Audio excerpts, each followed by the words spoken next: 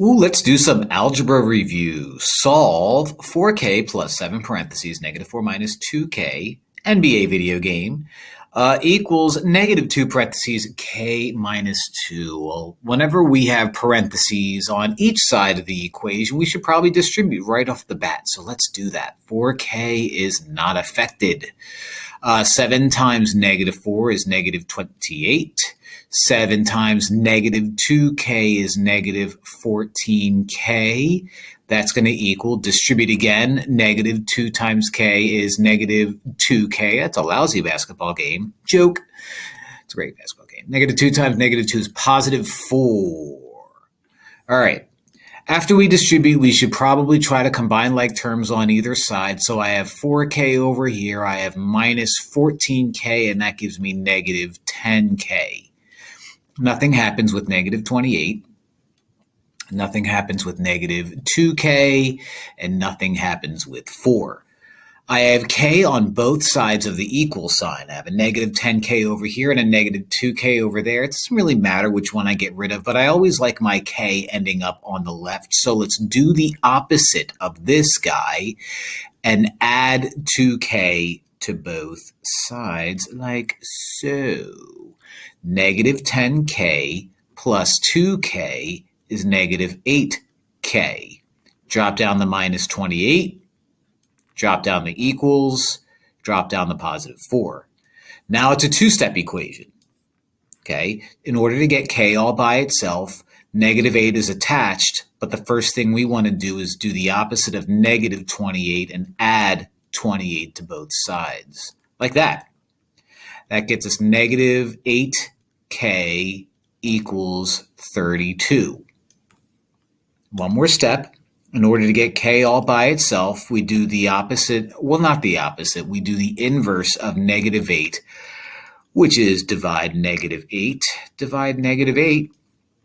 and k is going to equal negative 4. So why are we starting a geometry series by doing algebra? You are going to see a lot of algebra, specifically numbers and variables on both sides of an equal sign. So if you thought algebra was going to go away for geometry, no. Like and subscribe. All right, I have to simplify 3 times the square root of 405. Ladies and gentlemen, I'm going to use the Nick Parrish method of simplifying square roots. Step number 1, take your number inside the square root and make a factor tree out of it. So 405, I can divide that by 5, and that gets me 81, I think. Circle any prime number. What two numbers multiply out to 81? 9 and 9. Can you circle either of those? Nope, because they're not prime. But I'm going to be able to circle a lot of these. 9 is 3 and 3, circle, circle. 9 is also 3 and 3, circle, circle. So the prime factorization of 405 is 5 times 3 times 3 times 3 times 3, but not in that order. Let 3 still hang out on the outside there. Let's write these in order. 3 times 3 times 3 times 3 times 5. What you do now is, since this is a square root, we're going to circle sets of identical pairs, like this group of 3s and this group of 3s. Don't worry about that 5. It doesn't have a friend. Kind of like me in high school. Hee hee, full of jokes. Bring out one 3. Bring out another 3. And whenever we bring out more than one thing, we're going to end up multiplying. So 3 times 3 times the 3 that's already out there, square root. You're now gone, 5 is left over. So when I put all of this together, 3 times 3 times 3 is 9 times 3, which is 27. What's left over? Root 5. And that's my guy. So step 1, make a factor tree. Step 2, list it out in order. Step 3, circle groups of pairs. Step 4, pull out one of them. Step 5, multiply. The Nick Parrish method of simplifying square roots. Patent pending. Ooh, let's simplify that root minus that root minus that root. Well, you treat square roots as if there were variables. And if they were the same variable, then you would combine like terms and that would be easy. Well, none of these are the same. So you might be thinking, oh, great, we can't combine like terms. We're done. Wrong. You can combine these. We just have to simplify all three of these square roots. So in a previous video, I did the Nick Parrish method of simplifying square roots where I took all three of these and made a factor tree for them. I'm not going to do that much. I'm just going to use a little bit of common sense. So let's draw this out in black. 12 can be written as 3 times 4, which is 2 times 2 times 3. And then we have minus 2. 27 can be written out as 3 times 9 or 3 times 3 times 3, prime factorization. Again, if you need to make a factor tree, go right ahead. 45 is 9 times 5, which is 3 times 3 times 5.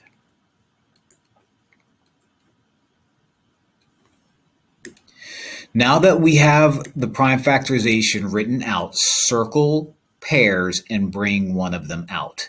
Circle pairs and bring one of them out. Circle pairs and bring one of them out. So I have negative 3 times 2, and what's left over is regular 3, minus 2. I brought out a 3, so times 3, and what's left over is the square root of 3, minus 2, bring out a 3. What's left over is the square root of 5. So negative 3 times 2 is negative 6, negative 6 root 3. Negative 2 times 3 is negative 6, negative 6 root 3. Negative 2 root 3 is negative 6. Negative 6, root 5. So now what I have to do is combine things that have the same exact square root. Negative 6 root 3 is literally the exact same thing as negative 6 root 3. So if I take away 6 root 3's and I take away 6 more root 3's, I'm taking away 12 root 3's. Okay, negative 6 minus 6 is negative 12. Root 3 comes along for a ride. Well, what about this guy? This guy wants a ride too. Can I join in? No, because you're different. And that's how we roll in math. We segregate and we don't care about others. It's really a terrible thing. But since these guys aren't the same, we can't combine them. So that's my answer. I'm done.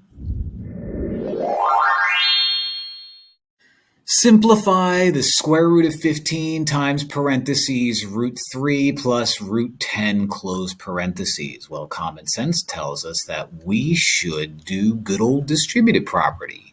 So root 15 times root 15. Remember, when you multiply two square roots, you're allowed to multiply them within one square root. So what that means over here is square root of 15 times the square root of 3 is the same thing as the square root of 15 times 3, which is 45. Distribute again, the square root of 15 times 10 is the square root of 150. Now, before you circle that and call that a day, we're probably not done. Well, we're definitely not done. These actually might be able to combine, maybe, maybe not. I don't think so, but it's possible. And what we need to do is we need to take these aside and simplify these and see if they end up being the same square root. If they're not, then, we just have a more simplified version. So if I wanted to take 45 and make a factor tree out of that, that would be 9 and 5, 3 and 3. And so using the Nick Parrish method of simplifying square roots, this ends up being 3 times 3 times 5. Doing the same thing with 150. 150 is 10 and 15. Nothing happens there.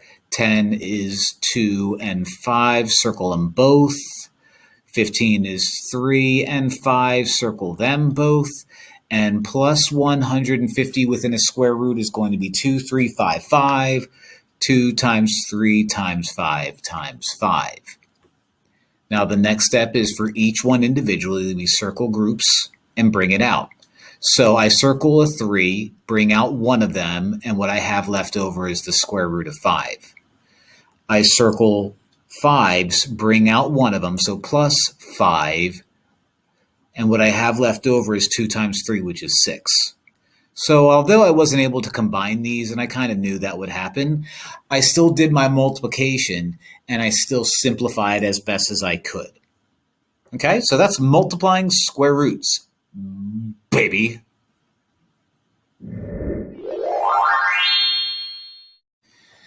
Simplify the square root of 15 over the square root of 6.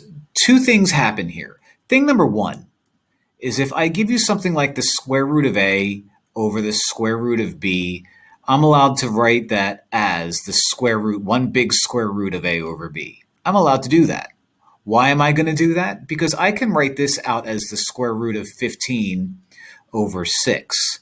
And I know that 15 over 6 simplifies to 5 over 2. I can divide the top and the bottom by 3. Great. Does that mean I'm done? No. Let's write it back to the way it kind of once was, where we have a square root over a square root.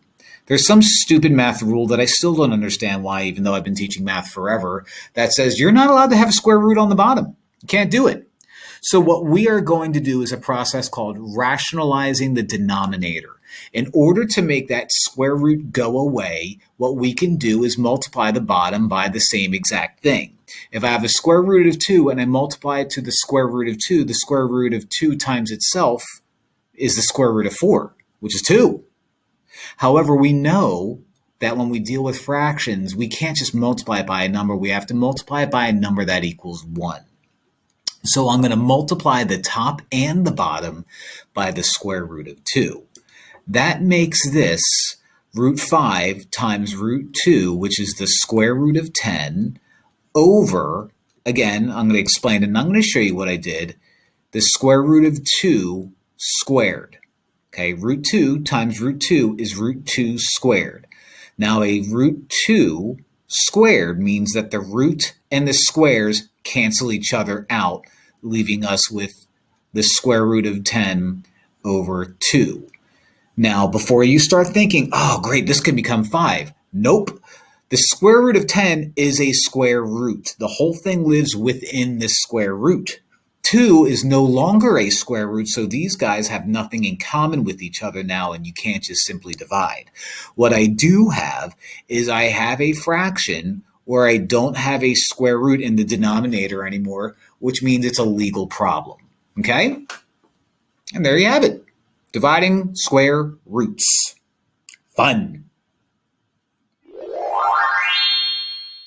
Ooh, the segment addition postulate. The segment addition postulate says if I have a bunch of segments stuck together that you can add those segments up and it'll equal the whole thing. So let's see what I know. I'm supposed to find IK. I'm supposed to find from here, let's go to a pen, from here to here. I know you're 12. But I don't know KL. Ooh, but I do know that JK plus KL is 31, which means if I want to find KL here, I could do 31 minus 12. 31 minus 12 is 19. Okay, so let's get rid of that question mark. Now you might be thinking, that's not going to help me because I need IK, not KL. I know, but I'm working towards something here. What I also know is IL is the whole thing is 49. I know that JK and KL add up to make 31. So if I wanted to find out what IJ was, I could do 49 minus 31, which is 18. In a way, it was kind of useless. It was kind of pointless to find KL because eventually I didn't really need that, but I had fun doing it, so it's too late now.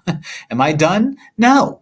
because I have to find ik. Still haven't found that yet. But ij is 18 and jk, just kidding, is 12. And ik is 18 plus 12. So ik is 30. Oh, 30. That's going to be my age in a few years. Hee. Just kidding. That ship has sailed a long, long, long time ago. But I still sound great. Like and subscribe. Points A, B, and C are collinear. That means they're all points that live on the same line. So let's draw a fake line just for funsies. B is in between A and C, another fake line with points now. Solve for x. All right, what do I know? I know AC is 22, so I know this whole thing, oh my gosh, is 22. That looks great. 22, the Taylor Swift special. I know that BC is x plus 14, BC, of course, standing for before Christ. And AB is x plus 10. So what do I know? Well, according to the segment addition postulate, AB plus BC equals AC, which means AB x plus 10 plus BC, so I can put that in parentheses even though it's useless, plus x plus 14 is going to equal 22, the aforementioned Taylor Swift special. Now, these parentheses were useless. So let me rewrite it, getting rid of those parentheses. I put those parentheses there just because when you substitute, you technically should have parentheses. Sounding like a teacher. Let's combine the x's on the left. X and x make 2x. 10 and 14 make 24. And that equals 22. Now it's a two-step. Subtract 24 from both sides. So that leaves us with 2x equals negative 2. One last step, divide by 2, and x equals negative 2 over 2 is negative 1. Now you might be thinking, no, you can't have a negative length. This isn't a negative length. This just gives us an x. So if I wanted to find what these lengths are, I could be like, well, this is going to be negative 1 plus 10, 9. And this is going to be negative 1 plus 14, 13. And 9 plus 13 is 22. So weird answer, especially for geometry when you want to stay away from negatives, but this is the answer and I'm sticking to it. Find DE, which is this chunk right here. This uses the segment addition postulate, which says if I add u and add u and add u, I get this whole thing. So since I'm given information about each little segment here, let's just do that. Let's add them all up. DE is 3x minus 28 plus EF is 3x minus 30 plus FG, which is just x, and all of that equals 33. If you have nothing in front of a parentheses, you don't need the parentheses. So this leaves me with 3x minus 28 plus, again, nothing in front of a parentheses, 3x minus 30 plus x equals 33. Let's combine some like terms. We got 3x, we've got another 3x, and we've got 1x, so that's 7x. We've got negative 28 and negative 30, which is negative 58, and that equals 33. Now it's just a regular two-step equation. Let's add 5, 8, 58. I don't know why I said 5, 8, but I did. I'm not changing anything. 7x is going to equal 91. Last step, since 7 is attached to x, let's detach it by dividing everything by 7. And 91 divided by 7 is 13. Now, before I circle that and be like, Dunzo, I'm not. It didn't ask me to find x. It asked me to find DE. But the only way that I could find DE is by finding x and now plugging it into that guy right there. So DE is 3 times x, 3 times 13, minus 28. Running out of space. So 3 times 13 is 39. 39, oh my gosh, 39 minus 28 is 11. So DE is 11. No units to worry about, no centimeters, no inches. Just 11, baby. We found it. Classify each angle as acute, like me, obtuse, right, like me, or straight, no comment. I have an acute angle, and acute angles mean they have to be less than 90 degrees. Not less than or equal to, less than 90. Obtuse has to be an angle that's going to be in between 90 and 180. Right is always 90 on the dot. Straight is 180 on the dot. So 180, straight. When I draw a line that's 180 degrees, it's going to look like that. Okay. Now, 97 is going to be like a right angle, but just a teensy bit more. That's obtuse because it's more than 90. 39, if I were to draw an angle, half of a right angle is 45. So if I just kind of keep it close, that's what 39 would kind of look like. I can get a protractor and do all this, but I'm not going to. All I have to do is just say that it's acute because it's less than 90. You're greater than 90, smaller than 180, so you're obtuse. You're clearly less than 90, so you're acute. And those are my 5 guys. Like the burger place. Name the angle in 4 ways. Okay, when you name an angle, you have to figure out what your vertex is first. Your vertex is where the 2 rays that create your angle meet. One of your angle names can be the angle F. Okay, just F. As long as you use your vertex, you're not allowed to say angle G, you're not allowed to say angle E, but you are allowed to say angle F. Since it gives us that number here, I'm allowed to call it angle 4.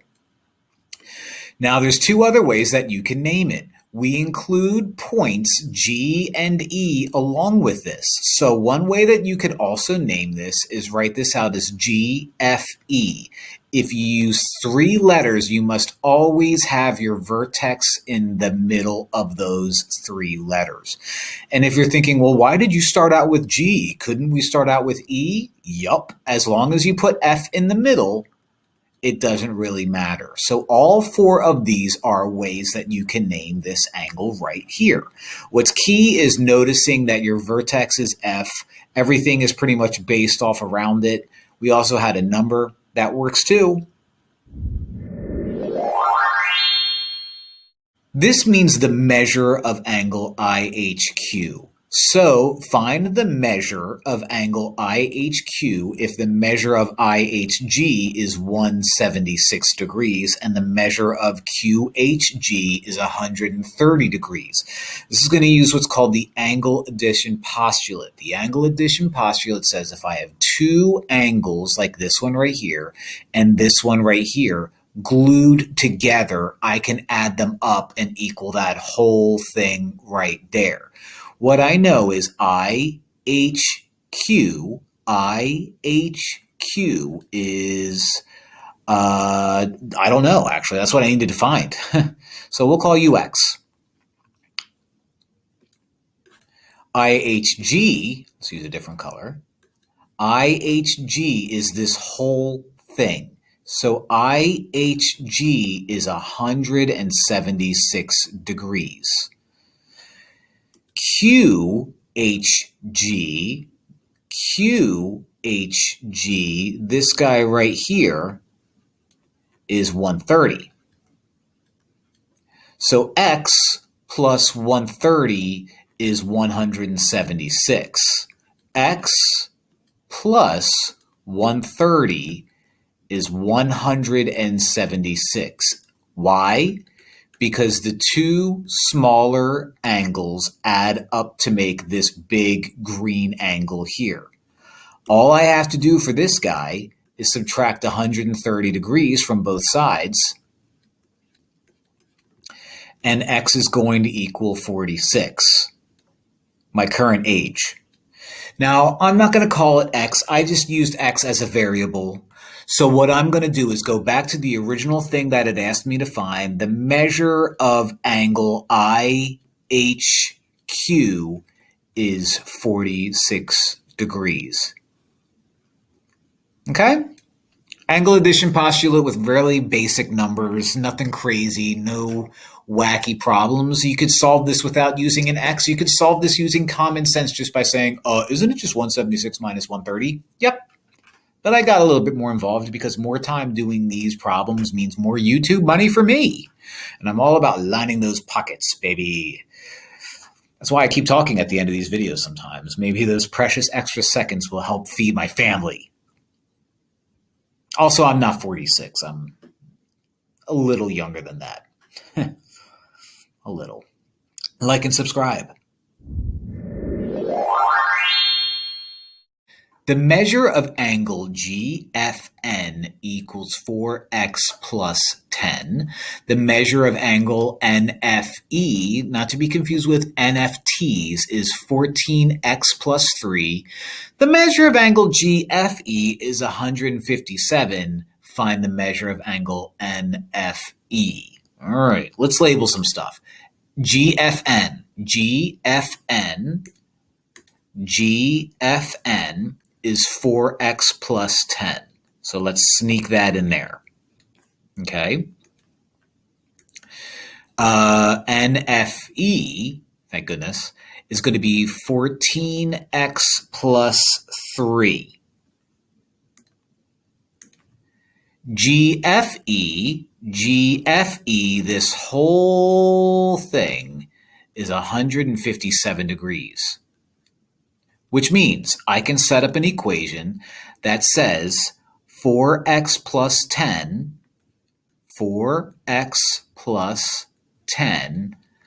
plus 14x plus 3 equals 157. Why did I put those parentheses there? Just because you should always put parentheses when you substitute, even though in geometry, more often than not, you don't need them. But one of these days it might be needed, so the parentheses are there. Although since there's nothing in front of the parentheses or just a plus sign in front of the parentheses, we don't need them. So I'm getting rid of them. Okay? So now we have ourselves a pretty gross-looking equation, but I do have stuff on the left, like 4x, like 14x, that combine to make 18x. I have 10 and 3, which I think is 13, and that equals 157 still. Now it's a two-stepper. In order to get x all by itself, we have to get rid of 18, but let's get rid of 13 first by subtracting 13 from both sides, like so. 18x equals 144. Divide both sides by 18. And that's going to end up being 8. Of course, I did that off my head, and I didn't pause the video so I could ask Siri to do it for me. X is 8. Are we done? No. It's not asking me to find x. It's asking me to find NFE. NFE is 14x plus 3. So the measure of angle NFE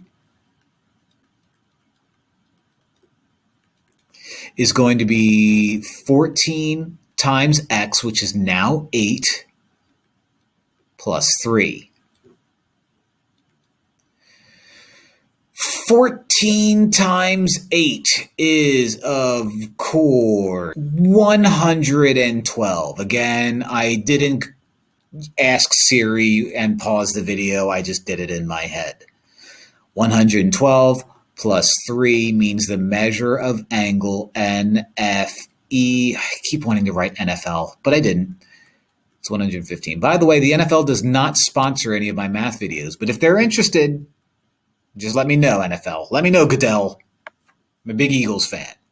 So just give me a call. Find X. What do we have here? We have a picture where I have two angles that are across from each other. Oh, these are called vertical angles. When two angles are created by you either crossing over like so, angles that are opposite of each other are called vertical angles, and vertical angles equal each other. So, in this case, 2 plus 3x is going to equal 62 because these guys are vertical angles. Okay.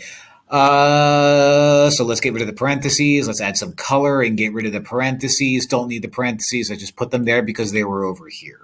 I have to get x all by itself. 3 is attached to x, but let's get rid of 2 because it's floating. Cross you out. 3x is equal to 60 now. Now it's a one step. In order to get rid of 3, we have to divide 3 from both sides, like so, and x is going to equal 20. And that's all we had to do. Just find x. It's not really necessary to put a parenthesis or a degree symbol there, just because x represents a variable and not a measurement. But, if you did, I don't think your teacher would mark you wrong. I certainly wouldn't. You might have a mean teacher that would. But x is 20. Ooh, speaking of 20, that's how many years old I was a few years ago.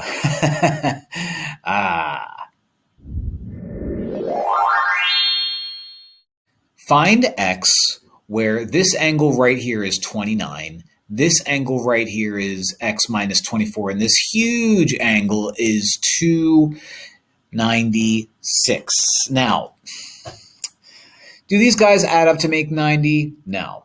Do these guys add up to make a straight angle? No. So not 180. Do these guys equal each other? No, I don't think so. It doesn't look like they do. What do we know? Well, they had to give us that 296 for some special reason, and that's because the only way we're going to do this is the fact that an entire circle, an entire angle spun around beginning to end is going to be 360 degrees. So my job is to find x, where I know that this angle is x minus 24. I know that this angle is 29, so we'll add 29. The rest of a circle is going to be 296, and that whole thing is going to equal 360 degrees. So that'll help us find our x. So let's get rid of the parentheses, don't need them. X minus 24 plus 29 plus 296 equals 360. Negative 24 and 29 make 5. So plus 296 comes along for the ride. 360 comes along for the ride.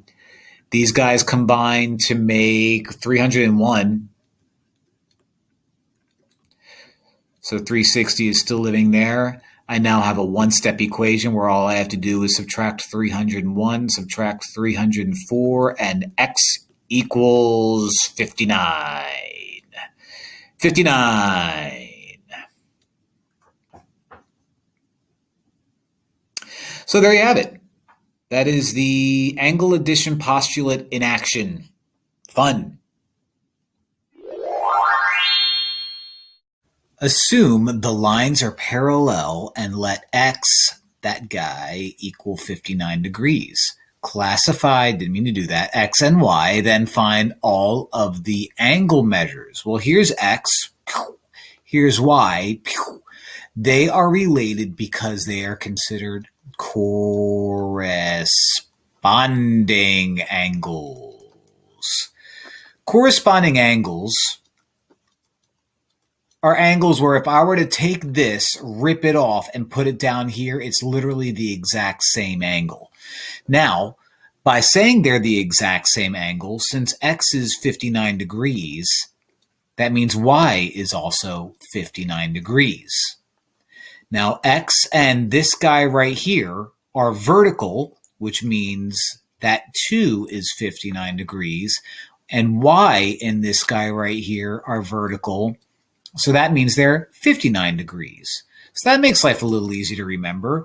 The other thing too is if this is 59 degrees and I want to find these angles, y and this angle right here are glued together to form a straight angle, which means they both add up to 180 degrees. So in order to find all the other angles, 180 minus 59 is going to give me 121 degrees. So you're 121 degrees, which means its vertical angle is 121 degrees. This guy and this guy are considered alternate interior angles, which means that's 121 degrees. And these guys are vertical, making them 121 degrees. So whenever you have parallel lines, like so, and you're being asked to find all of the angles, whatever this guy is, 3 others are going to be that, and whatever this guy is, the other 3 are going to be that.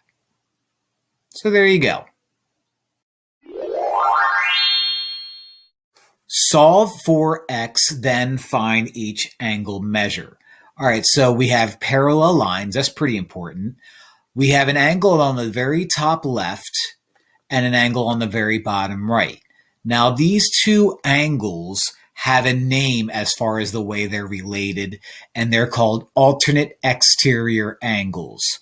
When given parallel lines, alternate exterior angles are congruent, which means I can say -1 plus 14x, that's the guy on the top left, is going to equal 12x plus 17. And now it's just a equation with x on both sides of the equal sign problem. So I'm going to subtract 12x from both sides, like so, minus 12x, and across you out. That leaves me with -1 plus 2x equals 17. Now it's a two-step equation, so let's add 1. Let's add 1, cross u out. 2x equals 18. Divide by 2, x equals 9. Now I did part 1, which was solve for x. Part 2 has me finding each angle measure. Well, just because x is 9 doesn't mean the angle measure is 9. In fact, it's not. The angle measure could be u or u as long as I plug in 9 for it. So why don't I take this one? 12 times 9 plus 17. 12 times 9 is 108 plus 17 is going to be 125. So this angle down here on the bottom right is 125 degrees, which means its alternate exterior angle is also going to be 125 degrees. If I were to look at this angle and go directly opposite of it, I have vertical angles, which means that's 125 degrees. And this angle is alternate interior to that angle, which means you're 125 degrees. It just makes sense because it's vertical to that guy right there. Now, if all of those are 125 degrees, I have to keep in mind that if I were to take any two adjacent angles in any of these problems here, any angle glued to each other is going to add up to make a straight angle. In other words, 180. So if I wanted to find out what all of these angles are, I'm going to do 180 minus 125, which gives me 55 degrees. So your 55 degrees, which means its vertical angle is 55 degrees, which means its alternate interior angle is 55 degrees, which means its vertical is 55 degrees. So when you're given parallel lines and you're being asked to find angle measures, it's either going to be one angle and its supplement adds up to 180. And if whatever angle you come up with, 3 other angles are going to be the exact same thing. Vice versa with these guys. So there you go. Fun.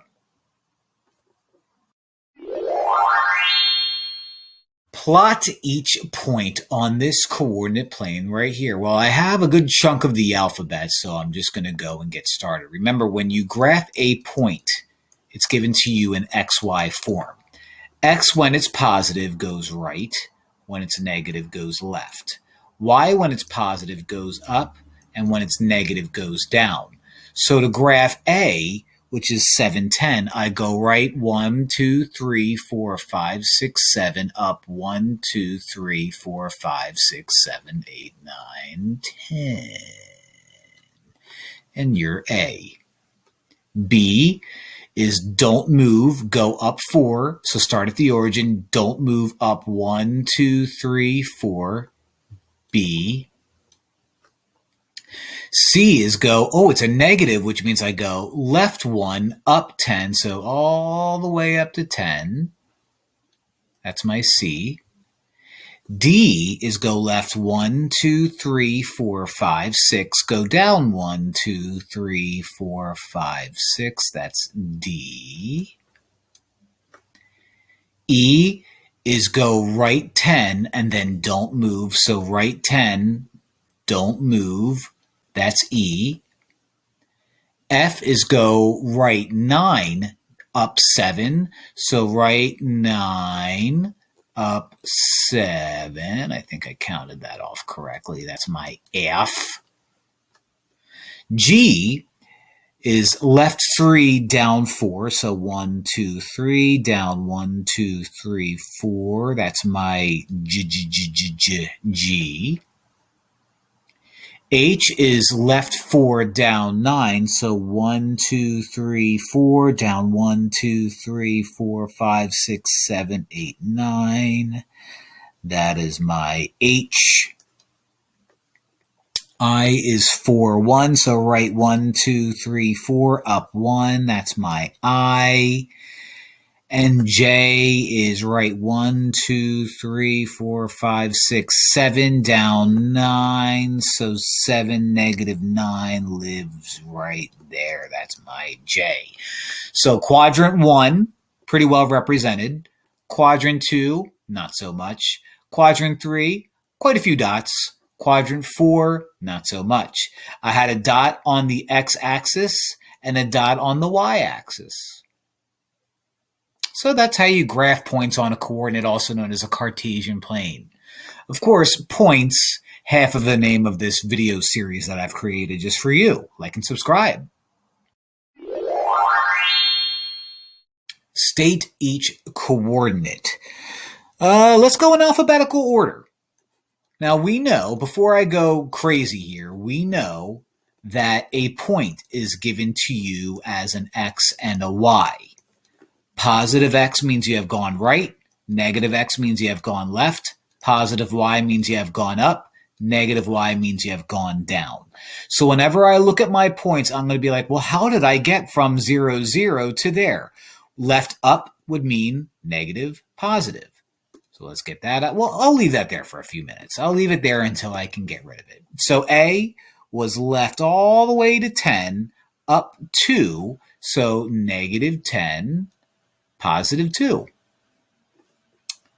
B is, here you are, right 1, 2, 3, 4, 5, 6. Yep, up all the way to 10. So right 6, up 10 is positive 6, positive 10.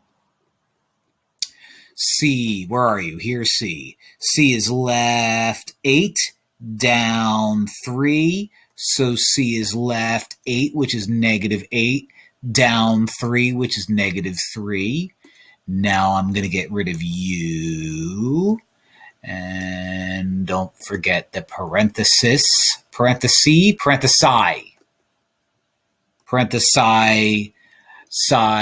Gangnam Style. Remember him? Made K-pop famous. D, there you are. Left 8, down 8. So left 8 is negative 8. Down 8 is also negative 8. E is here, so right 1, down 5. So E is right 1, which is positive 1, down 5, which is negative 5.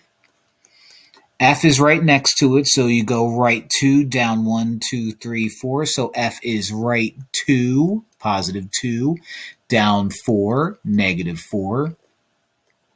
G is right here. So G is left 7, up 8. So left 7 is negative 7, up 8 is positive 8.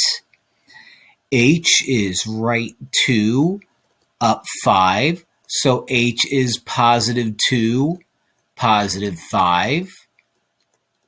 I is here. So right 8, down 2. So I is 8, negative 2. J, there you are. J is left 7, down 5. So J is negative 7, negative 5. Okay, am I done? Am I done? 1, 2, 3, 4, 5. Yeah, I'm done. Oh, I did it. Good job, everybody. Good J for job.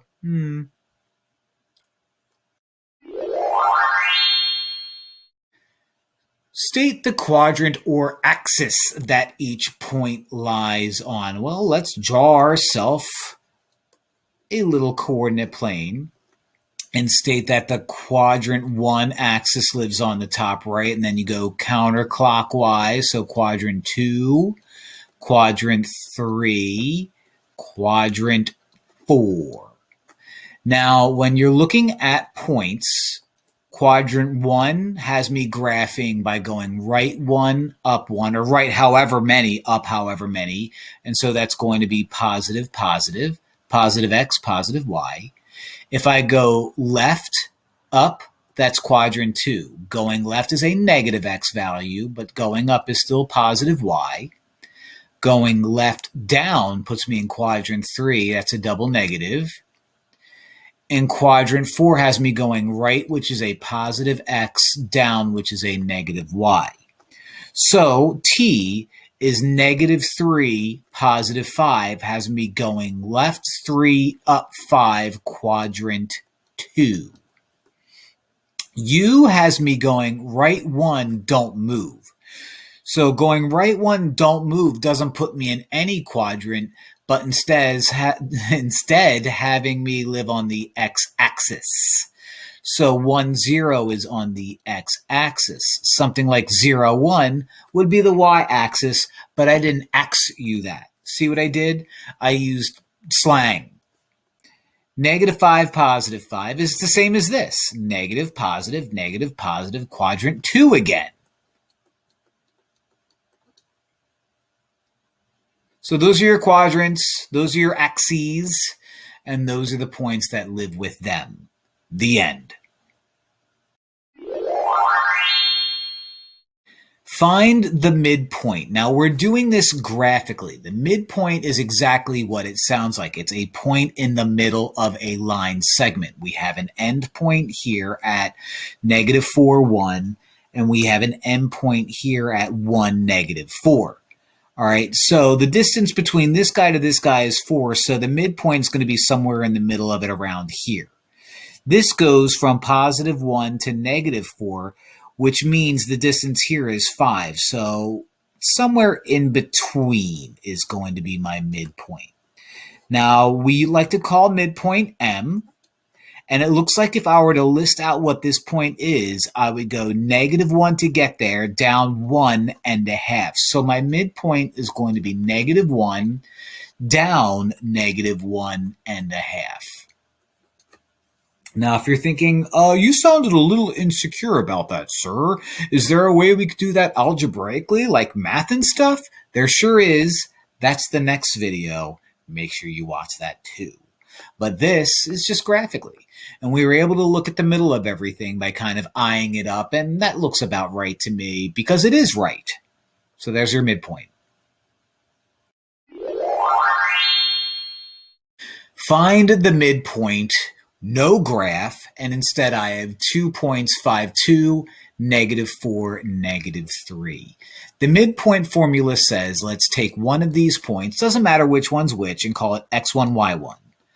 Let's call the other point x sub 2, y sub 2. The midpoint formula is this.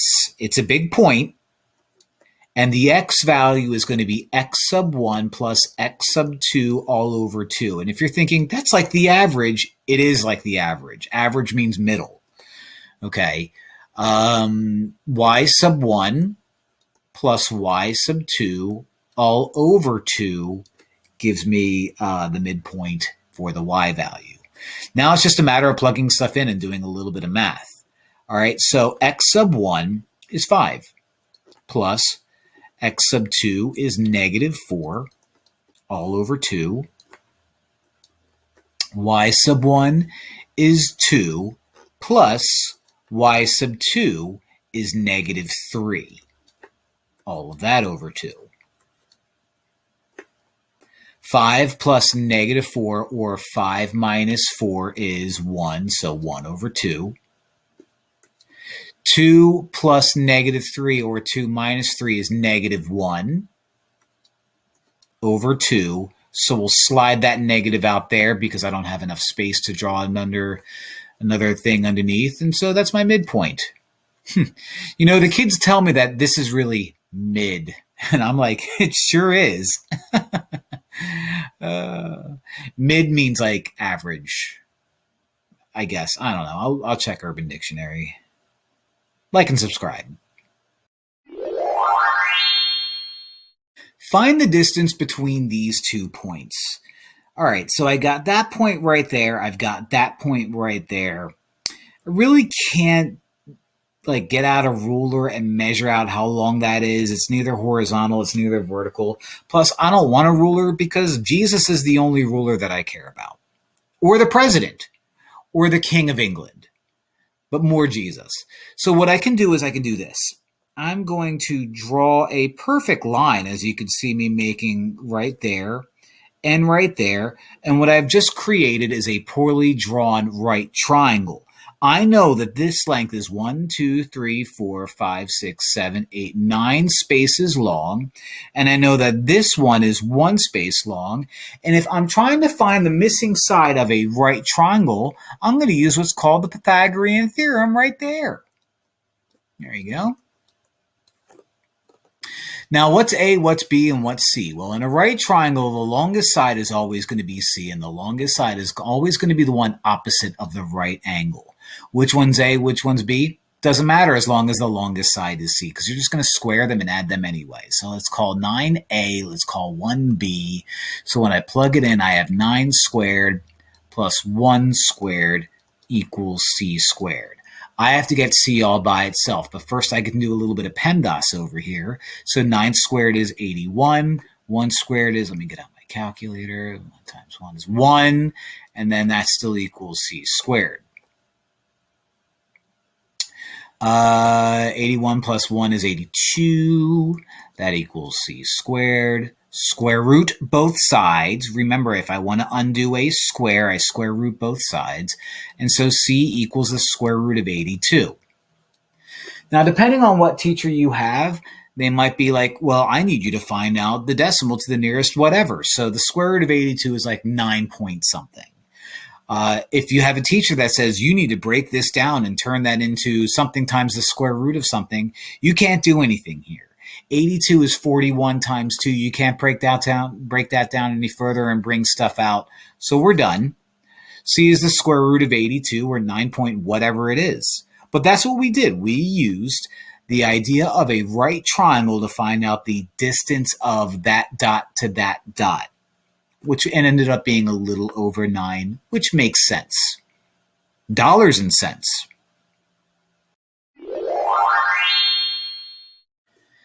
Find the distance between the 2 points 8, 5 and negative 1, 3. Now, I could graph that and do what I did in a previous video and make a right triangle, but I ain't.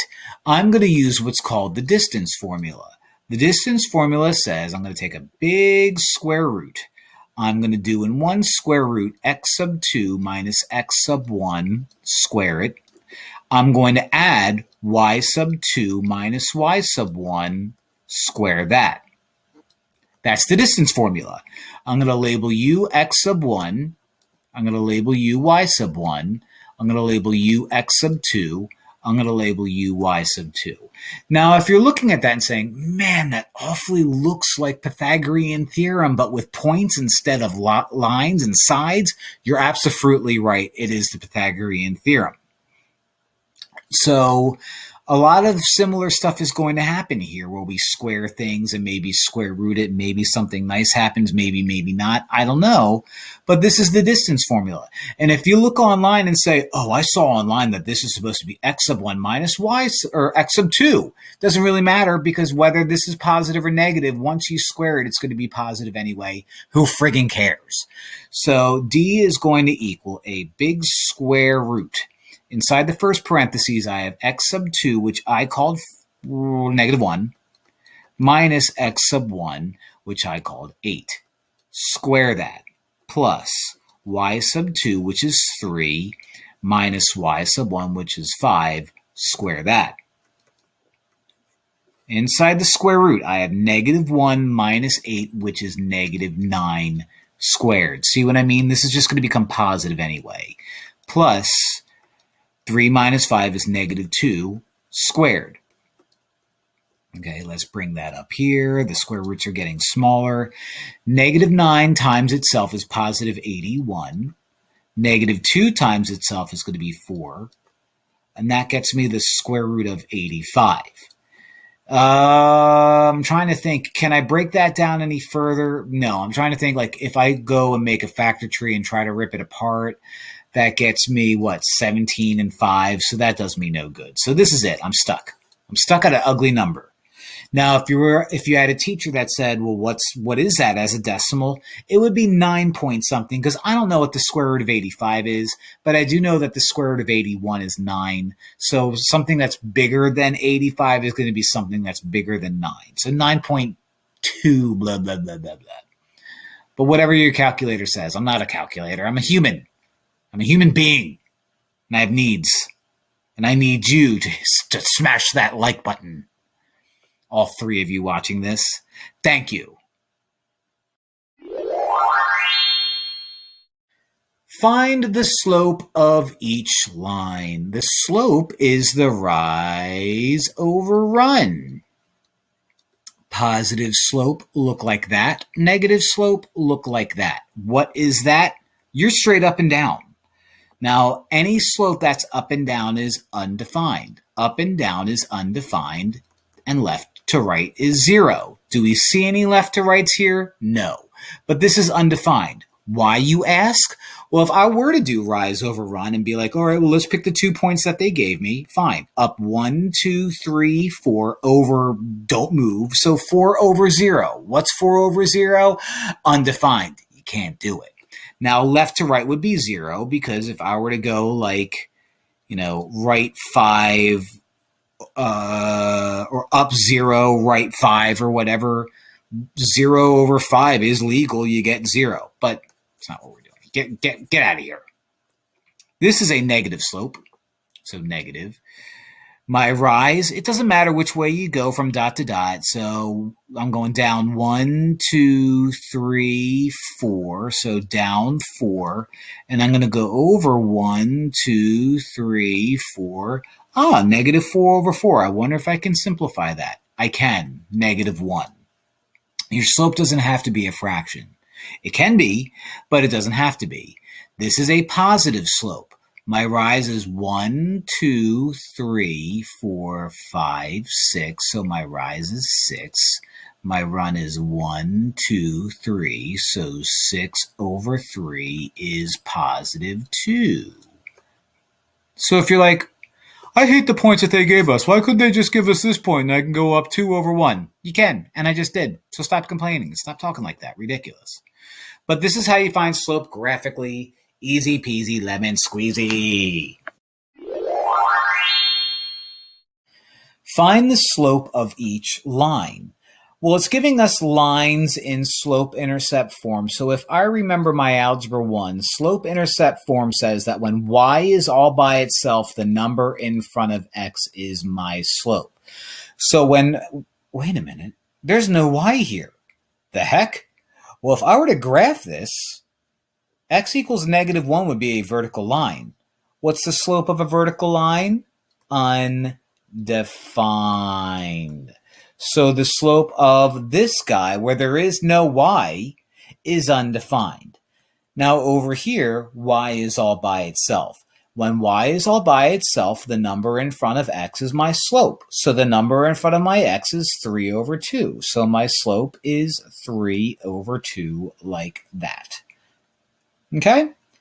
So that's how you find the slope if you're given something in slope-intercept form or something that's awfully close to slope-intercept form. Now, if this was y equals -1, then the slope would be 0 because it's a horizontal line. But that's not what I asked you.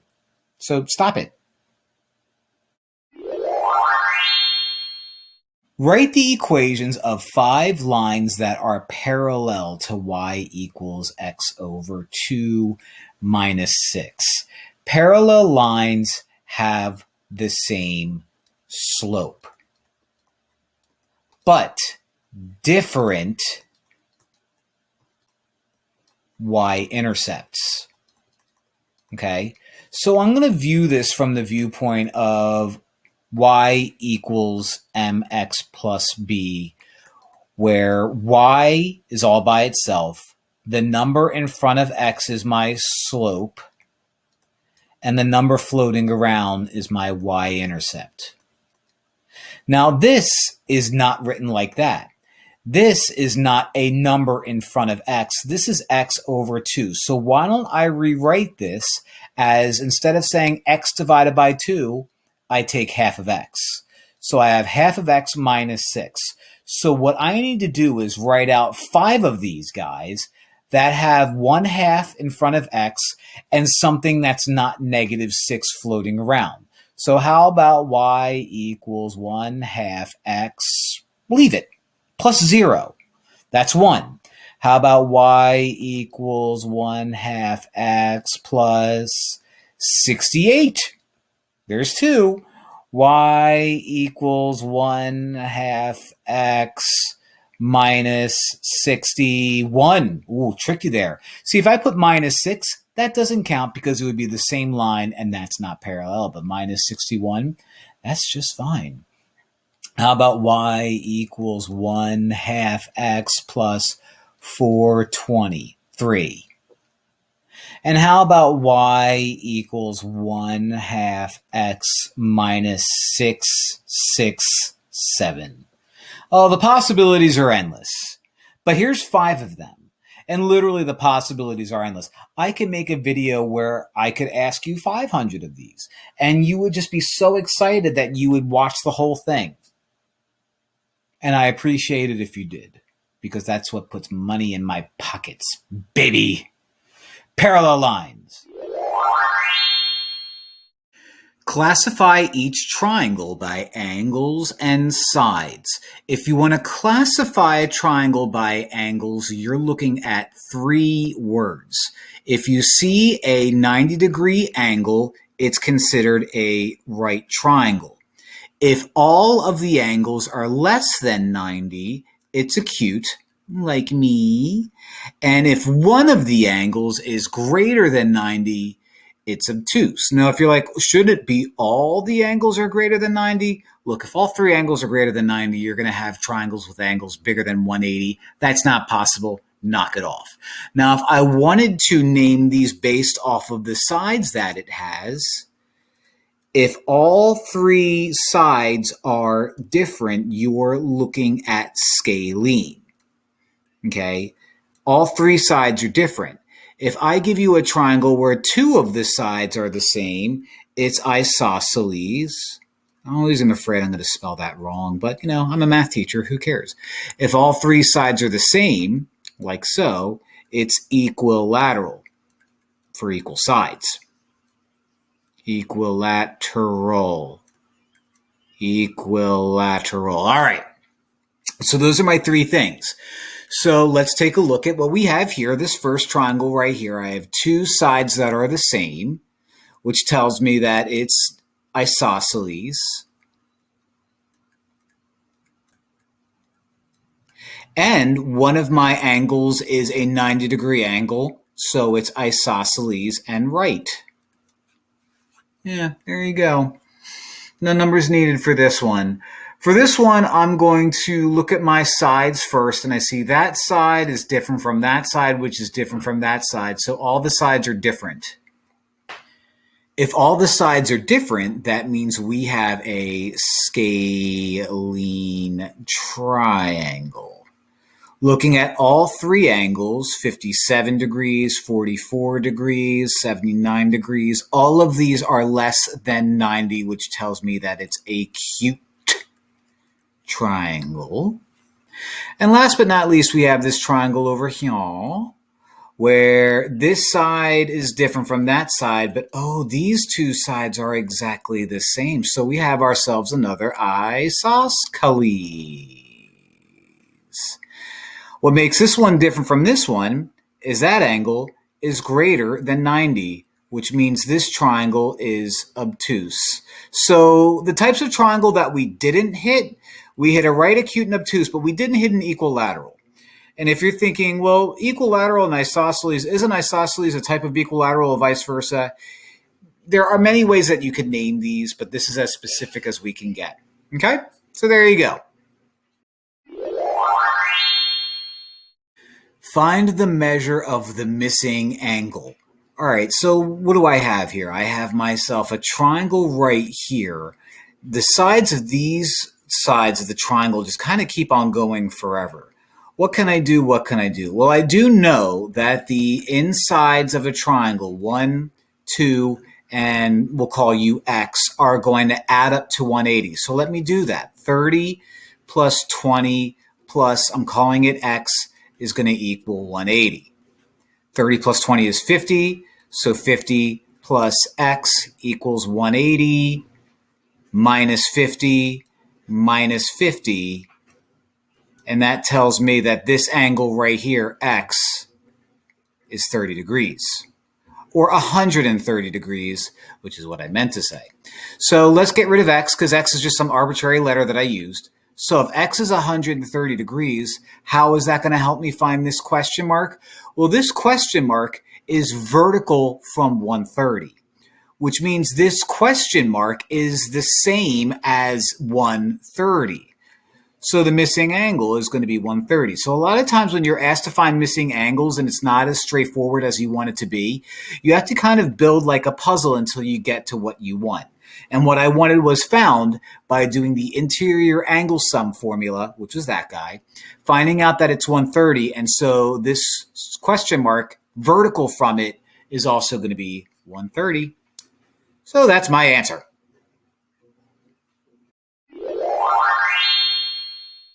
Find the measure of the missing angle. All right, so let's see what I have. I have 155, an exterior angle. I have 60 on the inside. You know what I can do?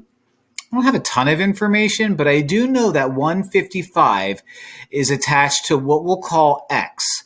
And these two guys add up together to form a straight angle. In other words, they're supplementary, so they add up to 180. So I'm calling you x just for funsies. If I subtract 155 from both sides, x ends up being 25. So let's erase. I just found out that this guy is 25 degrees. Great. Now, what I don't have is that question mark, and I don't have enough information yet still to find out that question mark. Technically, I do. I'm not going to say that I do. I'm going to pretend like I don't. That's for a later thing. But I'm going to pretend that I don't know something called the exterior angle sum. And I'm just going to deal with the fact that you're 25, you're 60, and this missing angle here is going to add up to 180. So let me write that out. 25 plus 60 plus, let's call it y, is 180 degrees. That's the interior angle sum. If I combine these, that gives me 85. So 85 plus y equals 180. If I subtract 85 from both sides, 180 minus 85 is 95, so y equals 95. In this case, degrees. So let's erase u. let's make you 95 degrees. So this question mark is now completely adjacent and supplement to that 95-degree angle. Supplement is a fancy word for that 95, and that question mark is just going to add up to 180 degrees, similar to what we did over here. So if I subtract 95 from both sides, subtract 95 from both sides, that gets me 85 degrees. Now, we may have noticed that 85 degrees appeared in the green stuff over here, and that's why I whispered exterior angle sum. That's going to be in a future video, but for this video, I pretended that that didn't exist, and I ended up with this question mark being 85 degrees. Find the measure of the missing angle. So the angle that I need to find is all the way the heck over here. So usually when I have to do a wacky problem like this, I'm dealing with the fact that I have triangles everywhere. That ends up dealing with 180 degrees. I have angles that are glued together to make straight lines, more 90 or 180 degrees. I looked at that, which is why I said 90 degrees. We've got a lot going on here. So let's kind of take what we have and start building pieces to a puzzle and work our way over here. All right, so I have 115 and this angle right here creating a straight angle. So what I do know is that if I were to add 115 and that angle right there, I'd get 180. So to find that, I'm going to subtract it, 115 from 180. I'm not showing all of my algebra steps. I'm using common sense here, and that gives me 65 degrees. So you are 65 degrees. Now, working my way from the left to the right, I can find out what this angle is by using the interior angle sum. In other words, 65 plus 85 plus, we'll call it x, is going to equal 180. So let's combine 65 and 85. That's going to be 150 plus x equals 180. If I subtract 150, then x is 30. So x here is 30 degrees.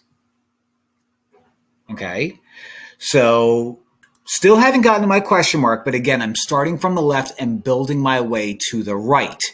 Now, this whole thing, all three of these angles, this little red one, the right angle, and that guy right there are going to make a straight angle 180 degrees. So I'll call you y, and I'll say that 30 plus this 90-degree angle right here plus y is going to equal 180 degrees.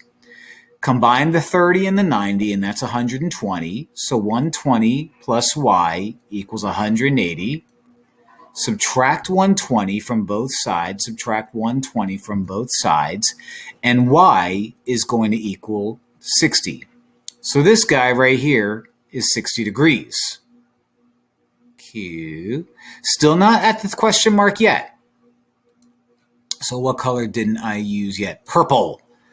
I can find this angle right here by the fact that these two guys add up to make 180. In other words, 180 minus 155 is going to give me 25, that chunk right there. So I have 60 here, I have 25 here. Oh, I have another inside of a triangle that I can find. So I know if I were to call you Z, that 60 plus 25 plus Z is going to equal 180 interior angle sum once again. 60 and 25 is 85. 85 plus Z equals 180. Subtract 85 from both sides, subtract 85 from both sides, and that missing angle is going to be 95. So you are 95 degrees. Last but not least, I'm going to do blue. I'm going to end with the color that I started out with. I'm finally able to figure out what my question mark is.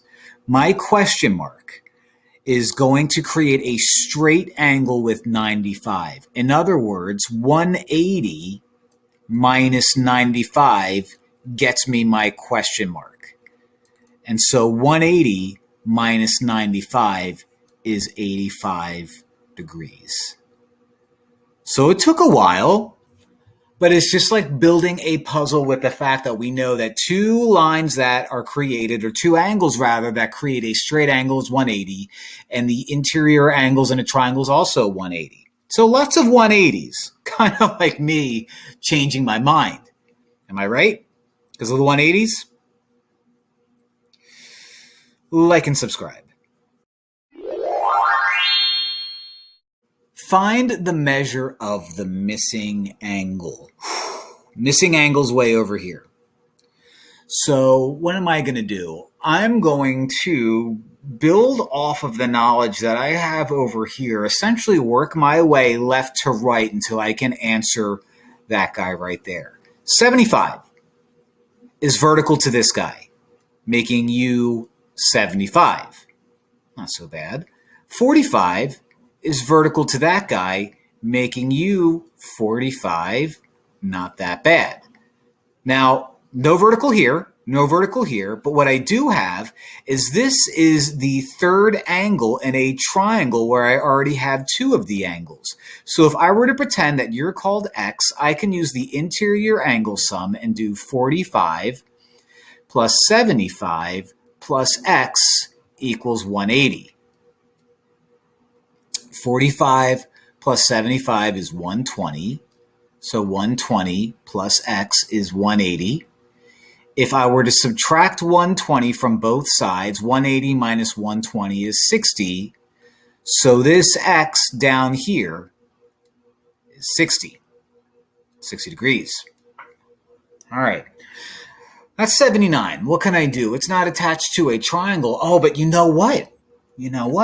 60 and 79, and this angle right here, I'll call you Y. All of these are glued together to create a straight line, which means 60 plus 79 plus Y all adds up to 180 degrees. So 60 plus 79 is 139. So plus Y equals 180. Subtract 139, subtract 139, and Y is going to equal 41. So you are 41 degrees. Now, if you're 41 and you're 68, then this guy right here, which I'll call Z, is going to be the missing angle of a triangle, which means 41 plus 68 plus Z all add up to 180 degrees, interior angle sum. So 41 plus 68 is 129 plus Z equals 180. Subtract 129, subtract 129, and Z is going to equal 51. So Z, let me erase that. If you're wondering, like, why is he using X, Y, Z? Why those letters? Doesn't really matter. In fact, I don't have any of those answers in my answer. I haven't even gotten to my answer yet. I'm just using X, Y, and Z to help fill in blanks. I haven't gotten to my answer yet until now, because question mark and 51 are glued together to create a straight angle, which means 51 plus question mark is going to add up to 180. So if I subtract 51 from both sides, my question mark is going to be 129 degrees. So there you go. Lots of puzzle building, lots of going from left to right to figure this guy out, but I figured it out because I'm a friggin' genius.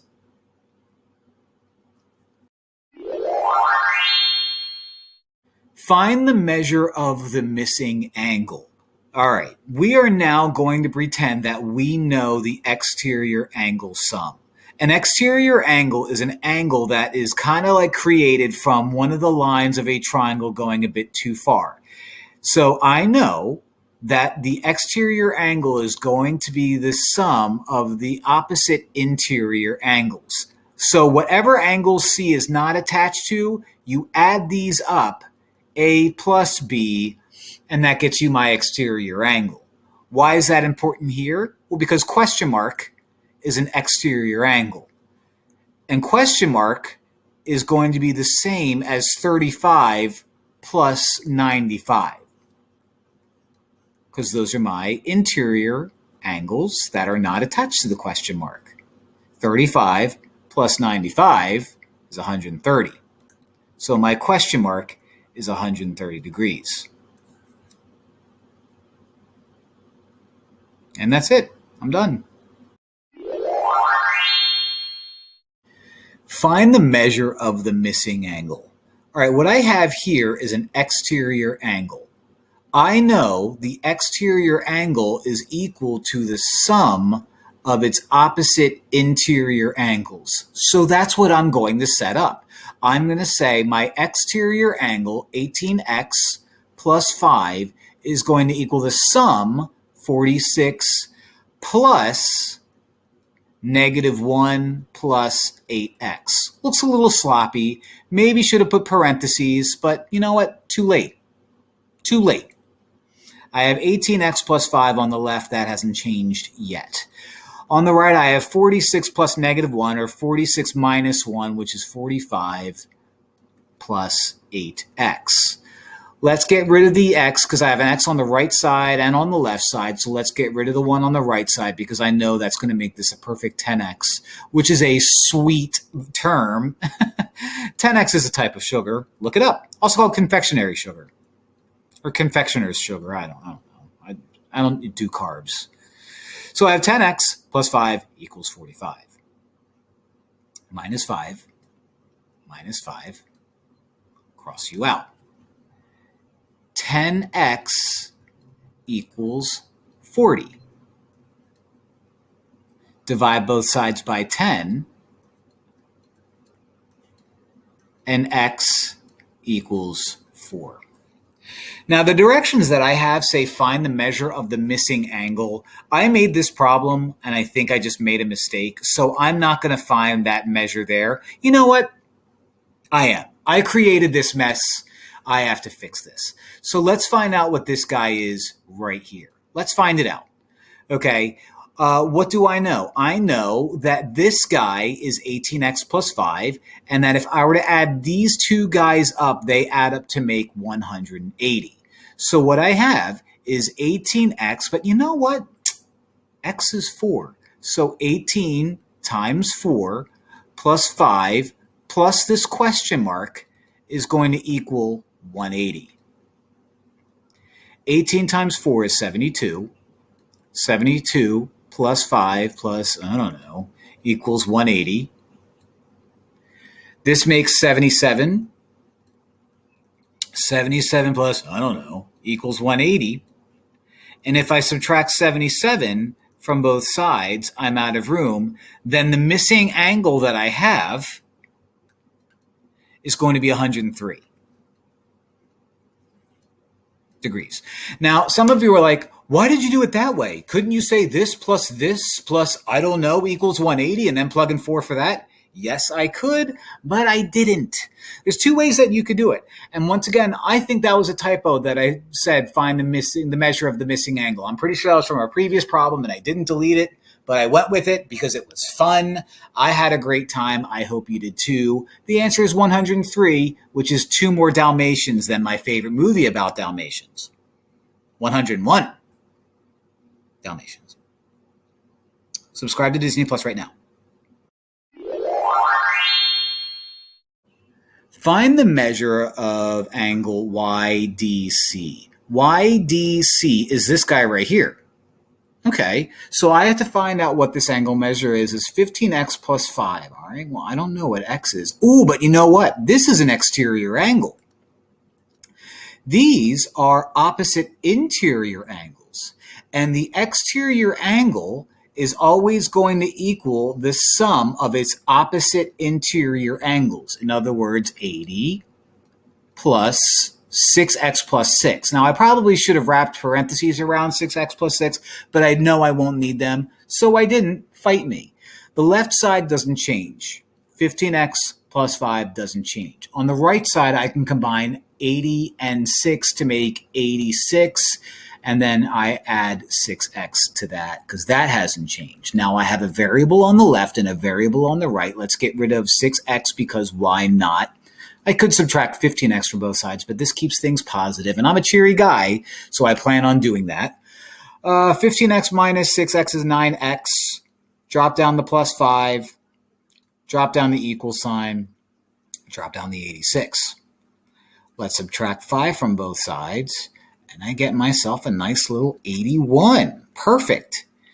Because my next step is to divide both sides by 9. Which tells me that x equals 9. Hooray, I'm done, right? No, because my job is to find angle YDC. Angle YDC is given to us by 15x plus 5. It's not saying 5x. It's saying find out what x is, then plug it into this guy, and the measure of angle YDC is going to equal that. So 15 times 9 plus 5 is going to be, I believe that's 135 plus 5, which is 140 degrees. Oh man, cool beans. So I did it. Triangle BAC, baby got that, is congruent to triangle LMN. Okay, so here's pictures. Oh, it wants me to figure out what angle A is congruent to.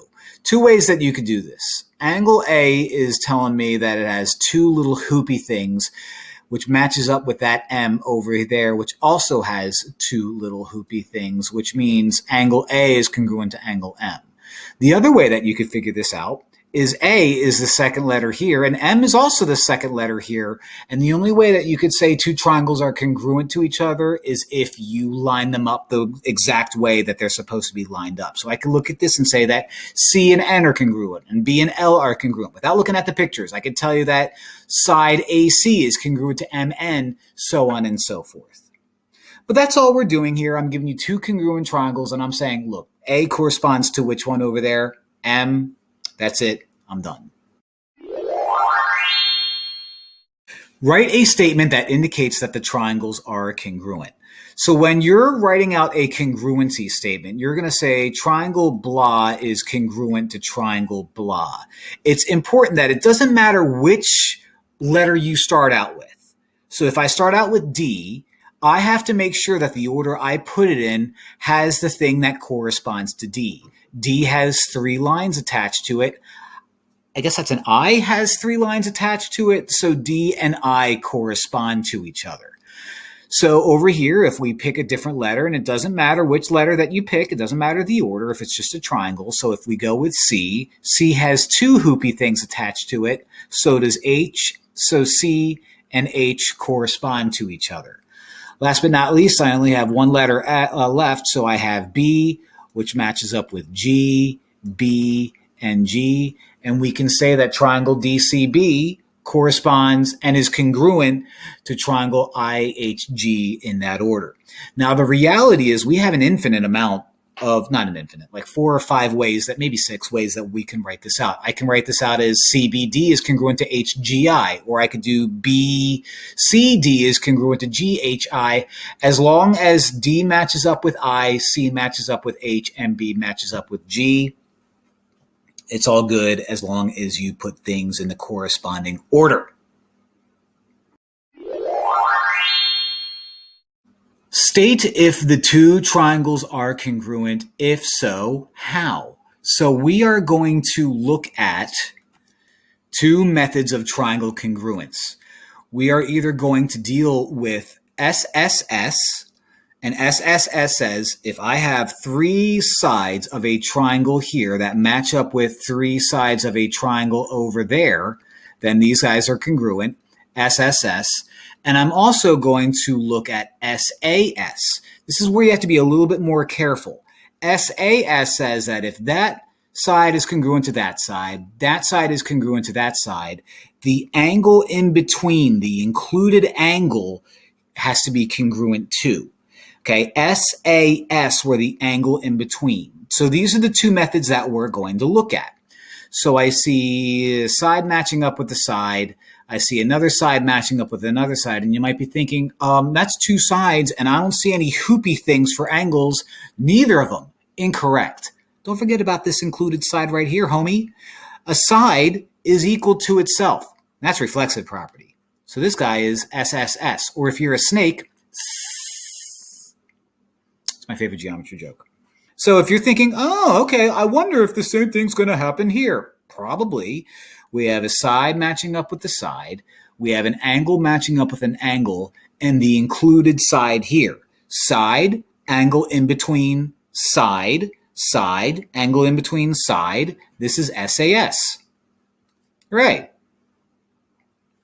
Over here, we have a side matching up with the side. We have an angle here matching up with an angle, and we have these two sides are the same. Now, before you get excited, this right here, side, angle, side. This one is not. This is angle, side, side. Also known as, you know what? Not going to write it out. But what I know is SAS is not the same as ASS. They're not the same. So are these two congruent? No. These two were yes. This is a no. There are many ways that you could tell triangle congruence. The curse word is not one of them. Not at all. State what additional information is required in order to know that the triangles are congruent for the given reason. So I need to prove that these two are congruent by SAS. SAS is called SAS because you have a side and an angle in between and a side. So if these two sides are congruent, the angle that I have to draw must be in between the two sides, the included angle. Similarly, GH and IH have to have H as my angle. So the information that you need is you need to show that angle L is congruent to angle H. Once I show that, I can say side, angle, side, side, angle, side. The two triangles are congruent. I'm done. State if the two triangles are congruent. If so, how? The two triangle congruencies we're going to look at is ASA and AAS. Now, in a previous example, we did SSS and what was it? ASA? No, SAS. Okay, we're doing ASA here. Also, ASA is a way that you can call your friend. Anyway, what does ASA look like? Well, if I give you two triangles, ASA means I have to show that these two angles are congruent, these two angles are congruent, and most importantly, the included side, the side in between those angles, have to be congruent too.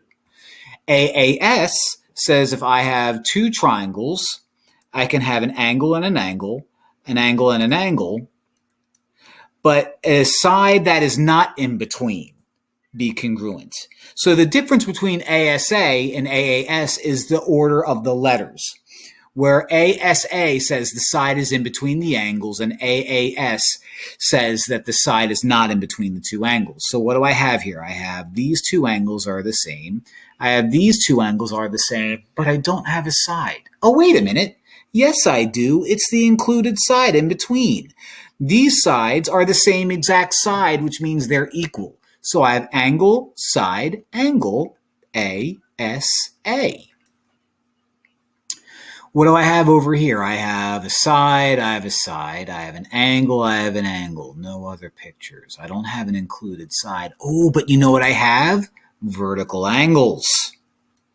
So I have angle, angle, not included side, angle, angle, not included side, AAS.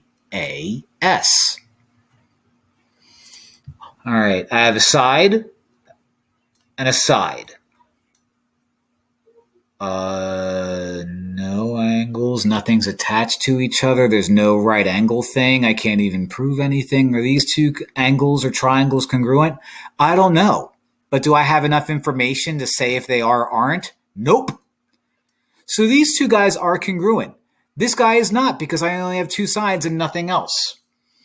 And I continue to ask my snake friends, is there a one? And they said, no. It's a snake joke for you. Because of the two S's. Which I have to be careful because there's SSS, which is S. But notice I didn't say S. I said S. Because two S's are shorter than three. Please watch these videos and comment and like. I'm trying as hard as I can here. State what additional information is required in order to know that the triangles are congruent for the reason given. All right, two triangles. I need to show that these guys are congruent by ASA. ASA, in this order, says that an angle and an angle must have a side in between. So angle, angle, I need that side in between. Angle, angle, I need that side in between. So in order for these guys to be congruent, I already have my two angles, but I need to show that side KL is congruent to side, I have to make sure I do it in order, UT.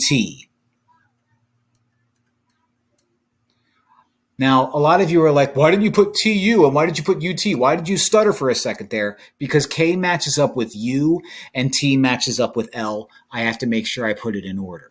But now I have enough information to prove that these two angles are congruent based on ASA because I made the side in between those two angles congruent. Done.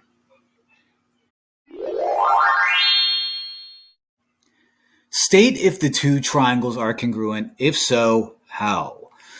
Right triangles, right triangles, right triangles. I have four right triangle congruence theorems, and those are HL, HA, LA, LL, and LA. Good start. What does HL mean? HL means hypotenuse leg. If I give you two right triangles and I show you that one of the legs is congruent and the hypotenusae, I don't know, are congruent, that's enough information for me to say these two triangles are congruent to each other. HA says if I give you a right triangle and I have an angle and that matches up with a right triangle and an angle here, and the hypotenusae are congruent, that's enough information for me to say that these two are congruent by ha. It's a really funny theorem. LL, which is a really cool theorem, LL Cool J, the singer from the 90s, he's a rapper, it says that if I have two right triangles and I can show that that leg is the same as that leg and that leg is the same as that leg, I have enough information for me to say that these two guys are congruent. And LA, which is a city in California, if I have two right triangles and if I can show that one of my legs is congruent and one of my angles is congruent, then that's enough information there. So you might be looking at these and saying, like, isn't that the same as like SAS? And isn't that the same as AAS? Yeah, they pretty much are. It's just that we are making this now towards right triangles, and I'm not going to overthink it. So right triangle, angle, hypotenuse are the same. That's HA. Okay? Angles, hypotenuses, right triangle, ha. What do we have here? We have a leg and a right triangle, but I have nothing else, do I? I do. These two legs are glued together. So we have LL, right triangle, LL. Bean. Isn't that a thing? And then we have H here, L here, L here, right triangles, HL. So the only one that I didn't do was LA, but you guys get the idea. Those are my right triangles. Bada bing. State what additional information is required in order to know that the triangles are congruent for the given reason. I need to show that these two triangles are related by LL, Cool J. which is a rapper from the 90s. I made that joke in a previous video. I'm not going to stop until I stop doing math for a living. I need to show that these two are congruent. Well, LL implies that these two guys are right triangles, which they are. Good. I have one leg and I have the other leg. So how can I show that these two triangles are congruent using LL? Should I choose these lines? No, because that's an H, hypotenuse. I'm going to choose these two lines. So I need to prove that line CA, that's my daughter coughing, there she goes again, is congruent to XV. There she goes again. Now, I'm putting it in that order. C matches up with X and A matches up with V. You have to make sure that things are in order when you're writing out congruent statements. I did. CA for cough and XV for... But now I've proven that these two guys are congruent. There you go.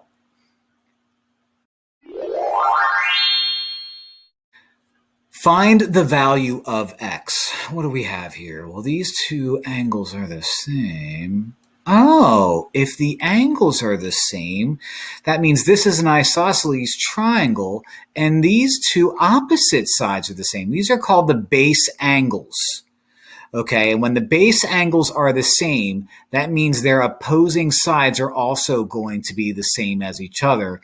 Long story short, x is 6, I'm done. Now, again, isosceles triangles say that if these two angles are the same, then these two sides are the same, which tells me that x is 6. Short and sweet. Find the value of x. All right, x is that guy right there. Ooh, this is equal to that, which means that this is an isosceles triangle and the base angles are going to equal each other. So you're 75. And you're thinking, well, that doesn't solve for x, does it? No.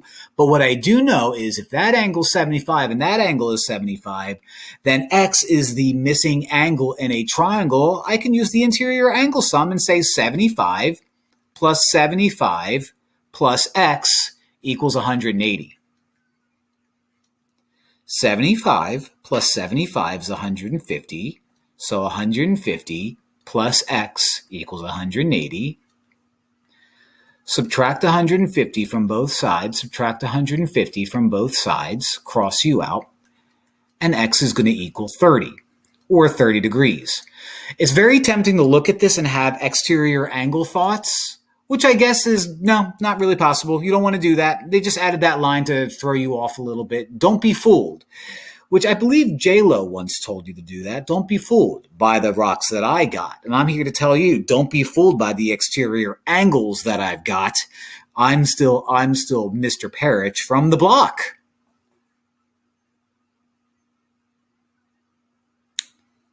Like and subscribe. Find the value of x. All right, so I'm starting out over here with a 120 and I'm ending up over here with an x. I have these two sides are the same. These two sides are the same. They look like they could be equilateral triangles, but what I know for a fact is this guy right here is isosceles. So I'll label that. You guys are the same as each other. Okay, now I'll deal with a similar fact over here, but I'm not there yet. What do I have? I have 120. Ooh. This is an exterior angle. An exterior angle is going to be the sum of the opposite interior angles inside the triangle. Now, I'm not going to call this x because I'm supposed to find x. I'll call you y. So 120 is the same as y plus y. So I'm going to set up an equation, y plus y, the sum of the interior angles, equals 120, or 2y equals 120. Divide both sides by 2, and y equals 60 degrees. Oh, look at that. And this is kind of nice, because since those guys are 60 degrees, that must mean that this third angle is also 60 degrees, so we do have an equilateral triangle. Will that help us answer the question? No. It's just a fun fact. Now, what can I do moving my way down here? I know that these two guys are the same, but what I also know is that 60 is vertical to this angle right here, making that 60. If these two sides are the same, then these two angles are the same, making you 60 degrees, making you 60 degrees, which doesn't matter, making you equilateral, which doesn't matter. And what does matter is the fact that x and 60 are vertical to each other, which means x is 60 degrees. So through the knowledge of isosceles and equilateral triangles, we were able to find out that this whole thing just was a bunch of equilateral triangles glued together and getting us 60 degrees for x.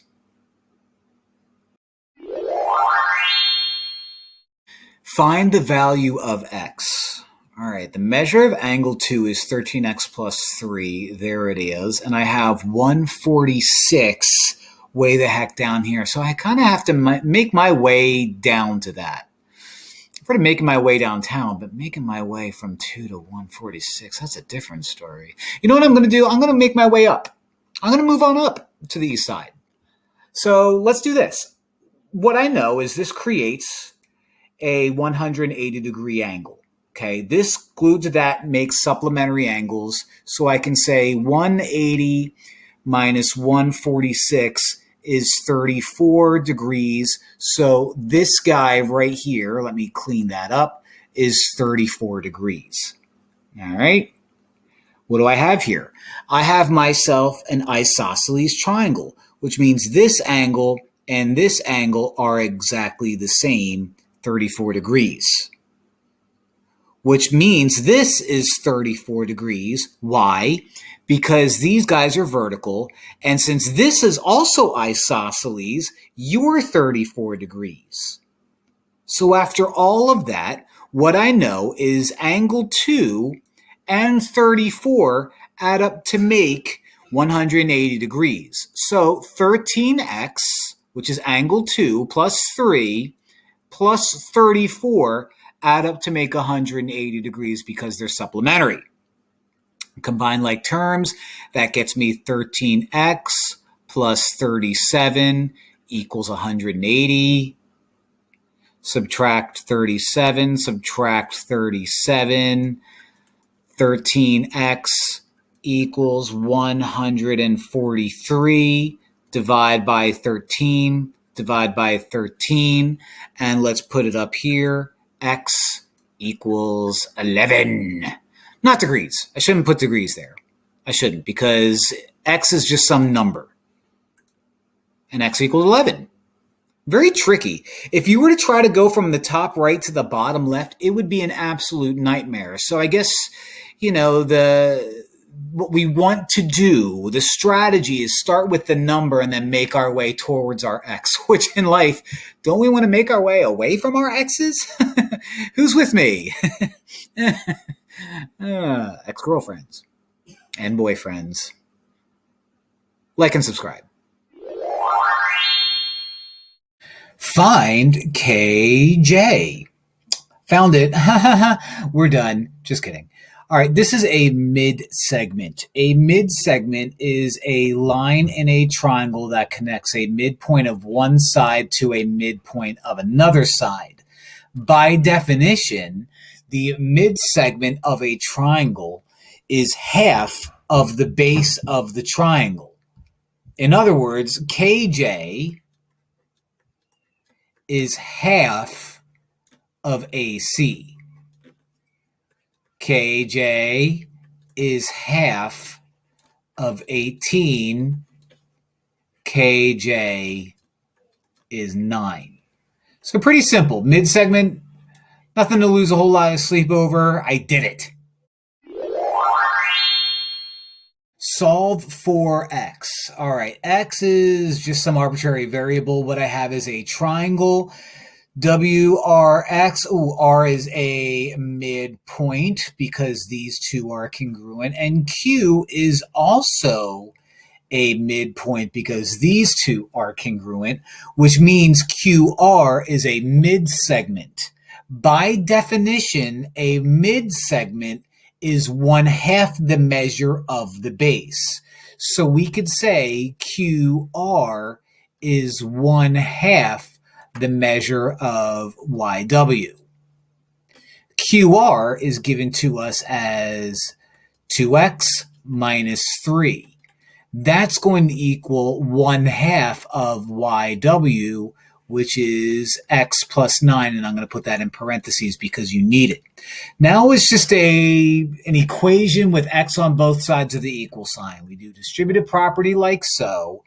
2x minus 3 is untouched, equals 1/2 of x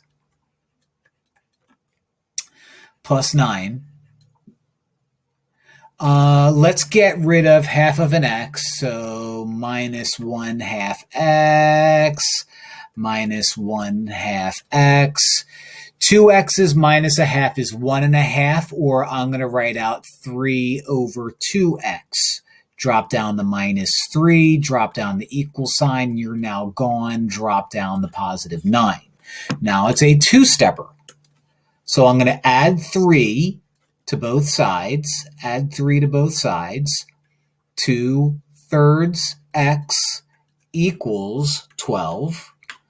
And rather than dividing both sides by 2/3, let's multiply both sides by the reciprocal of 2/3, which is 3 over 2. So I'm going to multiply both sides by 3 over 2. That allows me to cross these guys out. And the trick when you multiply a whole number to a fraction is do 12 divided by the denominator. So 12 divided by 2 is 6, and then 6 times 3 is 18. So in this case, all I had to do was find out x. X ended up being 18. The age of being an adult here in the United States. Find VW. Volkswagen. Happy Gilmore. VW. All right, well, W first off is a midpoint because these two are congruent. V is also a midpoint because these two are congruent, which tells me that this is a mid-segment. VW is a mid-segment. By definition, a mid-segment is half of the base of a triangle. So VW is half of NL. So VW was x plus 15. That's going to equal 1/2 of NL, which is x plus 21. Now it's just an equation with distributive property, x on both sides. So let's distribute out the 1/2. That gives me x plus 15. That part hasn't changed. Half of x is 1/2 x. And half of 21 is 21 over 2. Okay, you could put 10.5, you could put 10.5. I'm keeping it as 21 over 2. I have a feeling that's just going to be the best for us. You'll see why. Now I have x on the left and half x on the right. Let's get rid of the half x on the right by subtracting 1/2 x from both sides. 1/2 x. 1 whole x minus 1/2 x is 1/2 x. Drop down the plus 15. Drop down the equals. You're gone. Drop down the 21 over 2. Now what I'm going to do while I'm at it is I'm going to quick replace this with this 15. I almost said 21. I got 21 on the mind. What was that? 15. I'm going to turn 15 into 30 over 2. Because my next step is to subtract 15 or 30 over 2 from both sides. Where did I get 30 over 2? Because 15 divided by or multiplied by 2 over 2 is 30 over 2.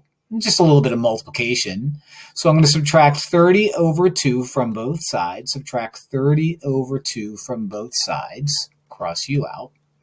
Drop down the 1/2 x equals 21 over 2 minus 30 over 2 has me subtracting the numerator, so negative 9, but keeping the denominator over 2. My final step is rather than divide both sides by 1/2, multiply both sides by its reciprocal. So I'm going to multiply both sides by 2 over 1, which is the same as 2. That crosses these out. X is now alone on the left. Negative 9 over 2 times 2 has me cross out the 2's and leaves me with just the negative 9. Now my job here is to find VW. X is -9. Oh, the temptation to circle X is -9 is there, but that's not what I'm supposed to do. Now that I know that VW is X plus 15 and X is -9, I do -9 plus 15, which gives me 6. So VW is 6. And we're done. And you might be thinking, so then what's the point of MN? There was no point of MN. It's just there.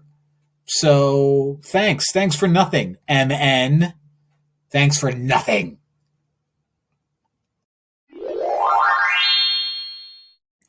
The figure shows a triangle with one of its angle bisectors. Find X if the measure of angle 2 equals 1 plus 28x, and the measure of angle x VW is 59x minus 1. All right, this is angle 2 right there, and that's 1 plus 28x. X VW is this whole angle here, as I very poorly drew, but there it is. Now, an angle bisector sounds exactly what it is. It takes an angle and cuts it in half. So the measure of angle 2, and let me actually write that up here just in case I need the space. I don't know if I do, but I'm just going to do it up here. The measure of angle 2 cuts XVW in half. So half of the measure of angle XVW. So what's the measure of angle 2? 1 plus 28x. That's going to equal 1/2 of the measure of angle XVW, which is 59x minus 1. Now, the other way I could set this up is I could have said that this guy equals 2 times the measure of angle 2. Either way, you'll get the same answer. I've already committed. So 1 plus 28x hasn't changed. I'm going to multiply 1/2 to 59 over x, so I'm going to put that as 59 over 2x minus 1 times 1/2 is minus 1/2. What I'm going to do is I'm going to, since my next step is to subtract 59 over 2, I'm going to turn 28 into something over 2. Now, if I'm going to turn 28 into something over 2, I multiply 28 by 2, which is 56. So I have 56 over 2x. Let's drop down the 1. Let's drop down the equals 59 over 2x minus 1/2. In order to get rid of this x over here, I'm going to subtract 59 over 2x. Again, subtract 59 over 2x, cross you out. 56 over 2 minus 59 over 2 is minus 3 over 2. Drop down the 1, drop down the equal sign, drop down the minus 1/2. Now what I have is a terrible, terrible, terrible two-step equation. I've heard of terrible twos, but terrible two-step equation, that's not much worse at all. I have a 2-year-old, and terrible twos are a nightmare. I'm going to subtract 1 from both sides. Negative 1 over 2 minus 1, and let me write it over here. Negative 1 over 2 minus 1 is negative 3 over 2. So on the right, I have negative 3 over 2. On the left, I have negative 3 over 2x. That's actually pretty nice, because what I could do is I can multiply both sides by its reciprocal, which is negative 2 over 3. I know that looks sloppy, but if I multiply both sides by negative 2 over 3, that completely cancels out, which means that also completely cancels out, and x equals 1.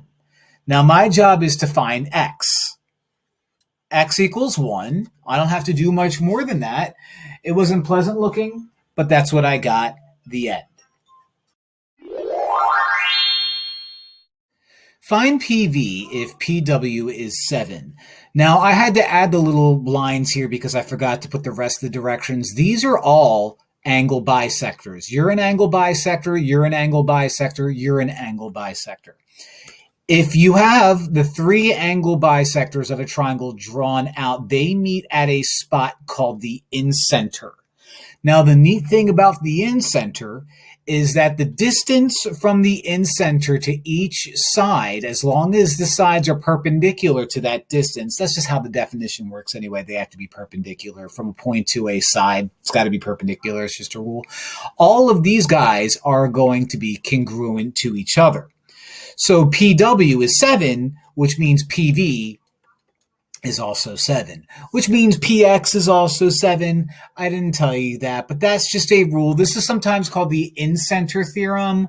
But again, by definition, if you have your three angle bisectors drawn out, they meet at the incenter. And the incenter, if you were to draw three perpendicular lines, all three of those perpendicular lines are going to be the same measurement. So in this case, PV is 7 because PW is 7.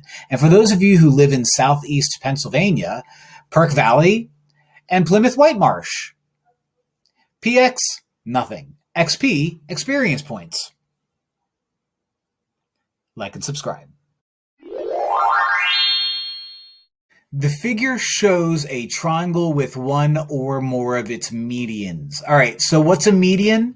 A median connects an angle to the midpoint of its opposite side. So technically this happens, an angle to the midpoint of its opposite side, technically that happens.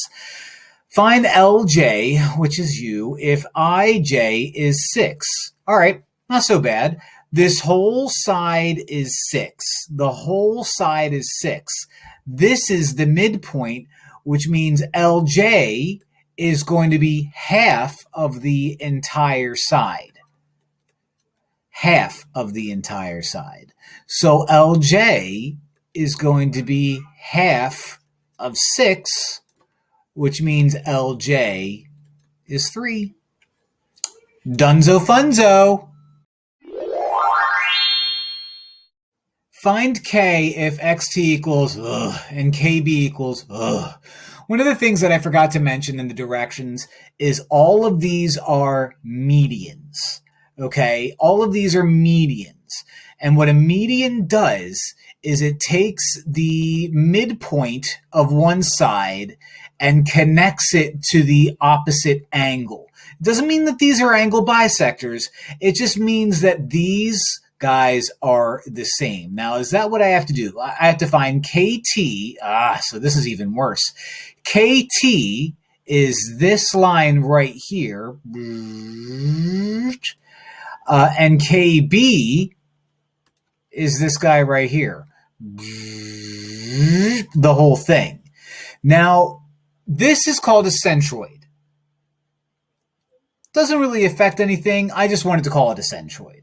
Now, what you do with medians is whatever the angle or the vertex is to the centroid, that's going to be 2/3 of the entire line. Okay, so KT is 2/3 of the entire line KB. Okay, so this is going to take a few minutes. KT is 6x plus 6 all over 5. That's going to equal 2/3 of 11 fifths x minus 6 over 5.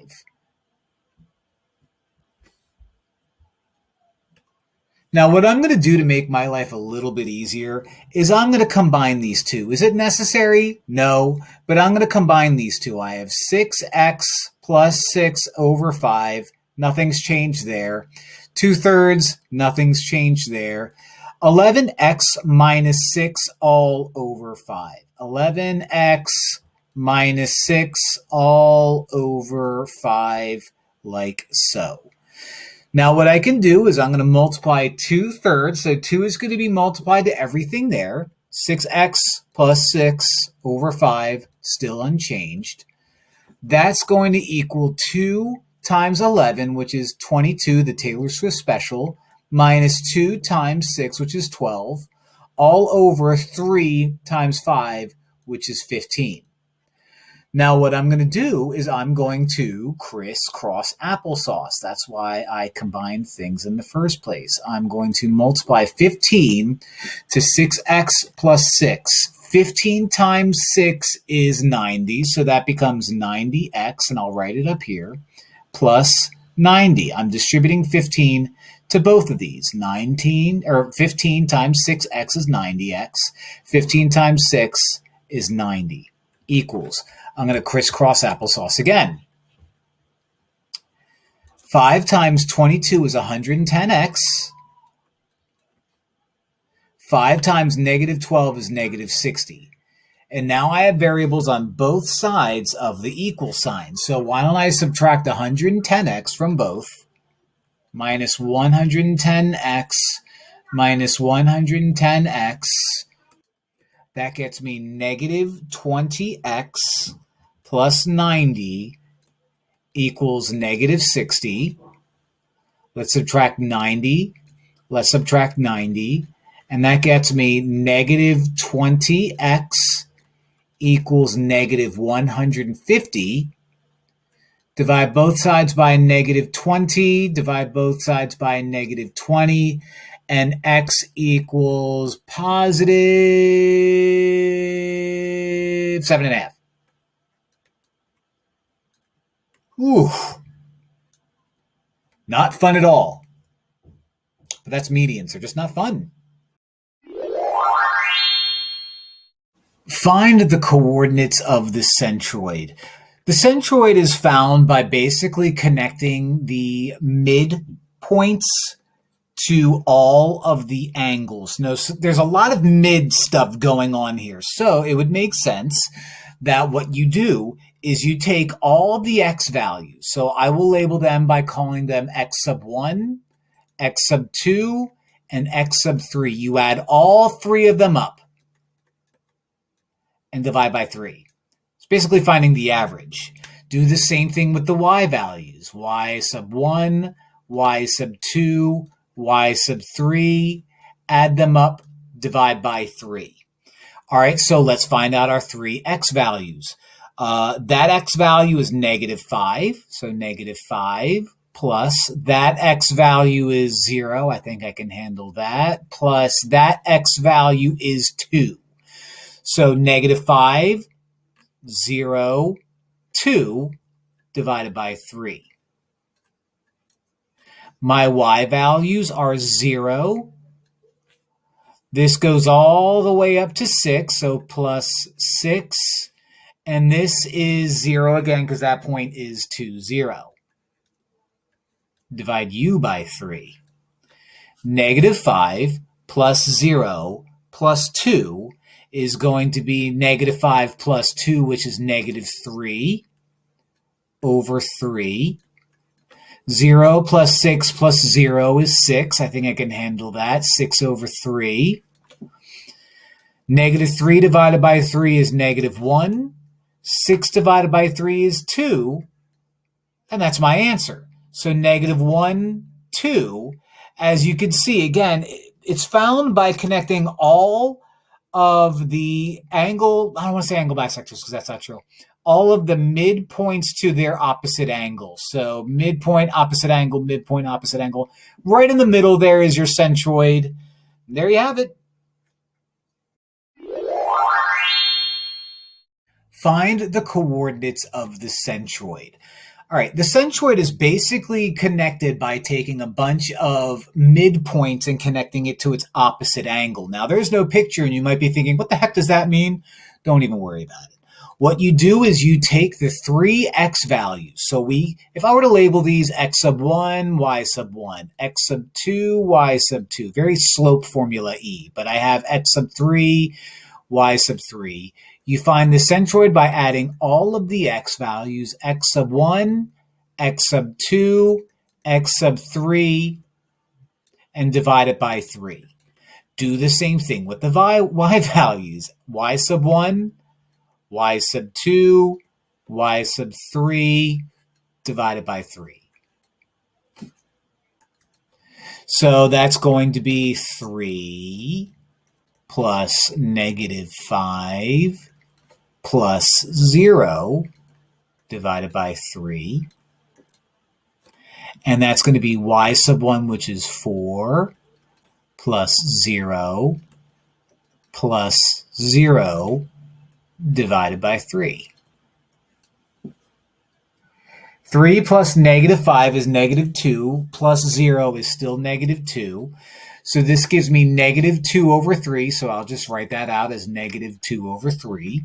4 plus 0 just gives me 4 over 3, so I'll write it out like that.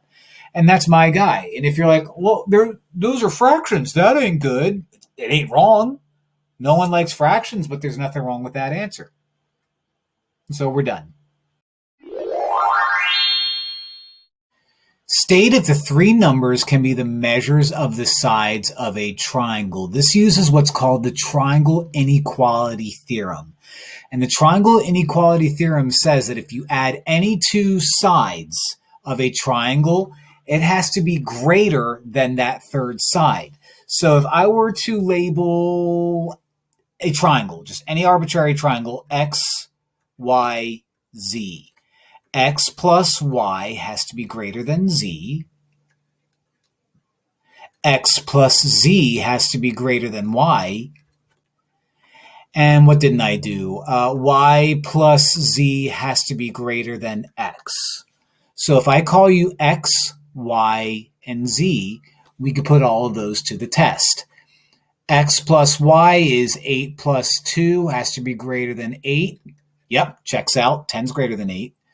X plus z is going to be 8 plus 8 has to be greater than y, which is greater than 2.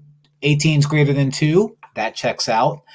And y plus z has to be greater than x, so 2 plus 8 has to be greater than 8. That checks out. So are these the three sides of a triangle? Yeesh. That's my daughter sneezing. Now we'll try it again. This is x, this is y, this is z. So I have to say 3 plus 6 has to be greater than 2. 9's greater than 2. Check. X plus z, 3 plus 2 has to be greater than 6. No. 5 is not greater than 6. So can these be the measures of a triangle? No. And that makes sense. There's no way you can build a triangle that has a side of 3, a side of 2, which adds up to 5, and has it reach up to a 6. Not possible. So this one was a yes, this one was a no, and that's the triangle inequality theorem in a nutshell. The two sides of a triangle have the following measures. Find the range of possible measures for the third side. Simple. What you do is you take these numbers and you subtract the largest from the smallest. That's 3. Then you add these two. That's 15. And your third side, which we'll call x, has to be in between them. It can't be equal to. It has to be in between. So another way that we could say this is greater than 3, but smaller than 15. So this uses the triangle inequality theorem, but really quick. It basically says that, look, if you needed to connect these, you need something like 3.1, 3.2, or you can have 14.9. You can't have anything bigger than 15. You can't have anything smaller than 3. So anything between 3 and 15 should do the job. Dunzo. Order the angles in each triangle from smallest to largest. Well, this doesn't give us the angles. Oh, but you know what it does? It gives us the sides. And whatever the largest side is, in this case 18, its opposite angle is going to be the largest. So let's find the smallest side first. Okay, LK is the smallest side, which means angle J is going to be the smallest angle because J is opposite of 14, which is the smallest side. Similarly, the one in the middle is 16. So the opposite angle of 16 is K. So angle K is going to be in the middle. And then the largest angle is going to be L, like I mentioned before, because the largest side is 18. So the largest angle is going to be angle L. So angle J, angle K, angle L, because you were the smallest, you were in the middle, and you are the largest side. And that's it. Order the sides of each triangle from shortest to longest. Well, I don't have the sides. I have the angles. Oh, but you know what?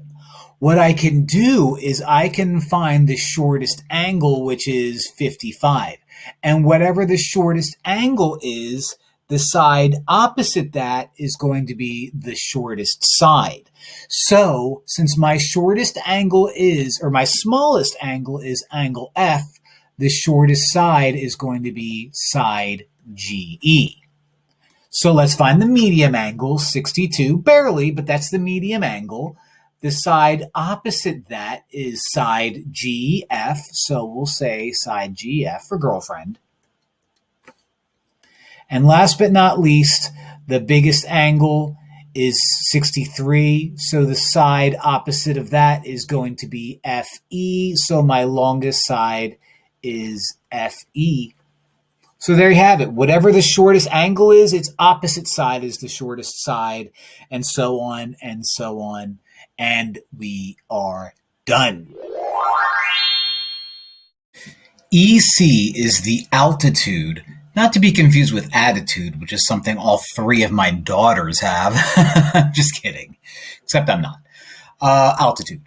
The measure of angle 1, u, is 2x plus 7, and the measure of angle 2, u, is 3x plus 13. Find the measure of angle 1 and the measure of angle 2. All right.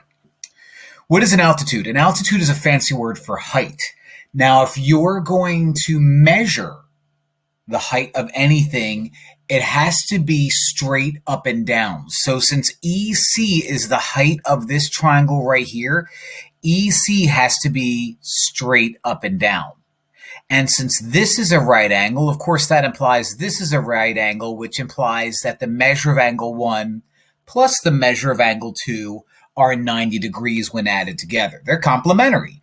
So that's how we're going to set this up. We're going to say the measure of angle 1 plus the measure of angle 2 equals 90. So 2x plus 7 plus 3x plus 13 equals 90. All right, we'll combine that 2x and that 3x because they are like terms, becomes 5x. Another nice round number, 7 and 13 make 20, and that equals 90. Now it's a two-step equation. Subtract 20, 5x equals 70. All right, now it's a one-step equation. Divide both sides by 5, and you get 14. Done, right? Wrong. We're supposed to find the measure of angle 1, not just x. And we know that the measure of angle 1 is 2x plus 7. So the measure of angle 1 is going to be 2 times 14 plus 7. 2 times 14 is 28. And 28 plus 7 is 35. So the measure of angle 1 is 35 degrees. So let me write that out a little bit cleaner. The measure of angle 1 is 35 degrees. Now the measure of angle 2 is done very similarly. Okay, up here, measure of angle 2 is 3x plus 13, so it's going to be 2 times, not 2. Now the measure of angle 2 is going to be done very similarly. The measure of angle 2, according to the top up here, is 3x plus 13. But you know what? We know x is 14, just like it was up there in blue. I don't know why I didn't just write it down. I wasn't thinking, I guess. So 3 times 14 plus 13. 3 times 14 is 42. 42 plus 13 is 55 degrees. So the measure of angle 2 is 55 degrees. These are my two answers, and this makes sense. If I were to add these guys together, 55 plus 35, I get 90 degrees, which is what 1 plus 2 is supposed to be. All right? So that's altitudes for you. Fun, fun, fun. Find the coordinates of the orthocenter of a triangle with vertices 0, 6, 4, 6, and 1, 3. I know what you're thinking. Orthocenter, isn't that where I go to get my braces tightened? No, that's the point where the three altitudes of a triangle intersect. So let's draw a kind of nice picture of what we're dealing with here. We have points at 0, 6, 0, 6. We have another point at 4, 6, so 4, 6. And we have a point of 1, 3, so estimating, ballparking it 1, 3. All right, so there is a picture, there is a triangle, and my job is to find out where my altitudes intersect. Now, let's be smart here. When you're finding out where lines intersect, you're solving a system of equations, okay? We only need two lines. We only need two altitudes. So I'm going to make life easy and only find two equations of my altitudes. Now let's start with the easy one, which is going to be that guy right there. Remember, my altitude is a line that goes through a vertex and is perpendicular to the side that's opposite of that vertex.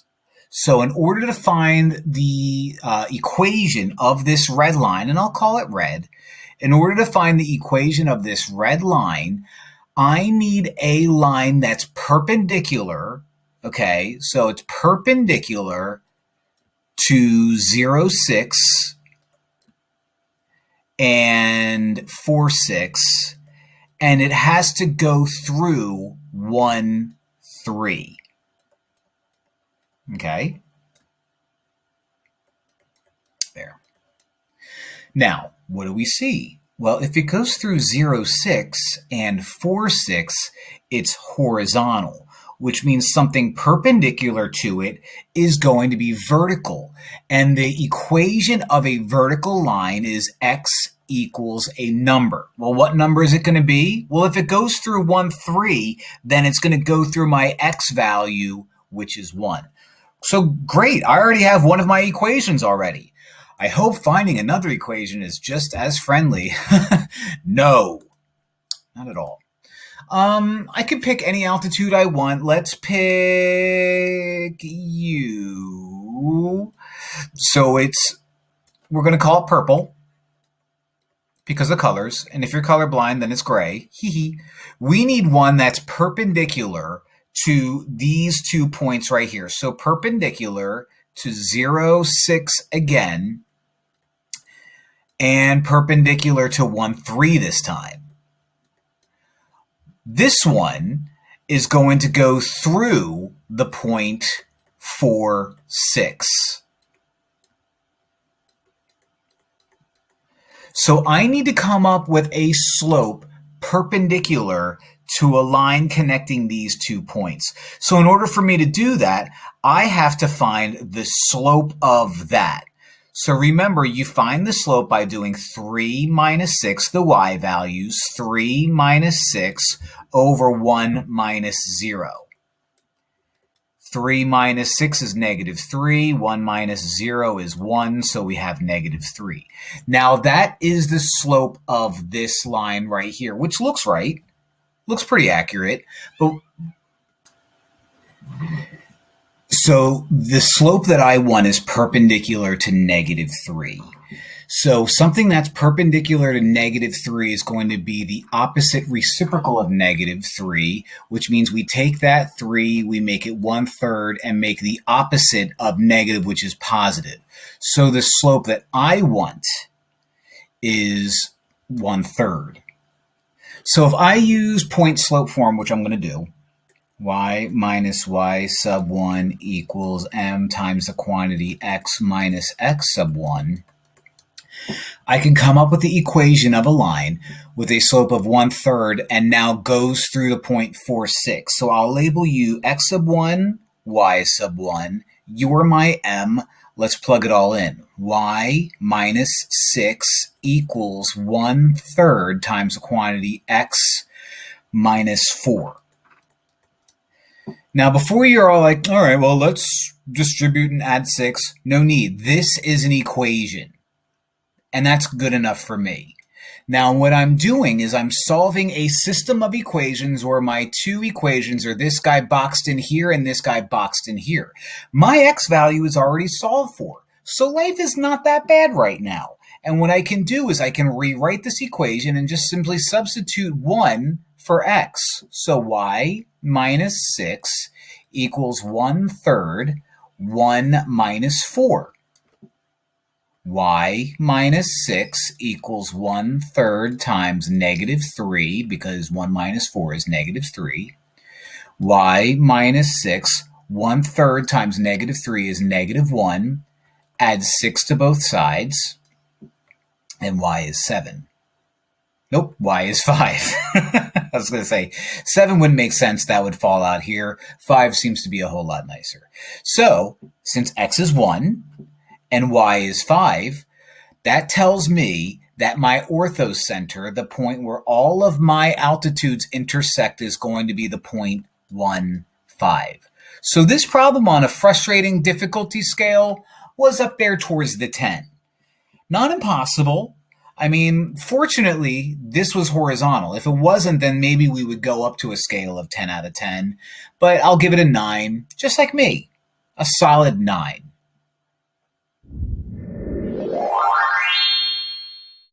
Find the coordinates of the circumcenter of ABC with vertices A, 0, 3, B, 0, -1, and C, 6, -1. Well, let's just pretend that we have a nice little triangle here. So I'm going to draw the triangle. And there's two ways that you could describe what a circumcenter is. And I'm not, as you can see by my drawing, I ain't good at this. If I were to try to draw a circle connecting these 3 dots, the circumcenter would be the complete center of a circle. Better yet, the circumcenter is also where my 3 perpendicular bisectors intercept. Now, a perpendicular bisector is you take a side, like this guy right here, you find the midpoint, which appears to be U, and you make a line perpendicular to it, going that way. You do it again. Find the midpoint, which appears to be U, and make a line perpendicular to it, which goes that way. And then we have these 2 lines intersecting at a point right there. Now, I know my answer. Okay? I know my answer. It's 3, 1. There it is. Done. But what I'm going to do is I'm going to go through the whole process anyway, because in all honesty, this is a very friendly triangle. It's very friendly. It's graphable. I gave you a graph. It's done. I don't have to think too much, but they're not always going to be this easy. So what I need to do is I need to come up with, so I'm just going to go through the motions, knowing my answer already, knowing what's going to happen. What I need to do is I need to find the equation for this blue line right here, and I need to find the equation for this red line right here. Find out where those 2 lines intersect. It'll be 3, 1, and when I'm done, I'm done. So let's go through the motions, okay? Blue. I need the midpoint of these 2 points, which is 0, 3 and 0, -1. So I need the midpoint of 0, 3 and 0, -1. And it has to be perpendicular to that as well. It has to be perpendicular to that as well. That's the equation that I need to come up with. The midpoint of 0, 3 and 0, -1 is the average of the x values. So the midpoint is the average of the x values, and the average of 0 and 0 is 0 plus 0 divided by 2, which is 0. And the average of my y values is 3 plus -1, 2. Divide that by 2, 1. My midpoint is 0, 1. Now, to find the slope, I could see it right here. But let me find the slope. the slope is going to be -1 minus 3 because I'm using the slope formula. So -1 minus 3 is -4 over 0 minus 0, which is 0, which is undefined. So what I need is something perpendicular to that, and something that's perpendicular to a vertical line has a slope of 0. So y equals a slope of 0, x plus b, which means my y-intercept, and my y-intercept is 1. So the equation of this guy is y equals 1. All right, so again, I went through the motions to show you how this is done. I'm not going to do that again. Okay, the equation of my red line here is a vertical line, and it goes through 3. So a vertical line is in the form x equals going through 3 is 3. So now I have my two equations. Where does the equation y equals or x equals 3 and y equals 1 intersect? How about at 3, 1? Just like I said it would. All right, so these problems have a tendency to get more complicated than this, but there you have it. And again, if you can just imagine that circle being drawn right here, that dot right there is the center. That's what circumcenter means. The perpendicular bisectors of ABC intersect at point G are shown in blue. All right, so you're a perpendicular bisector, you're a perpendicular bisector, you're a perpendicular bisector. Wait a minute. Which means you right here would be a circumcenter. Now, if you don't know what that means, right, if I were to draw a triangle and attempt to draw a circle around it, okay, the perpendicular bisectors all meet at this circumcenter. Now, why is this important? Well, if my circle is going to hit all 3 vertices, then the distance from that vertex to the circumcenter is the radius, which means all 3 of these guys are the same, which means all 3 of my red lines here are the same, which means if AG is 9, BG is 9.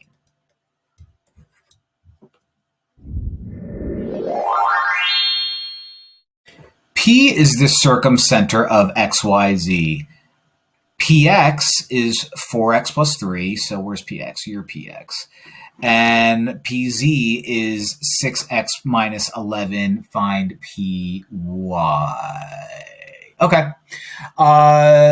So if this is the circumcenter, right, try to imagine that I drew a circle connecting these 3 dots. Now, there's no way I'd be able to fit this circle on this page or this slide or whatever you want to call it. The circle would look something like this. P is the center of that circle.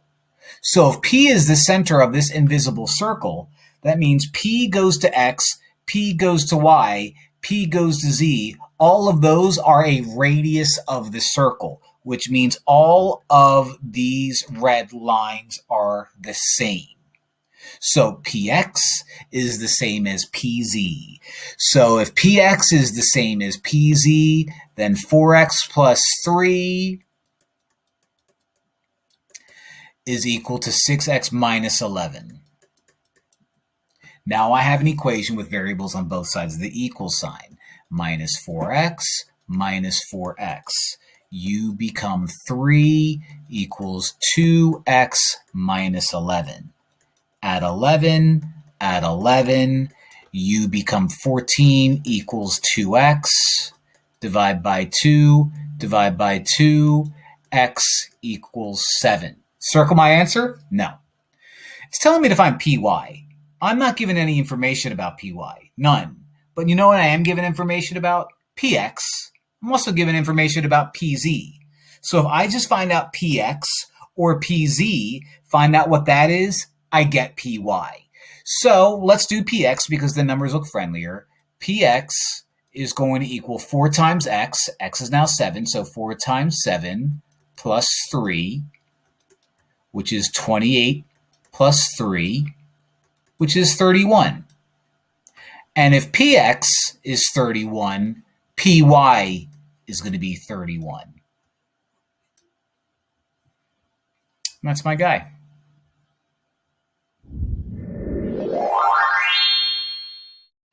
Triangle RST is shown below. XU is negative 4y plus 20. XW is 6y plus 10. So XU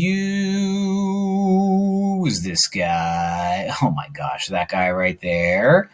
And XW is 6y plus 10. XW is, where are you? There you are. There you is. Find the radius of the inscribed circle. Okay, well, this is actually going to be nice. An inscribed circle is created by connecting the dots that are created by these lines right here. So if you were to try, and I'm going to be so bad at this, but I'm going to try my best to draw a circle connecting these three dots. Now that is an inscribed circle. It's a circle drawn inside of a triangle. The nice thing is this line, UX, or XU rather, and XW, they're all a radius of this circle, which means they're all equal. So XU is equal to XW. So negative 4y plus 20 XU is going to equal 6x or 6y plus 10. And now I have an equation with variables on both sides of the equal sign. Add 4y, cross u out, 20 equals 4x, 4y, and 6y. I'm so used to doing x. Pardon me. Okay, minus 10. Let me get out my calculator. 20 minus 10 is 10. 10 equals 10y. Divide both sides by 10. Divide both sides by 10. Y equals 1. Circle it. I'm done, right? No. Remember, each one of these guys is considered a radius of the inscribed circle. So all I have to do is pick one of these and plug in 1 for y. So let's pick XW because it seems friendlier. XW equals 6 times 1 plus 10. 6 times 1 is 6, and 6 plus 10 is 16. So for this guy, the radius of an inscribed circle is 16 units, whatever those units are. Okay? Inscribed circle, you're a radius, you're a radius, you're a radius. That's it. Done.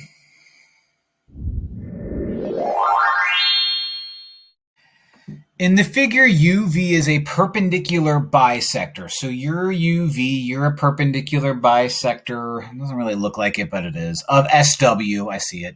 And VW, Volkswagen, Billy Madison, is an angle bisector. Oh, VW is right here, is an angle bisector of SWT. Find X and Y. So the picture is pretty much drawn accurately. Now it's just a matter of finding out what X and Y are. So let's start with the X's because it's there in alphabetical order. If you are a perpendicular bisector, that means you and you are exactly the same. And by you, I don't mean you. I mean this line segment and this line segment are exactly the same. So let's set it up. 3x plus 1 equals x plus 3. I have an equation with variables on both sides of the equal sign, so let's subtract x, let's subtract x. That gets me 2x plus 1 equals 3. Subtract 1 from both sides. 2x equals 2. Divide by 2. Divide by 2. X equals 1. That's one of my guys right there. Now I need to find y. Y, it lives here and it lives here. Well, which one should I use? Let's use the fact that I have 4y, which is that symbol right there, that angle right there. You're a perpendicular bisector, which means you're 90 degrees, you're 50 degrees, and you're 4y. So I could say 90 plus 50 plus 4y equals 180 degrees from the interior angle sum of a triangle. Combine like terms, giving you 140 plus 4y equals 180. Subtract 140 from both sides. 4y equals 40.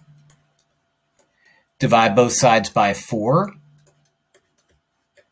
Y equals 10. Now, I could use this information to answer a bunch of questions. I could be like, what's US? And US would be like, okay, well, X is 1, so US is 3 times 1 plus 4. It's 4, which means UW is also 4, which means SW is 4 plus 4, which is 8. I could ask you, find this angle then. And you would be like, all right, well, this angle is 40 minus Y. 40 minus 10 is 30. I could ask you what this angle is, and you would be like, well, you're 90 degrees, and if you're 30 and you're 90, then you're going to be 60. I could ask you all sorts of questions based off of this information. I could say, like, well, all right, well, this angle is 4 times 10, which is 40, which means this angle is 40, and that's 90. So you're 50, which means you're 50, which means I could just go on forever. Not forever, but for like 5 more minutes, asking you questions about this. All I had to do was find X and Y. I gave you some bonus. You're welcome. Translate this picture right here, 5 units right and 1 unit up. All right, so this is a translation. It's a transformation where all I do is take a shape and move it somewhere else. I don't rotate it, I don't flip it, I don't reflect it. It's just I take this shape and go. So let's do this. Just because you might have a teacher that shows you this type of notation, I can write this guy out as if I'm moving it 5 units right, you take your x and you add 5. Taking your x value and adding 5 means you're moving it to the right. Subtracting a number means you're moving it to the left. Since I'm moving it 1 unit up, I'm going to say y plus 1. Plus 1 means I'm moving up. If it was minus a number, I'd be moving it down. Was it necessary for me to do that? No. But if you have a teacher, or if your book is like, instead of giving you words, if it says translate according to this thing right here, well, that's what it means. Right 5, up 1. So let's move our shape. And just to be extra sweet, I'm going to list out the points when I'm done. When you move a shape, the best thing to do is you move it 1 point at a time. So it doesn't matter which one you start out with. I'll start out with T. 5 right and 1 up. So here's T, right 1, 2, 3, 4, 5, go 1 up. And when you label it T prime. That little apostrophe tells you that we have taken an object and moved it. The object before you move it is called a pre-image, and the object after you move it is called the image. All right? So before I write out what all these are, let's do the rest of these. So I'm still going one at a time. Go right 1, 2, 3, 4, 5, up 1, put a dot there, call it G prime. Go to B, go right 1, 2, 3, 4, 5, go up 1, put a dot there, call it B prime. And then, of course, I'm going to do my best connecting these dots, knowing very well that this is my greatest weakness, and I'm doing all right, baby. Now, the shape didn't change. It didn't get bigger. It didn't get smaller. It didn't flip. It didn't rotate. When I translate, all I do is move it. So here's my pre-image. Here's my image. Let's list out our new points in no particular order. G prime has me starting at the origin, going right 1, 2, don't move up or down. So right 2, don't move up or down is 2, 0. T prime, not to be confused with T-pain, is I start at the origin, go right 1, 2, 3, 4. Don't move up or down, so 4, 0. And B prime has me starting at the origin, go right 1, 2, go down 1, 2, 3, 4. So right 2, down 4 is negative 4, and those are the points of my image. So again, translating says, let's just move a shape. Don't do anything fancy. When I'm done, if you have to list out the points, there they are. Pretty simple. Describe the transformation. So I have two shapes here, a blue and a black, or a black and a blue, which is what you're going to be when I'm done with you. I'm just kidding. Please don't notify me. I have to figure out which one is the original. Is the black triangle the original, or is the blue triangle the original?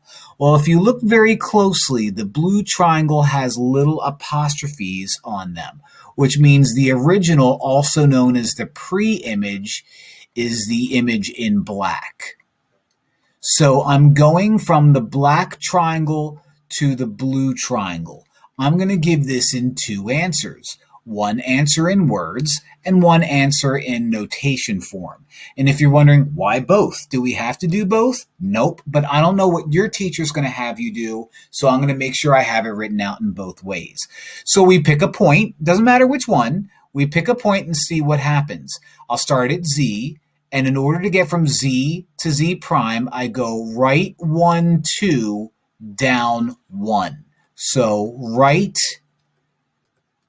2, down 1.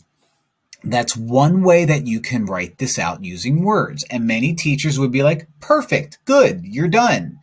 Or you might have a teacher that says, nope, write it out like this.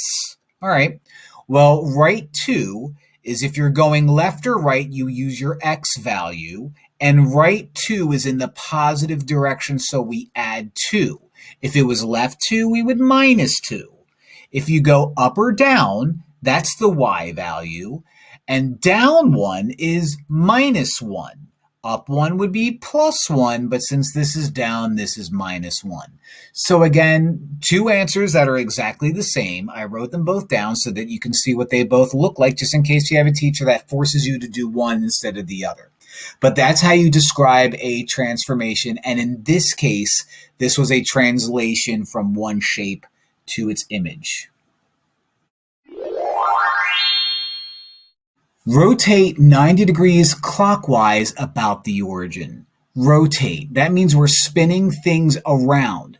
In this case, we're spinning it around clockwise, which goes like a regular clock goes like that. When you spin something, usually, not all the time, but usually you either go 90, 180, or 270. 90 is 1/4 of an entire circle. So it's important that we know that 90 degrees is 1/4 of the spin. Now, this is the way that I've been doing it for years, and you might have a teacher that does it differently, but this is what I do. I'm pretending that I'm using a piece of paper and I'm physically spinning it this way 1/4 of a turn. So I take my paper, and in this case, I take this guy and I spin it 1/4 of a turn, click. My answer is going to look like a shape that looks exactly like that. That is my answer. So what I'm going to do is I'm going to write out these points as they appear so that when I fix my page or picture, I can draw those points out and I have a nice pretty little picture. All right, so let's find out what these points are. In no particular order, I can start out with I, so I'm going to call it I prime, and I find out what I prime is as it appears. And if I start at the origin, it appears to be left 1, 2, up 1, 2, 3. So left 2 is -2. Up 3 is +3, so I prime appears that it would be at left 2, up 3, -2, 3. Do it again. Here's E. So E prime looks like I go from the origin left 1, 2, 3, up 1, 2, 3. So left 3, up 3. X appears to be left 1, 2, 3, 4, 5. So X appears to be left 5, don't move. Left 5, don't move, so -5, 0. And Q appears to be 1, 2, 3, 4 down 1, 2. So -4, -2. Now, this is what my answer is supposed to be like. So if your teacher says, take the original picture and rotate it 90 degrees clockwise, you can't just spin it and say, here, teacher, look, this is what I ended up with. No, we spun it so that we could see what our answer will look like. We write down the coordinates as they appear so that what I can do next is spin it back to its regular position and draw those points out. All right, so let's do that. Let's draw those points out. I was -2, 3. So I prime is going to be left 1, 2, up 1, 2, 3, put a dot, call it I prime. E prime has you going left 3, up 3. So left 1, 2, 3, up 1, 2, 3. That's E prime.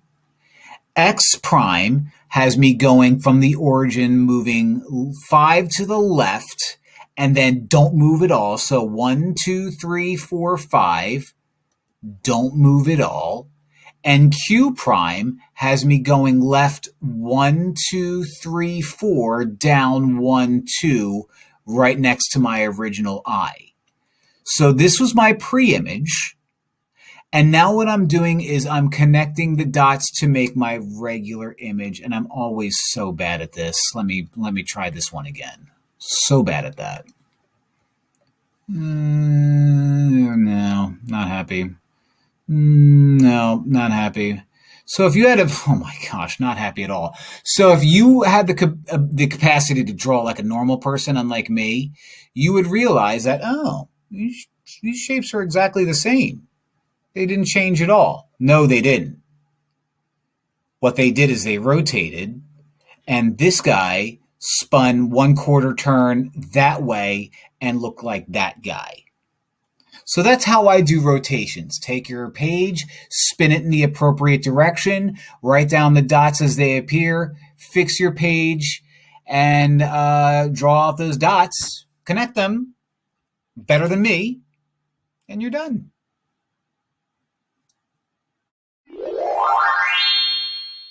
Rotate 90 degrees counterclockwise about the origin. All right, so when we take a picture and we rotate it, we have to first care about our direction.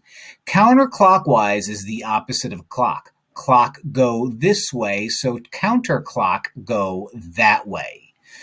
90 degrees tells you how much you turn.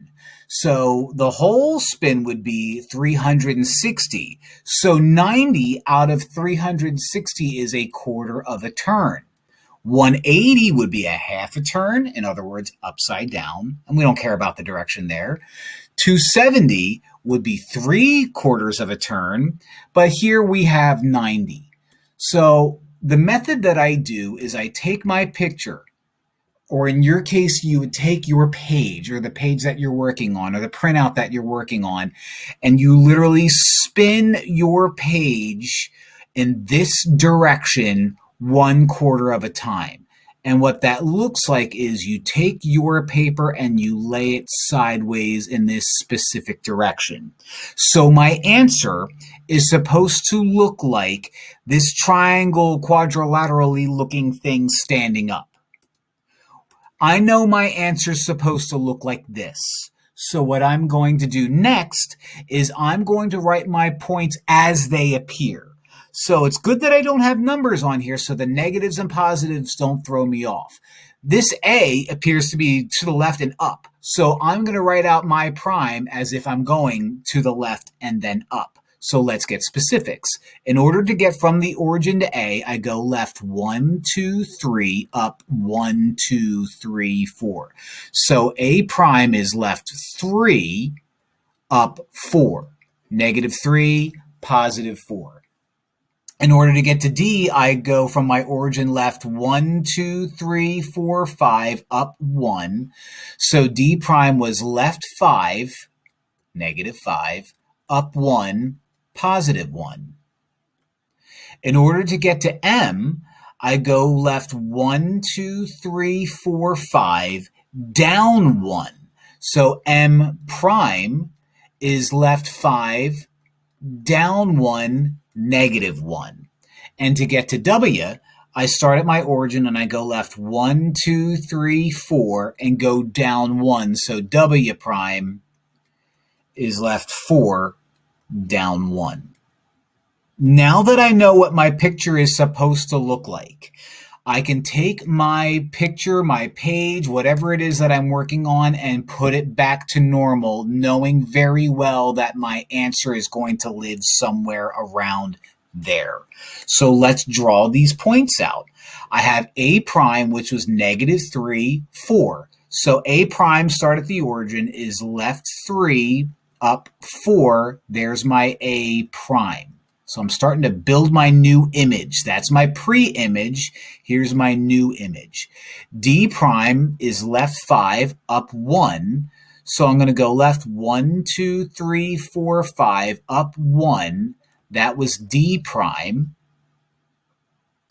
M prime was negative 5, negative 1. In other words, left 5, down 1. So M prime is left 5, down 1, M prime, and W prime is negative 4, negative 1.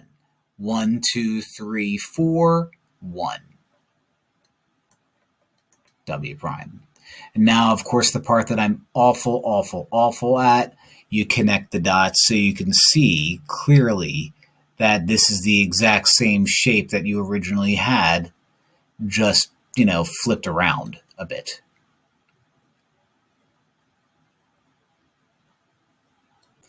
That looks awful. But what we have is this guy spun 1/4 of a turn.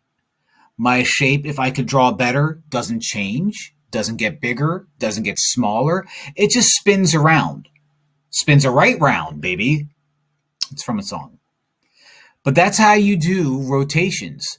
You find out the direction, you take your paper, you spin it however many times you're supposed to, you write your points out as they appear, you fix your paper, you plot those points out, connect the dots, and then you can see you have the same exact shape, just rotated around somewhere. That's how rotation is done. Describe the transformation. All right, so first things first, I have to find out what the original picture is and what my new picture is. Well, it looks like the blue guy here has apostrophes attached to them, which means the black guy is my original, also known as the pre-image. Now, I didn't just take my shape and moved it. I didn't just take my shape and reflect it, so this is clearly a rotation of some kind. Now, when I describe a rotation, I have to do two things. Give the direction and how many spins it took. So we pick one letter, and notice that K used to be left 1, up 3, and K is now right 3, up 1, which means I went in a clockwise direction, and since I only spun it 1/4 of a turn, I rotated clockwise 90 degrees. Now, some of you might be saying, whoa, buddy. What if I took K and went one quadrant over, another quadrant over, and a third quadrant over, but I went counterclockwise? Yeah. What if I did that, and since it's 3 spins, I wrote down 270? Who's wrong now? Neither of us. We're both right. There's 2 possible answers here. Spinning 90 degrees clockwise is the exact same thing as spinning 270 counterclockwise. So either answer is acceptable. You just have to make sure that you get the right number down for the direction that you're going. But that's it. That's how you describe this rotation right here.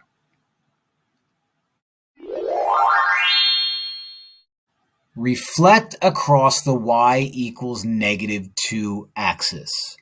All right, usually I reflect over like the x-axis or the y-axis, but this has me building a brand new mirror.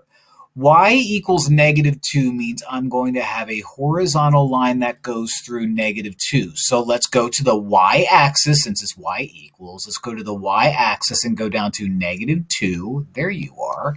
And build my mirror. Now what I'm going to do is reflect this guy up here. The best way to do reflections is, now that we have our mirror drawn out, you take each point, each letter, and find out how many spaces our guy is away from the mirror. So Q, for example, is 1, 2 units away from the mirror, which means Q prime is going to appear 1, 2 units away from the mirror. Q prime. All right, I guess that's an X. Maybe, I don't know, maybe it's an L, maybe it's a Z, I can't tell. Let's call it a Z. It looks like a Z now that I look at it closely. So you're a Z now.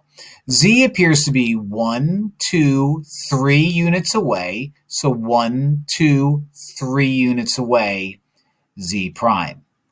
I seems to be on the mirror, so don't move it. Okay, that's allowed to happen. And E appears to be 1 unit away from the mirror, so E prime is going to be 1 unit away from the mirror. And now the part that I'm always terrible at is drawing this guy out. Oh man, why is it so far away? That's not too bad. It's not too bad either. Maybe I'm finally getting better at this. So there you have it. There it is. There's our reflection. You can see that this guy is completely reflected. Just to get some bonus points and get some more time added to this YouTube video so I can get a little bit more money, we're going to list what these 4 points out. In no particular order, I prime. Now, I measure my prime points from the original origin, not from like this green line or anything like that. So my origin is right there. And in order to get to I prime, I go left 1, 2, 3, down 1, 2. So I prime is left 3, -3, down 2, -2. E prime was start at the origin, go left 1, 2, 3, go down 1. So E prime was left 3, -3, down 1, -1. Z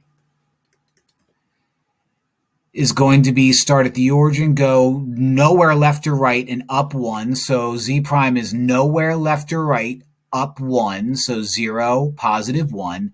And Q prime has me starting at the origin and going right 1, 2. Don't move up or down, stays glued to the x-axis. So that's how you reflect across a specific axis. In this case, y equals -2 has me take the x-axis, shifting it down 2, but I still see my beautiful little reflection right there. Looks good. I'm sticking with it. Reflect across the y-axis. My y-axis is right here.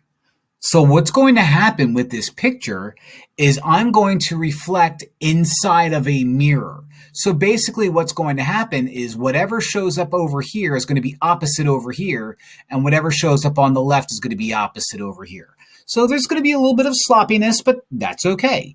The y-axis is my mirror, so I'm going to draw a line on the y-axis acting as my mirror. I'm going to draw it all the way down, even though it's not necessary. All right, there you go. The best way to do a reflection is you take each point one at a time and find out how far away it is from the mirror. So let's start with A because it's kind of like the clearest one that I can use.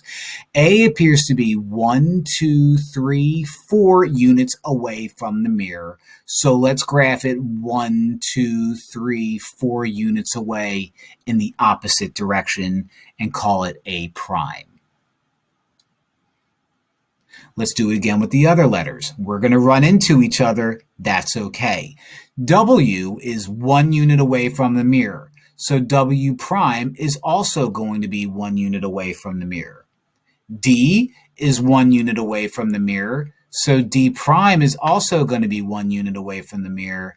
And M is 1 unit away from the mirror. So M prime is also going to be 1 unit away from the mirror.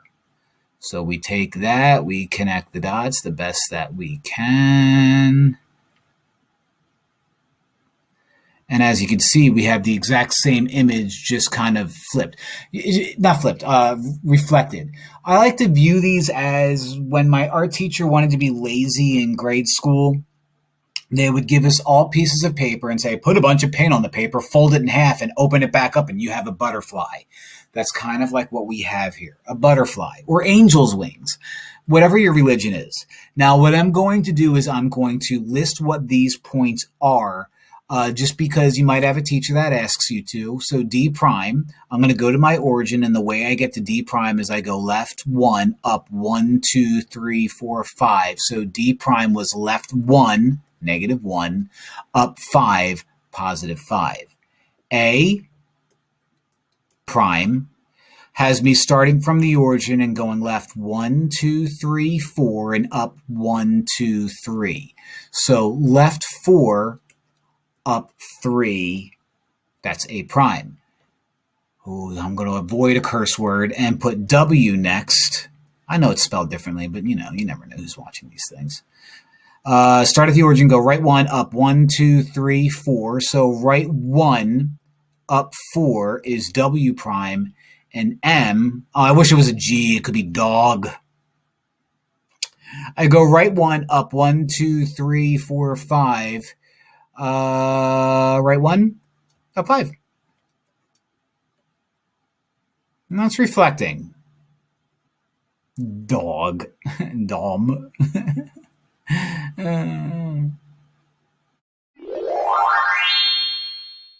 Reflect across x equals y. Reflect across y equals x. This is hard for me to do visually, but I'm going to try my best to do this. Okay, I'm going to draw out the y equals x line, and as you can see, I screwed that up already.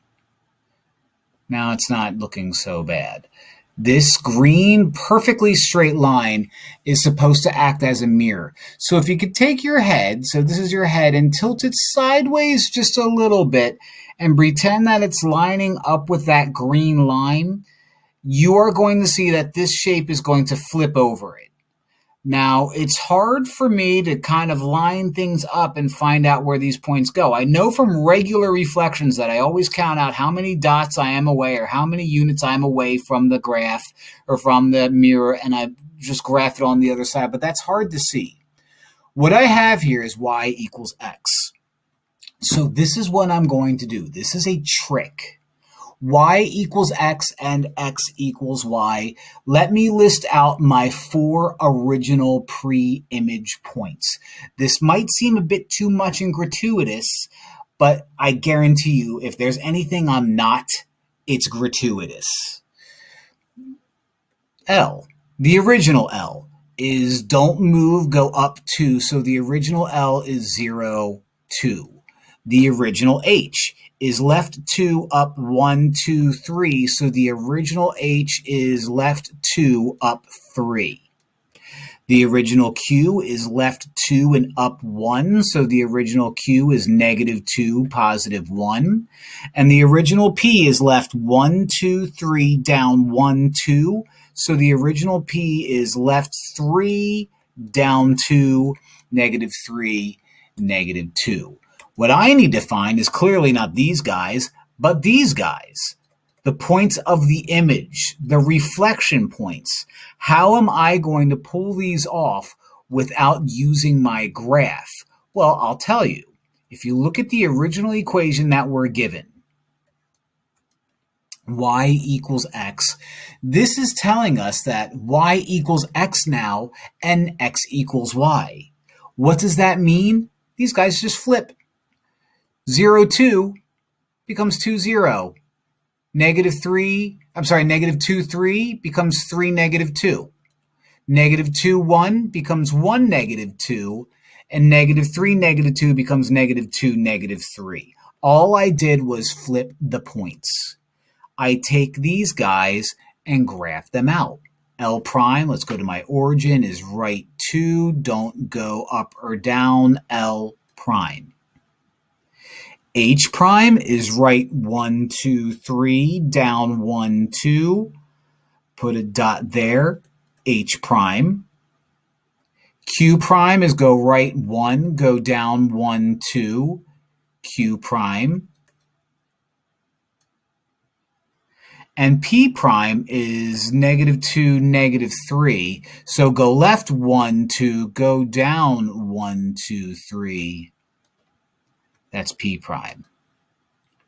Now for me, I struggle mightily with graphing these. So I'm going to notice that, all right, well, H connects to Q, so H prime is going to connect to Q prime. Q connects to P, so Q prime connects to P prime, okay. P connects to L, so P prime connects to L prime. Sorry, Q prime. And then last but not least, L connects to H, so L prime to H prime. So again, if you take your head and you tilt it about 1/8 of a turn, you could see the mirror image, how this guy reflects to that guy, that these guys, if I knew how to draw, would be the exact same shape, and this guy is just a reflection of that. Okay? Not easy, but the y equals x trick is just that. It's a trick, and it's meant to make life a little bit easier if you know the trick. And now you know it. Describe the transformation. All right, well, I have 3 types of transformations. I have a translation, which means I just move things. So T goes up and right, U doesn't, so it's not a translation. A rotation has me rotate things, but nothing's rotated. It looks like it's just a mirror image, because it is. My job is to find out where the mirror would be. Well, it's hard to see, but the only way that you can get this black shape and this blue shape on top of each other and have it share a side is if the mirror was the side. So my mirror is this guy right here. And have that going on is going to look like this. So my reflection, my mirror is not the x-axis, it's not the y-axis, it's this red line right here. What is the equation for that red line? Well, y equals mx plus b, where m is my slope, b is my y-intercept. It appears to me that my slope is up 1 over 2, up 1 over 2, and it's negative, so my slope is -1. It also appears to me that my y-intercept is nothing. So putting that all together, I get y equals slope of -1x plus nothing, sloppy, y equals -x. Kind of weird, but y equals -x is my mirror. It's the only way it works. Translate 4 units right and 1 unit down, then reflect across the x-axis. All right, let's translate it first. Let's write out our points and then reflect it and write out our points again. I'm supposed to go 4 to the right and 1 unit down. So let's go 1 point at a time. Let's start with F. F is going to be 1, 2, 3, 4 to the right, 1 unit down, F prime. Go to the next point in no particular order. G is going to be 1, 2, 3, 4 to the right, 1 unit down, call it G prime. And Y has me going 1, 2, 3, 4 to the right, 1 unit down, Y prime. Let's list out those points. F prime. Starting from the origin, the way I get to F prime is I go left 1, up 1, 2, 3. So left 1 is -1, up 3 is +3. Okay, G prime has me starting at the origin, not moving left or right, so that's 0, and having me move up 1, so 0, -1 is G prime. Y prime, let me make that dot a little bit bigger, you'll see why in a minute, is I start at the origin, go left 1, don't move up or down, so Y prime is going to be left 1, don't move up or down. So this is my first image. This is my first transformation. Okay, bada bing. My second transformation now has me reflecting it across the x-axis. So I'm going to draw my mirror. That's why I made that big. I'm going to draw my mirror across the x-axis. Now, when you reflect an image, you take a point, find out how far away it is from the mirror, and write it out that many units away on the other side. So if I take G prime, for example, and notice that G prime is 1 unit away from the mirror, I'm going to write out its image 1 unit away. I'm going to call this G double prime because it's my second image. F prime is 1, 2, 3 units away. 1, 2, 3 units away is F prime. Y prime is living on the mirror, which means Y prime and Y double prime are exactly the same. Connect the dots. Connect the dots. And you can see we have a reflection. So let's write those points out. F double prime, just to stay consistent. If I start at the origin, F double prime appears to be left 1, down 1, 2, 3. So left 1 is -1, down 1, 2, 3 is -3. G double prime appears to me I don't move, but go down 1. So 0, -1. F double prime has me going, I already did F double prime. Y double prime has me going left 1, don't move, so -1, 0. As you can see, when I reflect over one of the axes, not much changes except for the Y value in this case is now negative, or the opposite, I guess I should say. That's just a fun little shortcut if you memorize stuff like that. But this is me doing 2 transformations in 1 coordinate plane. Awesome. How many lines of symmetry does this shape have? What is a line of symmetry? It's a line that you can draw that cuts the shape exactly in half, where the left side and the right side are exactly the same.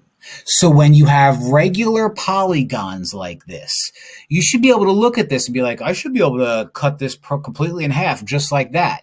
You can. So one way of cutting a regular shape into 2 equal sides where the left and the right are exactly the same is you go through the midpoint of opposite sides. So we do it again. We do it again. And so far, if I focus on the sides, I have 3 lines of symmetry. But as Beyonce once said, we're not done. Because if I focus on the vertices, the corners, I can also cut my hexagon in half like so through the vertices. So if I look to the left side of that, it's exactly the same as the right side of that. So when I have regular shapes like this one, I not only cut through the sides, but I cut through the vertices as well. So I can cut through you, and I can cut through you. And what I end up here with the vertices is I have 3 more. So my total amount of lines of symmetry is 3 plus 3. Let me get out my calculator. Carry the 1. Divided by 1,000,000,000. 6. Look at that. It's a patriotic hexagon. I love it. State the most specific name for each figure. All right, we got 4 of them here. They're all quadrilaterals, but I could probably be a little bit more specific for each of them. For example, we have a quadrilateral where 2 opposing sides are parallel, and that's it. That's all I've got. This would be a trapezoid. Now, there's different types of trapezoids. There's a right trapezoid. That's if you have a trapezoid that creates a right angle. That doesn't happen here. What's next? Well, we've got 1 pair of parallel sides. We've got 2 pairs of parallel sides. This would be a parallelogram. Parallelogram.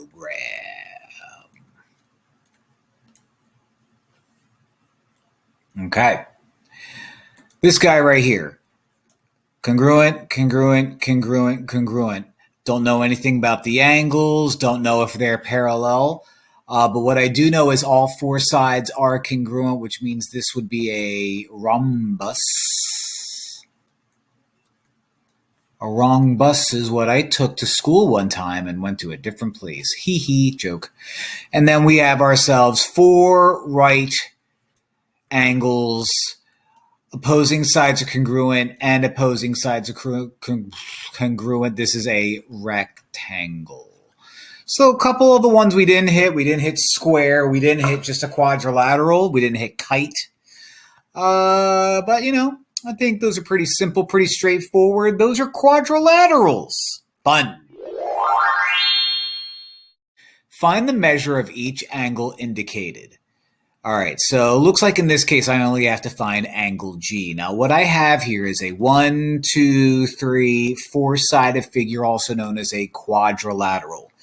The angles in a 4-sided figure add up to 360 degrees. I've been given 3 of those angles. So if the angles add up to 360 degrees, then 65 plus 110 plus 87 plus, I don't know, I'll call it x, equals 360 degrees.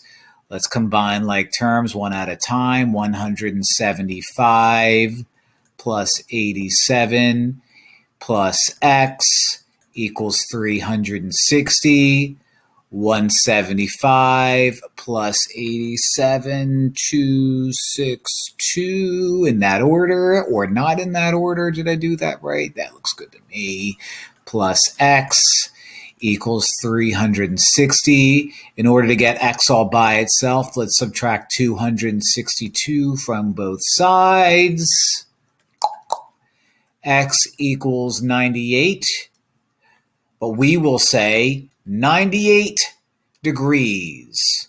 Okay, 0.6 away from a pretty popular boy band from the late 90s. Or was it just 98 degrees? I think it was just 98 degrees. Nick Lachey. Pretty famous guy. Look him up. Solve for x. All right. What we have here is 4 sides, so that whole thing is 360 degrees. Now, there's 2 ways that you can do this, but let's play dumb.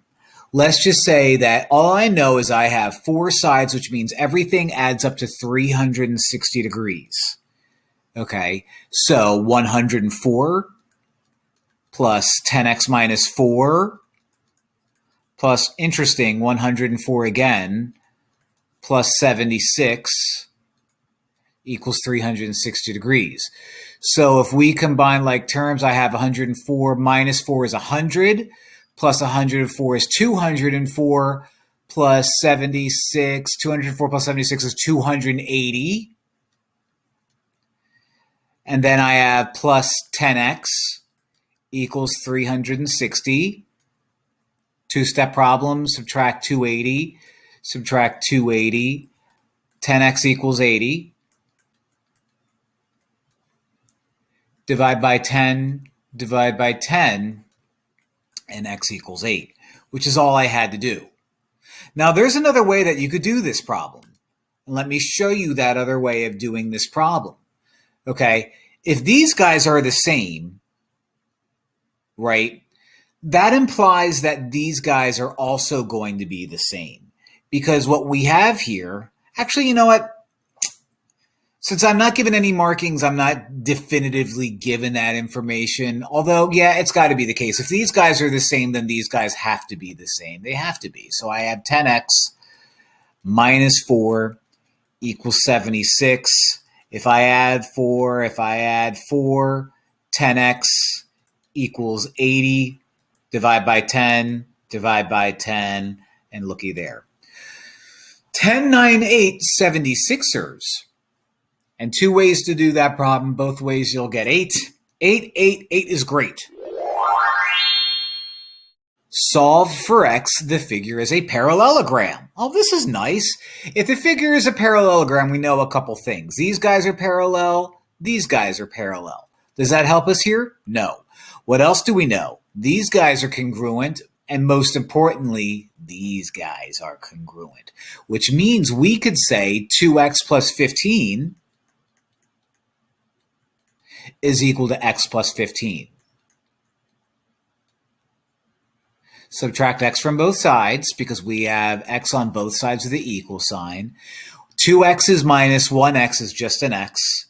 X plus 15 equals 15. Subtract 15, subtract 15. You cancel out, and coincidentally, so do you. So x equals 0. And you might be thinking, no, that can't be right. You can't have 0 distance. Well, I'm not given the distance. X is not the distance. X is just some placeholder for these guys. If I were to replace x with 0, you disappear. And if I were to replace x with 0, you disappear. And you both end up being 15. So 0 is the correct answer because the math ends up the way it's supposed to. So that's how you do it. Solve for x, the figure is a parallelogram. All right, what do we have? We have two angles that are adjacent to each other. In parallelograms, if two angles are right next to each other, those angles add up to 180 degrees. Now, if they were opposite of each other, they would be congruent, but that's not what I have here. What I have is two angles that are next to each other, so they add up to 180. So 80 plus 11x minus 10 equals 180. Combine like terms, so 80 minus 100 minus 10 is 70. So 70 plus 11x equals 180. Subtract 70 from both sides. Subtract 70 from both sides because it's a two-stepper. 11x is equal to 110. In order to get x all by itself, divide both sides by 11, divide both sides by 11, and x equals 10. So that's how you do it. Okay, make sure in this case you set them up equal to 180, not set them equal to each other. Very easy to make that mistake. We didn't make it, so we got it right. The figure is a parallelogram. TE is 4 plus 2x. So what's TE? Your TE, you are 4 plus 2x. EV is 4x minus 4. Now, in a parallelogram, the diagonals bisect each other. In other words, UE will be congruent to ES. But most importantly for us, TE is congruent to EV. So the way I set this up is 4x minus 4, because EV, is congruent to TE, so equals 4 plus 2x. So I have a variable on both sides of the equal sign, so what I'll do is I'll subtract 2x from both sides, minus 2x, cross U out. 4x minus 2x is 2x, drop down the minus 4, drop down the equal sign, drop down the regular 4. 2x minus 4, let's get rid of the minus 4 by adding 4 to both sides, like so. 2x equals 8. Divide by 2, and x equals 4. So circle that and call it a day, right? Wrong, because it's not asking us to find x. It's asking us to find TE. TE is 4 plus 2x. X is 4. So TE is 4 plus 2 times 4. 2 times 4 is 8, like so. And 4 plus 8 is 12. And so TE, tight end, equals 12. A little football reference for you football heads. Speaking of football head, Hey Arnold, remember that show? Like and subscribe. Solve for x, the figure is a trapezoid. All right, what I have here is I have a median, okay? The median is basically exactly what it sounds like. It's the middle part of a trapezoid or a parallelogram or whatever it is that you're dealing with, whatever quadrilateral that you're dealing with. So if this is a trapezoid, we have two parallel sides. Doesn't mean that they're parallel angles or parallel or they're congruent. They're just parallel. But this is the median, which means it's directly in the middle. The formula to find the median is 1/2 times the sum of base sub 1 plus base sub 2. So if we were to call UM, and it doesn't matter which one your base sub 1 is or base sub 2 is, so we'll call you base sub 1, base sub 2.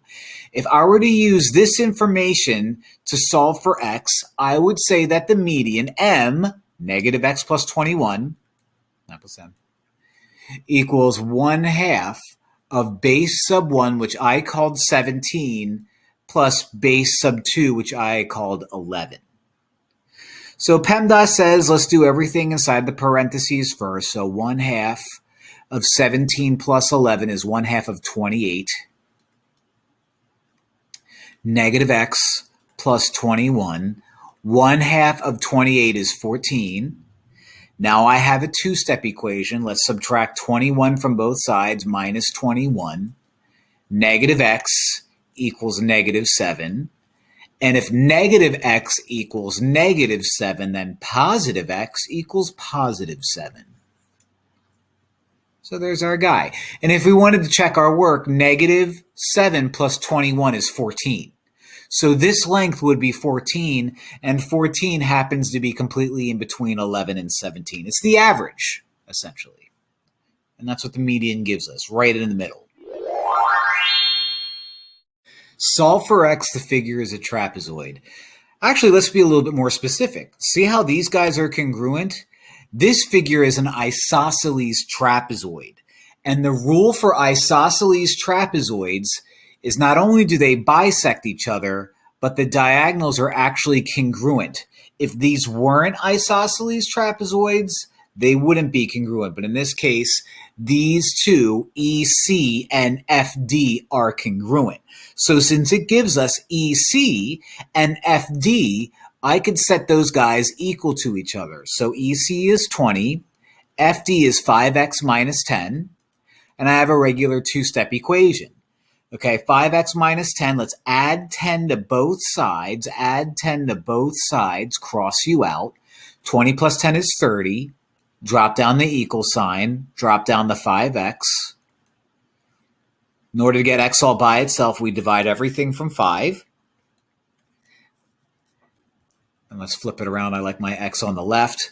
30 divided by 5 is 6. So x equals 6. And if I wanted to check my work, I could do 5 times 6 is 30. And 30 minus 10 is 20, just like EC is already. So there you go.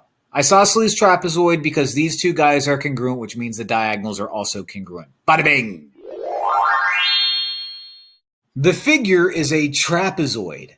Specifically, this is an isosceles trapezoid. I should have put those markings there. But when you have isosceles trapezoids, there's some news. Angles next to each other that are not on the same side, or I guess these would be considered bases. So angles that are on different bases that are next to each other add up to 180 degrees. So what I can do is I could say 6x minus 22, this angle right here, plus 8x plus 34, angle R, both of those add up to 180 degrees. So I can combine like terms, 6x, 8x, 14x, minus 22 and positive 34 is 12. That's going to equal 180. And I have myself a two-step equation. Okay, let's get rid of this 12 first by subtracting 12 from both sides. Subtract 12 from both sides. 4x equals 168.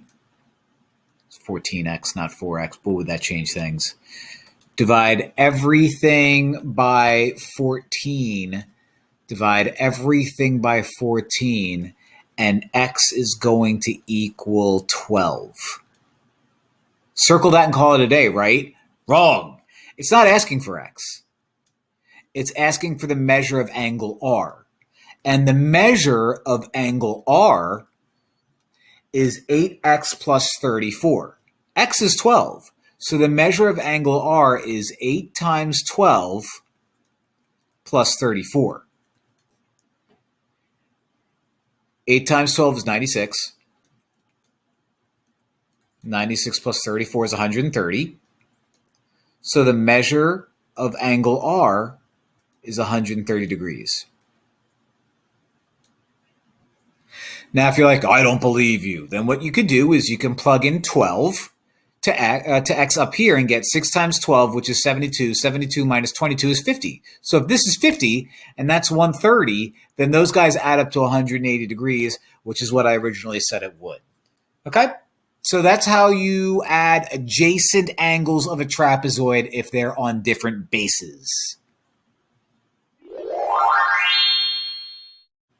Find x. What we have here is we have a rhombus. There's a couple ways that we can approach this, but what I see is it gives me a rhombus that's cut in half right here. And by cutting a rhombus in half, you are creating an isosceles triangle. Why does that matter? Well, because if you are 8x minus 3, then you are also 8x minus 3. You're 106, and these are 3 angles of a triangle. So the 3 angles of a triangle add up to 180 degrees. So 8x minus 3 plus another 8x minus 3 plus 106 equals 180. Now, if you're wondering, well, couldn't I have just done 2 times parentheses 8x minus 3? Sure. But, I set it up this way, and I'm not stopping. I'm not erasing a thing. So I have 8x, 8x, that's 16x. We're combining like terms. I have negative 3, another negative 3, which is negative 6, and 106, which is a perfect 100. That equals 180. Now I have a 2-step equation. First, subtract 100 from both sides. I think I can handle the math here. 180 minus 100 is 80. 16x is on the left still. In order to get x all by itself, we divide 16 from both sides. And 80 divided by 16 is 5. We're being asked to find x, nothing more, so x is 5. And if you wanted to double check your work by plugging in 5 for x, and you get 40 minus 3 and 40 minus 3, and then all that up, you get 180, but I'm gonna leave it like that. Okay? Dunzo. Find x. All right, what do we have here? We have, a rhombus. This side is congruent to that side, which means these two guys are equal to each other. So let's set that up. 8 equals x plus 1, a 1-step equation, minus 1, and x equals 7. Very straightforward, very simple problem. That's how it's done. Find the measure of RST. All right, where is RST? RST. Ooh, okay. What I have here is I have a rhombus cut in half. Now, what I know is when you take a rhombus and cut in half, you get yourself an isosceles triangle right here. Why does that matter? Because if you're 5x minus 5, then you are also 5x minus 5, because isosceles triangles have the same exact base angle right here. So I can set up an equation where this angle plus this angle plus this angle equals 180 degrees. So let's do that. 5x minus 5 plus 5x minus 5 plus 5x plus 10 equals 180. Good news. Negative 5, and positive 10 all cancel each other out. Negative 5 plus negative 5 is negative 10. Negative 10 plus 10 is 0. Nothing. 5x plus 5x is 15x. And now I have a one-step equation. All I have to do is divide both sides by 15, and x equals 12. Done? Nope. Because what I have to do is find the measure of angle RST. What I know is this guy is 5x minus 5. X is 12. So that guy is 5 times 12 minus 5, which is 60 minus 5, which is 55 degrees. So this guy is 55 degrees. Now, since this is a rhombus and this diagonal cut this guy in half, that means both of these are 55 degrees. And in order to find the whole thing, I take 55 and add it to itself, meaning that the measure of angle RST, which was that whole thing, is 55 plus 55, which is 110 degrees. So this one required you to think outside the box a little bit. Or should I say, think outside the rhombus. Yes. Yes, sir.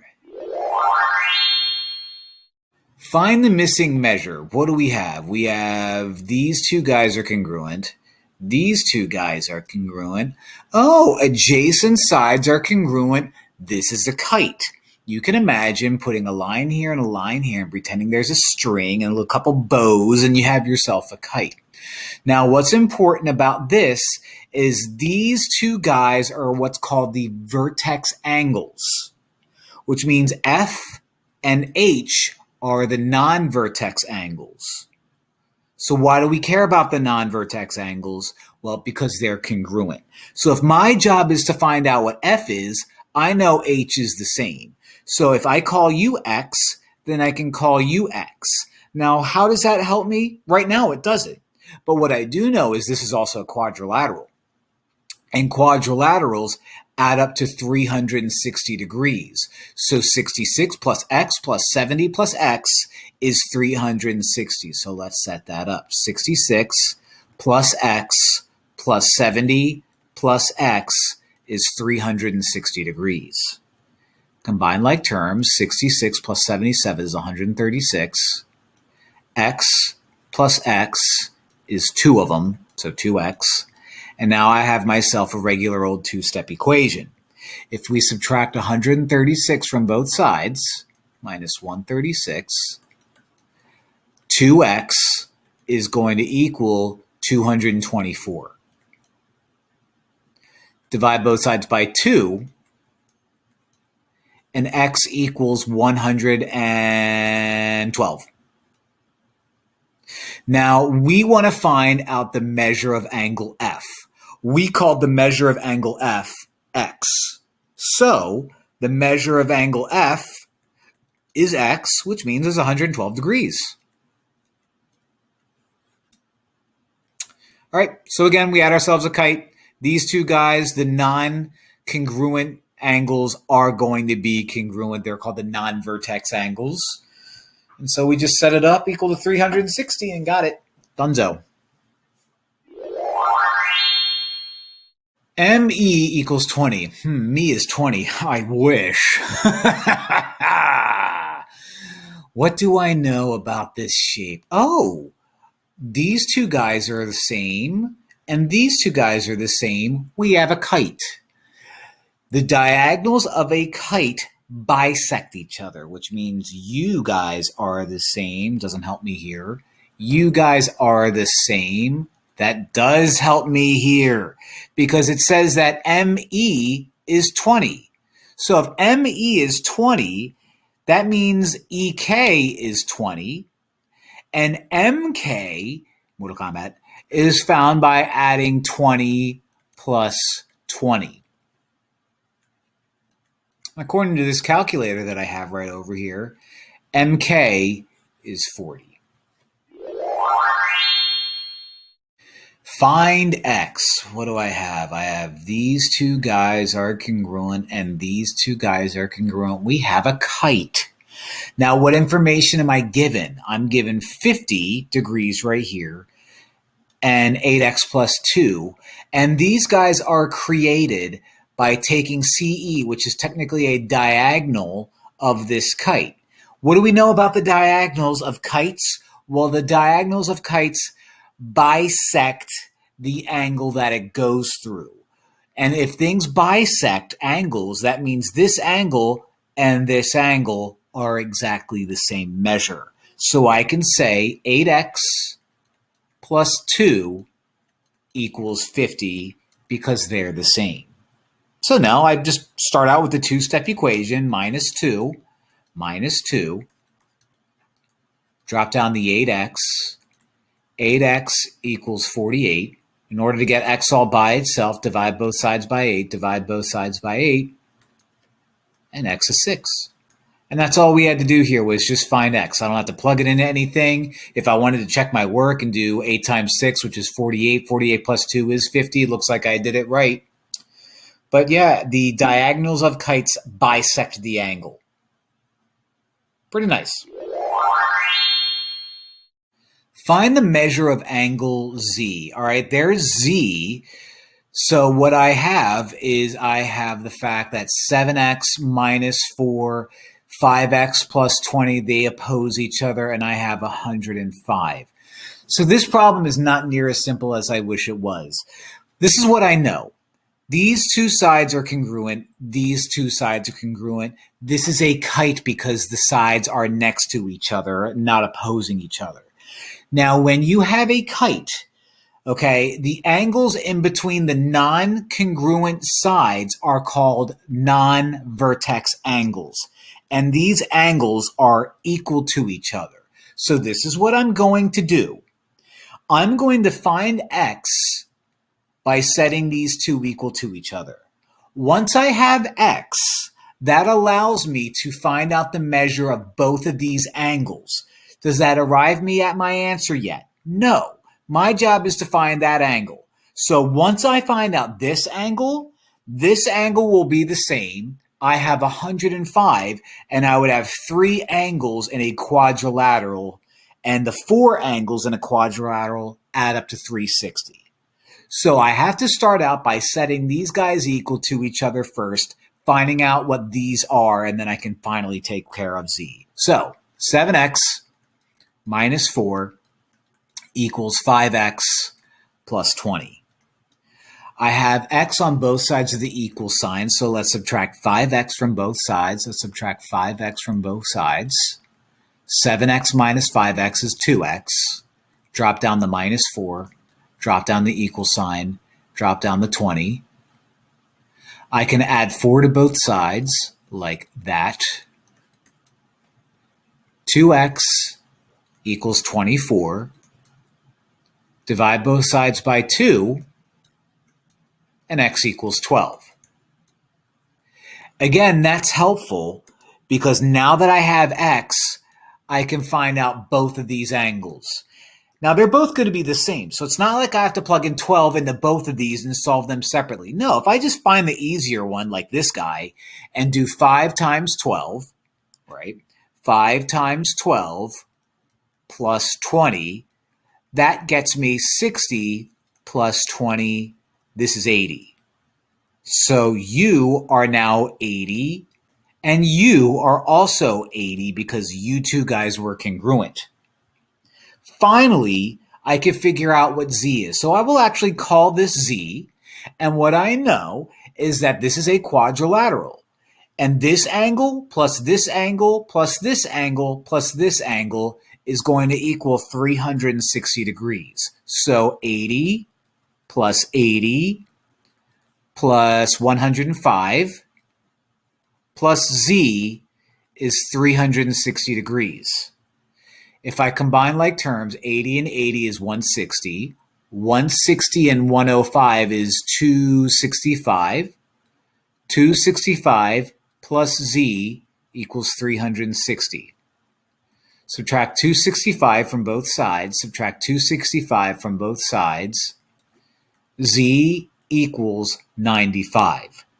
So you're 95, which means after all of this, I can finally say that the measure of angle Z is 95 degrees. So this one required a little bit of extra thought. But these are the types of problems that I love. You have to kind of look at what you have, figure out what you have to do, and sometimes it's not as simple as doing one mathematical process. In this case, we had to do 3. But it was great, and it was fun.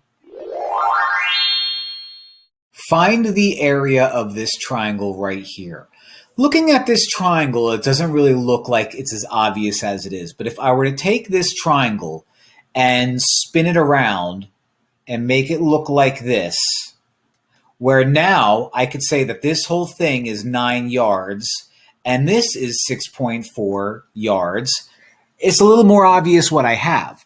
The area of a triangle is 1/2 of base times height. Now, the height is always going to be a perpendicular line going straight up and down to a base.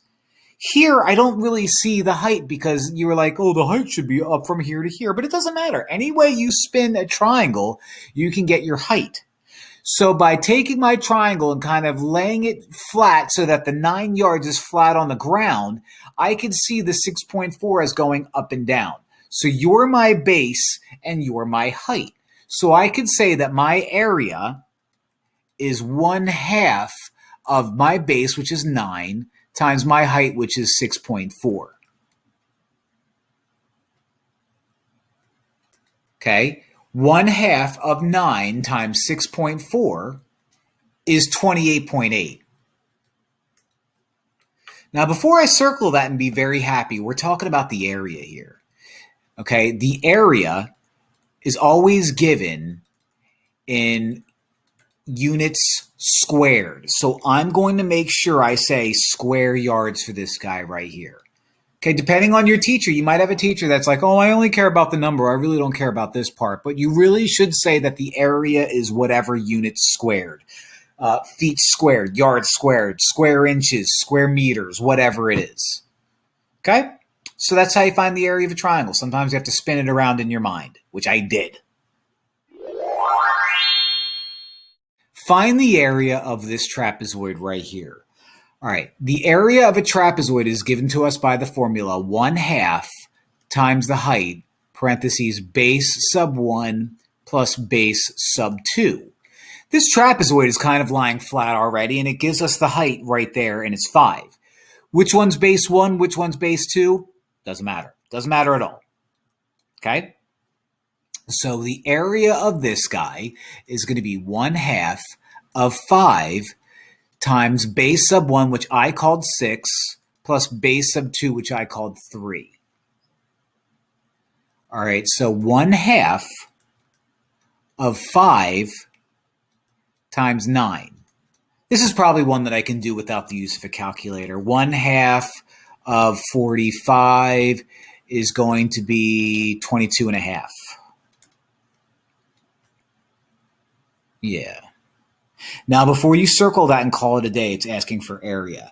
And whenever you're being asked for the area, you should always include the units, but square them.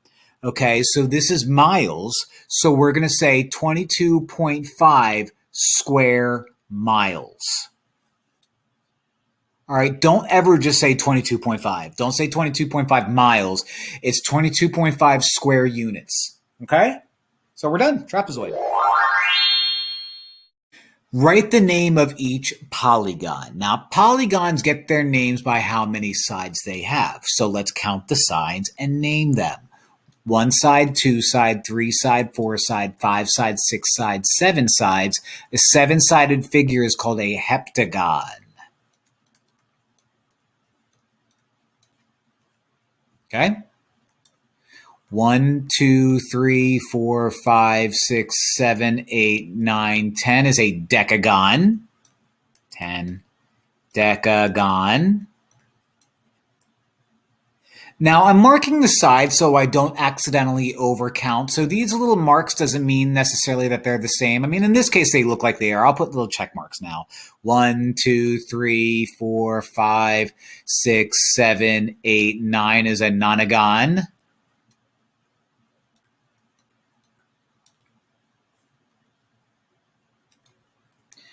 And last but not least, this weird looking creature at the end here is 1, 2, 3, 4, 5, 6. 6 sides, hexagon. So when you do problems like these, when you're naming things and you're just asked to name the polygon, you don't care if it's regular, which means all the sides are exactly the same, or not, unless they want you to be specific. Technically, this is a regular heptagon because all the sides are the same. I technically wasn't told that, but it's a little obvious. This is not regular. These are not regular. But again, all we had to do was name them, and so I did. State if each polygon is concave or convex. The difference between a concave or a convex is if you have all of the angles where the interior angles are less than 180 degrees, it's convex. Now, I know something is concave when it looks like part of the outside caves in. So this guy is concave. Does this cave in a little bit? Yep, concave. Does this cave in at all? Nope, convex. That's the difference between the two. That's it. State if each polygon is regular or not. A polygon is regular if all the sides are congruent and all of the interior angles are congruent. So you look like you are all congruent, and you look like you're all congruent. So I would say, yeah, that's regular. You, no. And I don't even have to mark anything. That's obviously not a regular shape. Okay? So regular, not regular, dunzo. Find the interior angle sum. The interior angle sum is a fancy way of saying, if I were to add up all of these angles, how many angles live inside the whole thing? Well, there's a formula for the interior angle sum. S equals 180 times the number of sides minus 2. N here stands for the number of sides. So what I do is I count up how many sides I have. I substitute N with that number, do a little bit of PEMDAS, and I have my answer. So you are 1, 2, 3, 4, 5 sides, so N is going to be 5. So using the formula for this guy, I have S equals 180 times 5 minus 2. In other words, 180 times 3 is 540. So the angles of a pentagon, which is what I have, add up to 540 degrees. How many sides do I have here? 1, 2, 3, 4, 5, 6, 7, 8, 9, 10, 11, 12. So N equals 12 in this case. So the sum of all the angles is going to be 180 times 12 minus 2. So the sum is going to equal 180 times 10, which is 1,800 degrees total. Okay? So there you have it, interior angle sum of a polygon. Pretty simple formula to use. Dunzo. Find the measure of one interior angle.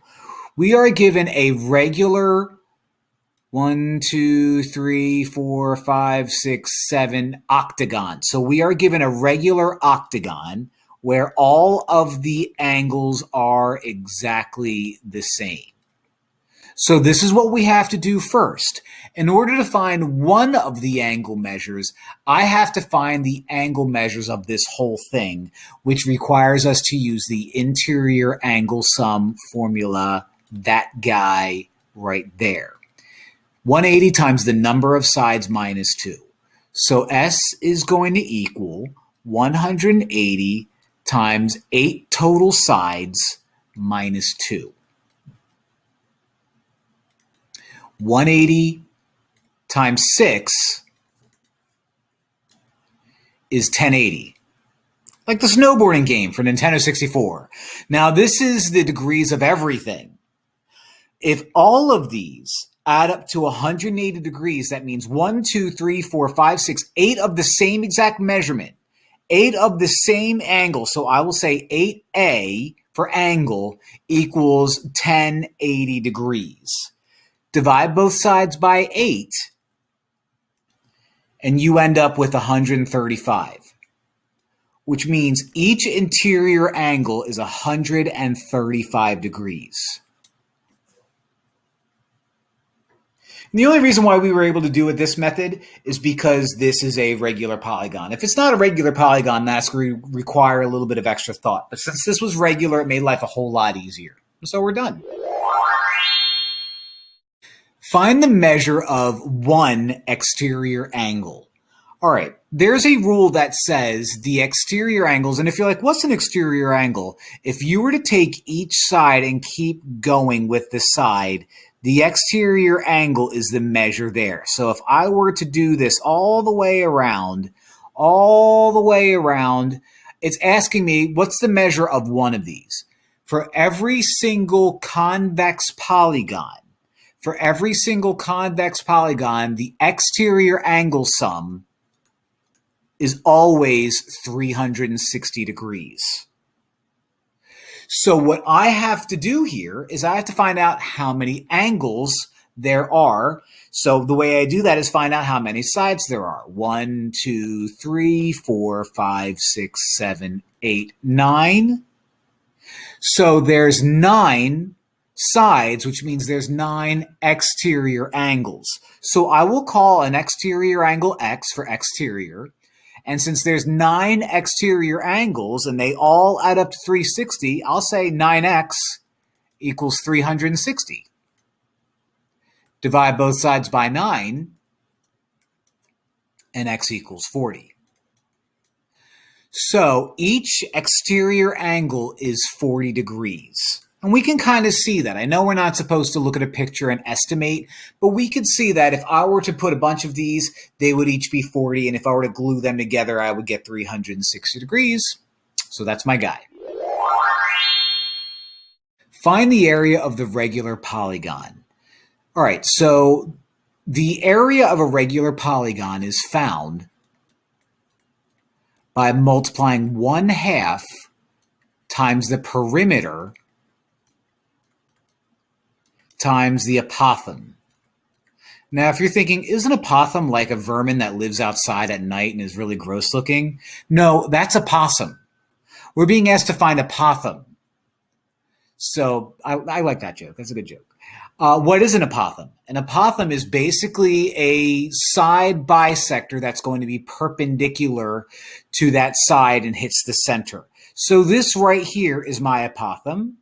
And what I have is one of the side lengths. One of the side lengths is 12. All right, well, in order to find the perimeter, I have the apothem is 14.5. That's the apothem. In order to find the perimeter, I have the fact that you're 12. There's one side, 2 sides, 3, 4, 5, 6, 7, 8. So the perimeter is going to be 8 times 12. So the area is found by multiplying 1/2 to 8 times 12 times 14.5. All right, so I'm going to go off to the side here and pretend like I'm not going to plug this into a calculator. And I did this all in my head, and I ended up getting 69.6. Nice. Now, do I have any units? No. If I had units, I would say square units. So I'm just going to put square units, square U anyway. I'm allowed to do that because it's area. But that's how you find the area of a regular polygon. So, yeah, fun. Apothem. Find the area of the regular polygon. Well, what do I have? I have a 1, 2, 3, 4, 5, 6-sided shape. Okay. I know that the area of a regular polygon is 1/2 times the perimeter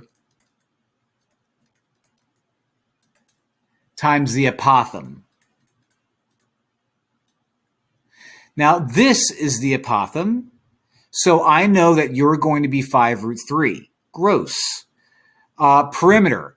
I don't know what the perimeter is, but I do know that there are 6 sides and each side is 10. So the perimeter is going to be 6 times 10, and the area is going to be half times that. So I should be able to do this without a calculator. 1/2 times 6 is 3. So I have 3 times 10 times 5 root 3. 3 times 10 is 30. So 30 times 5 root 3 is going to be 150 root 3. I don't have any units, so I could say units squared. All right, so that's how you do it. Root 3. Can't forget root 3. Ooh, that was a close one. Ooh.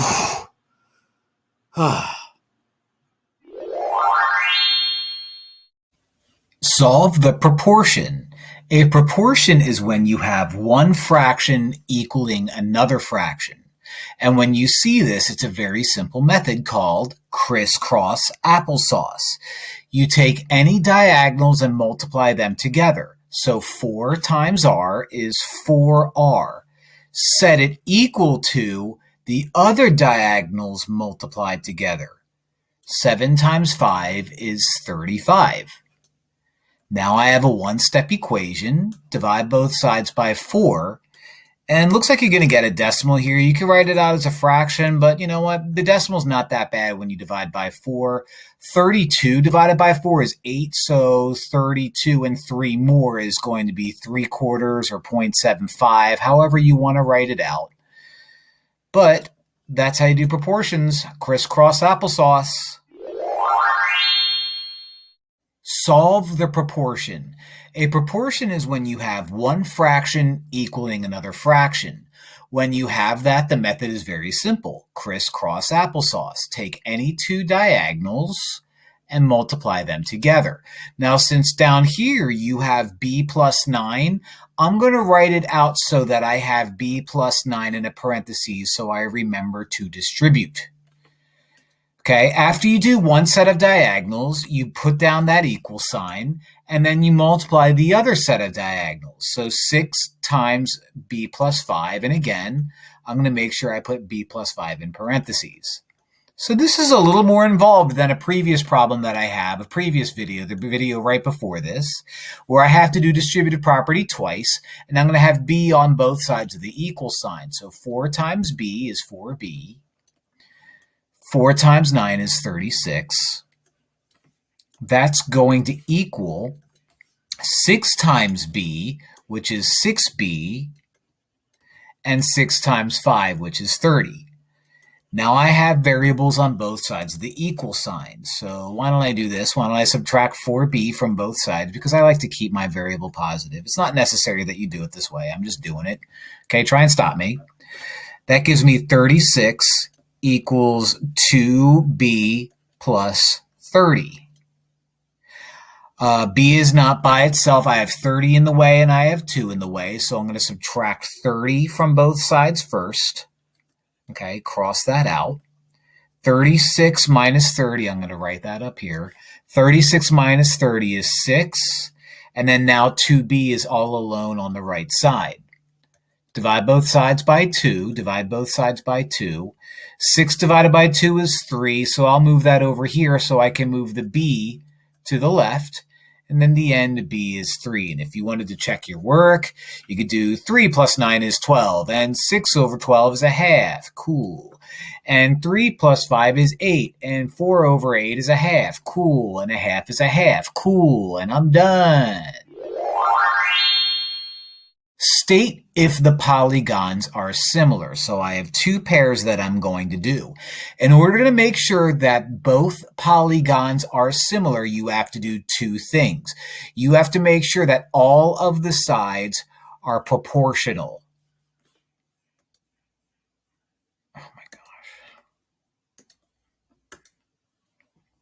State if the polygons are similar. So I have to check if these 2 are similar, and I have to check if these 2 are similar. It's 2 things that you're looking for here. You have to make sure that all of your sides are proportional. That means if I have a quadrilateral, I have to make sure that one fraction equals another fraction equals another fraction equals another fraction. Okay, and I do that with corresponding sides. So I would do like 10 seems to match up with 15, so 10 over 15, and so on and so forth. And I have to make sure that all of my angles are equal. Okay, so the angles have to be equal, the sides have to be proportional. So let's do the proportional part first. I'm going to match up corresponding sides, and I'll do small to big. All right, I'll do small to big. So I'm going to see if 10 matches up with 15, so 10 over 15. And I'll go clockwise here. See if that matches up with 14 over 21. 9 plus 10. See if that matches up with 10 over 15. Again. And I have to see if that matches up with 14 over 21. Now, notice a lot of these are repeats, so I don't have to overthink that. But now I simplify fractions. 10 over 15 is 2 over 3. 14 over 21 is 2 over 3. 10 over 15 again is 2 over 3. 14 over 21 is 2 over 3. So the proportional part checks out. Now I have to make sure corresponding angles are exactly the same too. So 90 matches up with 90, and 90 matches up with 90, and 90 matches up with 90, and 90 matches up with 90. So the angles are good, the proportional's good, these two are similar. Okay? Now, let's do this again over here on the right side. Let's start out with the proportional sides first. So let's do small to big again. So we'll start at the top and work my way around regular clockwise. 7 over 21 has to match up with 5 over 15, which has to match up over 7 over 21 again, so I'm not going to rewrite that, which has to match up with 5 over 15, so I'm not going to rewrite that. If you're figuring this out, if you see repeats, just be lazy. 7 over 21 is a third. Cool. 5 over 15 is also a third. Cool. We're in good shape there. Proportional yippers. Now I have to make sure the angles match up. Now I'm not given a ton of information about the angles, except that is 40. This corner is going to be 40. And up here, that corner is going to be 130. But what it tells us is these guys are parallelograms. So whatever this angle is, the angle right next to it is going to be supplementary to it. In other words, 130 and this angle have to add up to 180, which means U would be 50. Which doesn't match up with 40, which means no, these guys are not similar. So kind of tricky, because it looks promising with the proportional sides part, but then the angles are like, nah, I'm going to get you. I'm going to get you. The polygons in each pair are similar. Find the scale factor of the smaller figure to the larger figure. All right, so the scale factor is basically a ratio of small to big. This is the smaller figure. This is the larger figure. I put B for big, not L for large. Don't know why I did that. But too late. Biggie Small is the rapper. So we have to pick sides that are absolutely corresponding. So since I have 18 and 18 and 30 and 30, then I can choose 18 from the small and 30 from the big. Because this 18 lives in between 18 and 21. This 30 lives in between 30 and 35. So that 18 matches up with that 30. So 18 over 30 can be simplified if I divide everything by 3.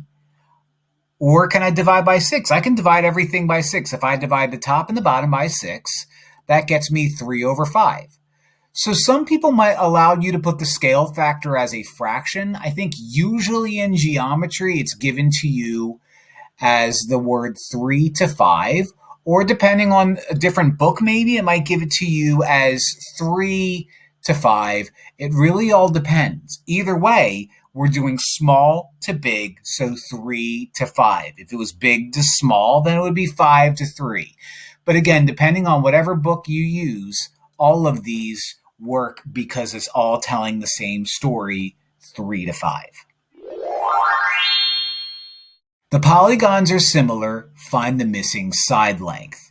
Whenever you're being asked to find the missing side length of similar figures, you're going to want to use proportions.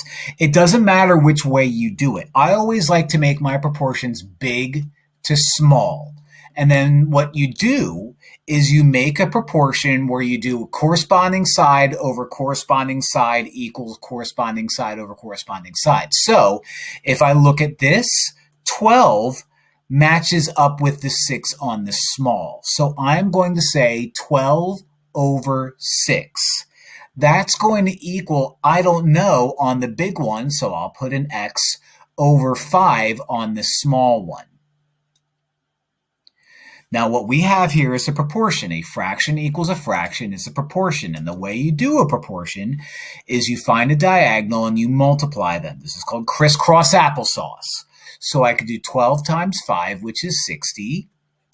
Then you put the equal sign there. And then the other diagonal, 6 times x, is 6x. Divide both sides by 6, x equals 10. So the missing side length over here is going to be 10, which makes sense because 5 over 6, 10 over 12, 10 over 12 simplifies to 5 over 6, so everything seems to work out on the math side of it, which I'd hope so. The polygons are similar, find the missing side length. Now, in a previous problem, I was only given 2 pieces of information. For example, I was only given like that info. So a side and I don't know and a side and a side. Now I'm given extra. Should that complicate things? Absolutely not. What I like to do is when I'm given 2 similar figures and I'm being asked to find the missing side length, I like to make a proportion of the big shape to the small shape. So big over small. I pick a side on the big shape that I know I have the corresponding part to. So let's use what looks like a hypotenuse, even though I know it's not. I'm going to choose 53 or 63 on the big, which matches up with 54 on the small. So 63 over 54. Now, if you're like, well, do I do the same thing with 56 and 48? Nope, I don't need them. Don't need them at all, just extra information. I care about what that question mark is, and I'll just call it X for now. 35 over here matches up with I don't know over there. So 35 on the big is going to match up with X on the small. Now I have a proportion. And when you do a proportion, you do crisscross applesauce. So 54 times 35 is, of course, 1,890. I did that all in my head, and I didn't pause the video so I can look it up. Now I put an equal sign there, and I do the other diagonal, 63 times x, which is 63x. In order to get x all by itself, you divide by 63 on both sides, of course. And I absolutely know that this is, of course, 30. So 30 equals x, x equals 30, but I'm not even going to circle x because x isn't even part of my original problem. The figures are similar. Find the missing side length. The missing side length is 30. Okay? That's how it's done. The polygons are similar. Find x. Now, my job is to find that x value right here. I'm given 2 similar figures. I'll call you big shape. I'll call you small shape. Whenever I'm being asked to do any kind of solving with similar figures, I like to create a proportion with the big small matching, or the big side, big triangle. It'd be nice if I knew how to talk. Matching up with the small triangle. Of course, I said it's big small because I have rap music on the mind. Now, I definitely care about this x right here. So I need to make sure I match 63 up with that guy. So on the big, I have 63. And on the small, I have 8x minus 2. I'm going to set that equal to, well, let me see here. I have 49 and I have 49. But I can't use this 49 because I'm not given any information down there, so that extra 49 is useless. So I'm going to choose this 49 on the big over that 42 on the small because they match up. Now I have a proportion. And when you have a proportion, you're going to do crisscross applesauce. Pick any diagonal and multiply them together. 63 times 42, of course, is 2,646. No calculator needed here, just my mind. Now, over here is going to be slightly different. I have 49 times two things, and so whenever you see that, you have to do distributive property and group that 8x minus 2. So my next step is do nothing here, but distribute that 49 to 8. Now, 50 times 8 would be what, 400? So 49 times 8 would be 392. I'm just going to sneeze quick. Achoo. Now, that was correct. So don't forget the x. 49 times 2, negative 2, is negative 98. I have a two-step equation now. So I'm going to add 98 to both sides, add 98 to both sides, and cross you out 2,744. That's going to equal 392x. I've heard of P92x, but 392x, that's different. Divide both sides by 392, divide both sides by 392, and I think it's 9. It's not, it's 7. I was just joking with you guys. Cross that out. X is going to equal 7. So I'll put that right here. X equals 7. Yeah, so there you have it. A little bit of extra information there to throw you off. A little bit of extra information here to make you do distributive property. But, similar figures, finding missing sides is all pretty much the same. You just set up a proportion using what you have. Don't do too much. Crisscross applesauce, do a little bit of math, and then you're donezo. Funzo. The polygons are similar. Find x. Now, I'm not given a ton of information, except for the fact that the scale factor from A to B is 5 to 6. So I'm going to compare A to B, which I know is 5 to 6. On A, I have 3x plus 11, so I'm going to match that up with 3x plus 11, and on B, I have 42. So this is no different than a regular old find the missing side of these two similar triangles if we were given information. In fact, if I wanted to, I could have made u 6 and I could have made u 5 and made u 6, and the problem would end up being the same anyway. All right, so crisscross applesauce, whenever I have a proportion, you always multiply diagonals, make an equal sign, and then multiply the other diagonal. So we'll do 5 times 42 first, which is 210. Yeah, that looks right to me. We're going to set that equal to 6 times 3x plus 11. Ooh, in parentheses, whenever you have a group and you do proportions, you're going to have to do distributive property. Don't forget. So 210 doesn't change.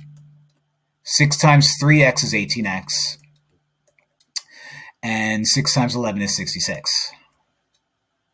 Now I have a two-step equation. Subtract 66 from both sides. Subtract 66 from both sides. Cross u out.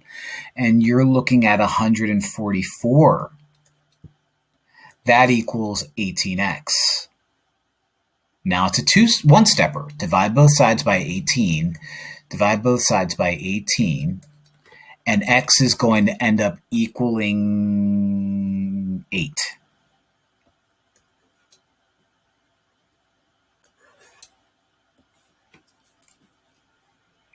So there you have it. I believe this is my fourth find the missing side of a similar triangle type problem. All of them are the same. You just set a proportion, crisscross applesauce, do some distributive properties sometimes, and then take it from there. That's it. The polygons are similar. Find x.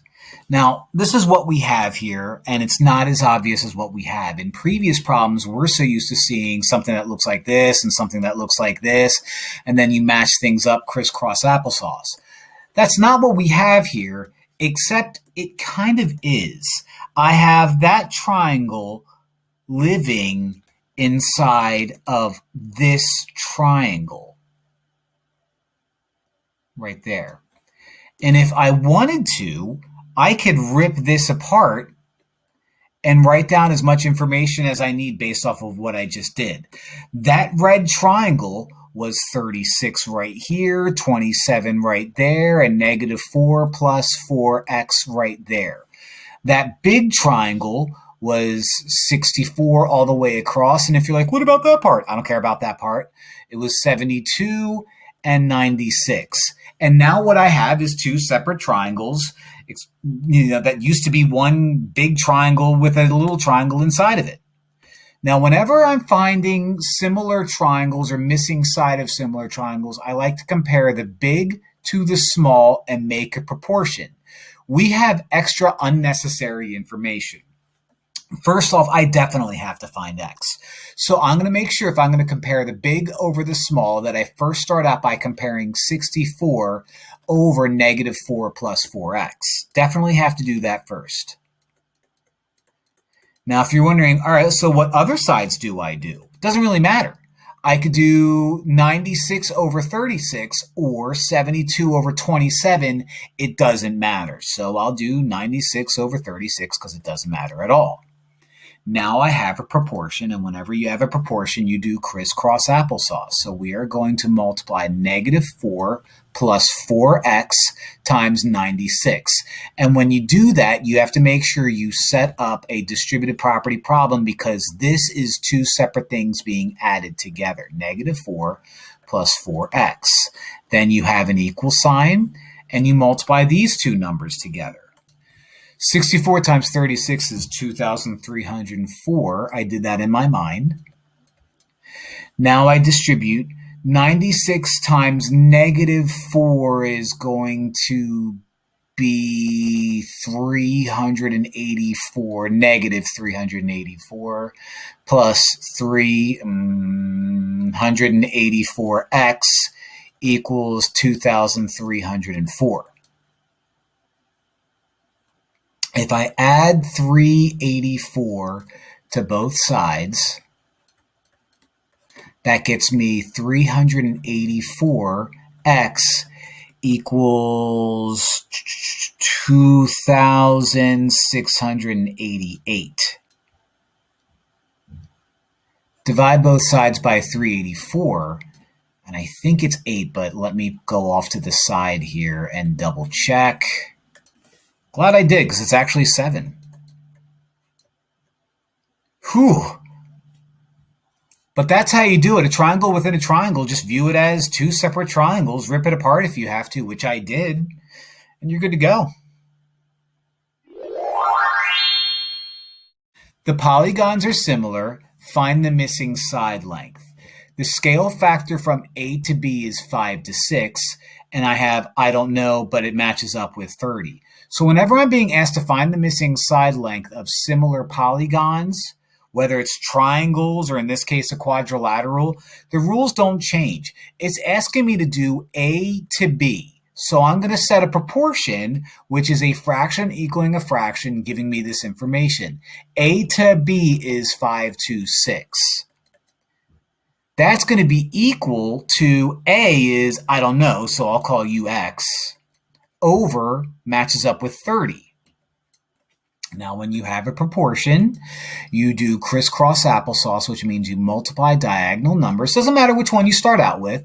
6 times x is 6x. Then you drop down the equal sign and multiply the other diagonals. 5 times 30 is 150.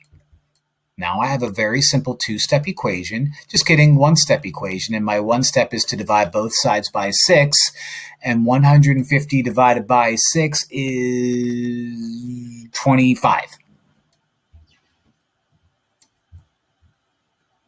So there you have it. There's my x. I really shouldn't circle x because x wasn't in the original problem. I really should say just 25. I don't think you'd have a teacher that would mark you wrong. But if we really wanted to be specific, we would just say the missing side is 25. And there you have it.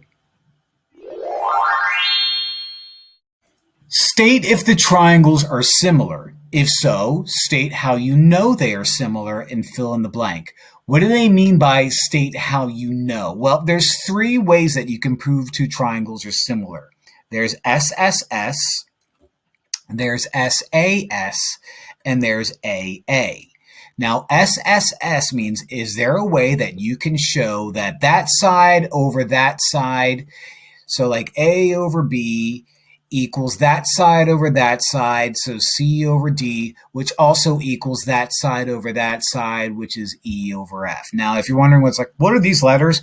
This just means like that side over that side is the same as that side over that side, which is the same as that side over that side. A, C, and E are on the same triangle. B, D, and F are on the same triangle. So that's what SSS means. It's not the same as the SSS for triangle congruence. You're not looking for exact numbers. You're looking for a ratio. SAS means you're only going to pick two sides and match those up, but you're also going to see if two angles are congruent. AA is if two angles on one triangle are congruent and another pair of angles are congruent, that means automatically the third angles are congruent. But we don't care about the third angle because all I need is two. So what do we have here? Well, I'm not given any information about angles, which means I can't use either of these two, so I have to go with SSS. So what I need to do is I'm going to compare big to small. I always compare big to small when I can.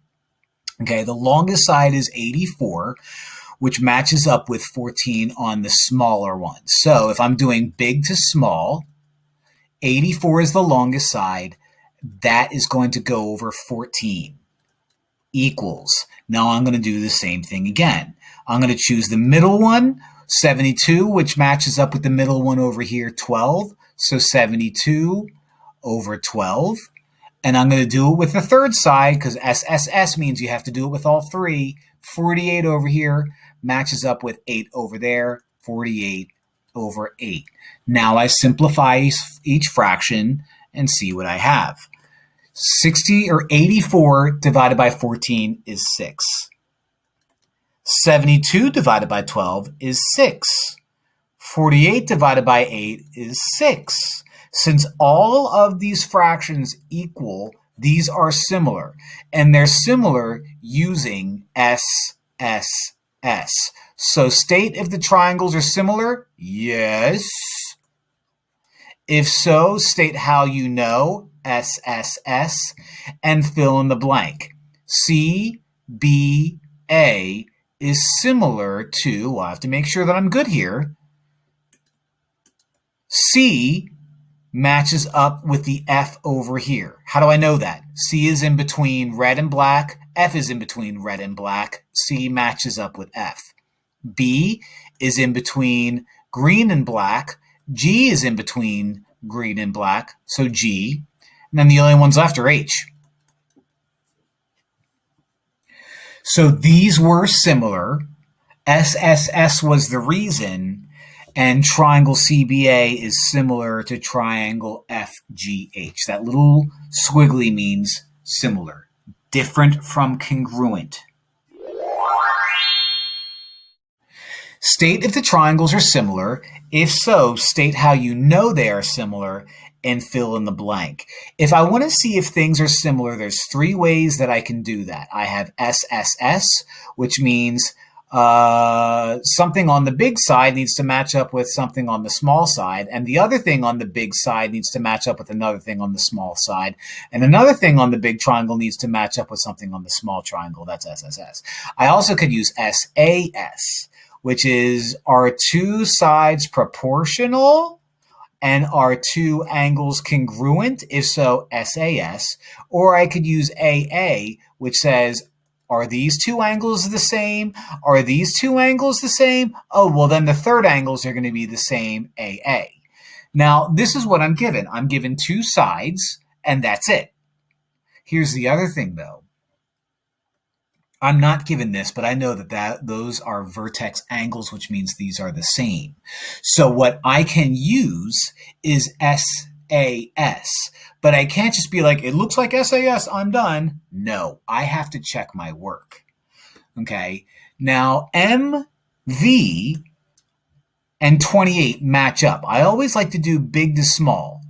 So 28 on the big has to match up with 14 on the small. Very good. That has to match up with 49 over 8. Now, 28 over 14, 28 over 14 is 2. 49 over 8 is definitely not 2. So are these similar? Are they? No. They're not similar. If so, blah, blah, blah, blah, blah, blah, blah, blah, blah, blah. These are not similar, therefore I'm done. They're not similar because even though SAS looks promising, the proportions are not the same. And this makes sense. I mean, if you just look at the picture, I mean, no way. Not even possible. I mean, these two just like, no way.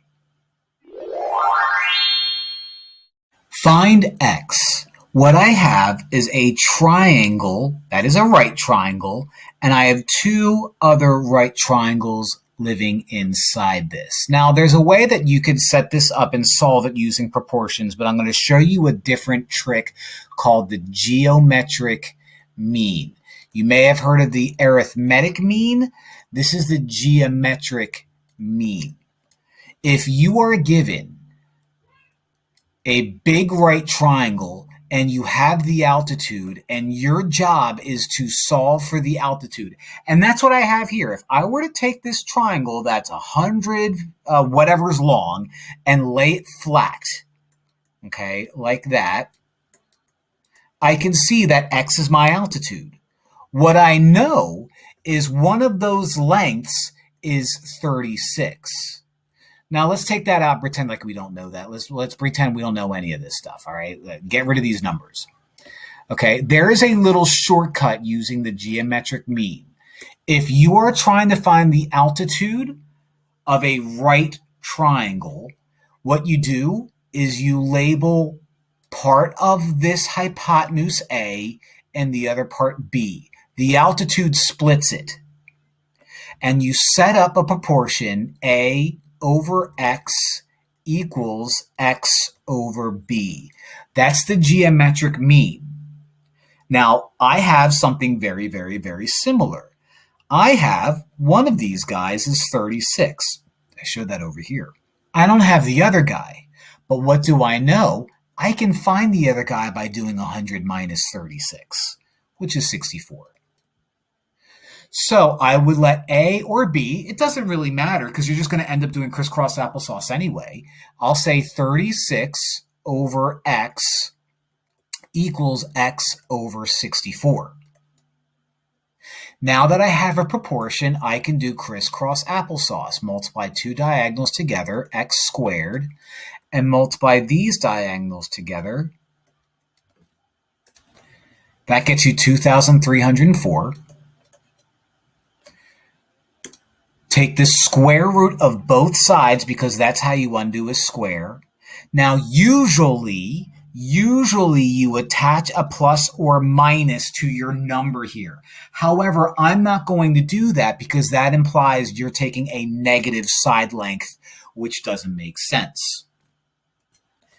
What I do get is the square root of X squared is X. And the square root of 2,304 is 48. I knew that right off the top of my head. Didn't use a calculator at all. But this is using geometric mean. There's other ways that you could do this by using similar. I mean, if I wanted to, I could rip this apart and pretend that I have a small triangle and a big triangle and do similar triangles like I've done 1,000 times on this channel. But here I'm doing geometric mean to show you something new. Find X. What I have here is I have two parallel lines and pieces of that parallel line. There are several ways that I can set this up, but one way that I can set this up is I have a big triangle with a small triangle living inside of it. My big triangle is this whole thing. My small triangle is this little tiny piece right here. And so I'm going to set up a proportion comparing the big triangle to the small triangle. So on the big triangle, I have 45. That matches up with 5x on the small triangle. Okay. On the big triangle over here where I'm given some information, I have 36 on the big. That matches up with 20 on this small. Now that I have a proportion, I could do crisscross applesauce. Take two diagonals and multiply them together. 45 multiplied to 20 is 900. 5x times 36, 5 times 36 is 180. So 180x. Divide both sides by 180. And x equals 5. So this is not too different from regular old find the missing side of similar triangles problems that we've done before. It just gives you information about parallel lines, and parallel lines mean you can do some special stuff with it. But that's it, we're done. Find x. What we have here is we have 3 parallel lines and 2 lines that are not parallel that cut through it. Now there's a little rule, and I'll try to draw this similar to what we have here. It's obviously not going to be the same. But there's a little rule that says, let's call you A, let's call you B, let's call you C, let's call you D. If these 3 lines are parallel, then what we could do is set up a proportion A over B equals C over D. Now we have something very similar, but it's incomplete. See, I have 25 here.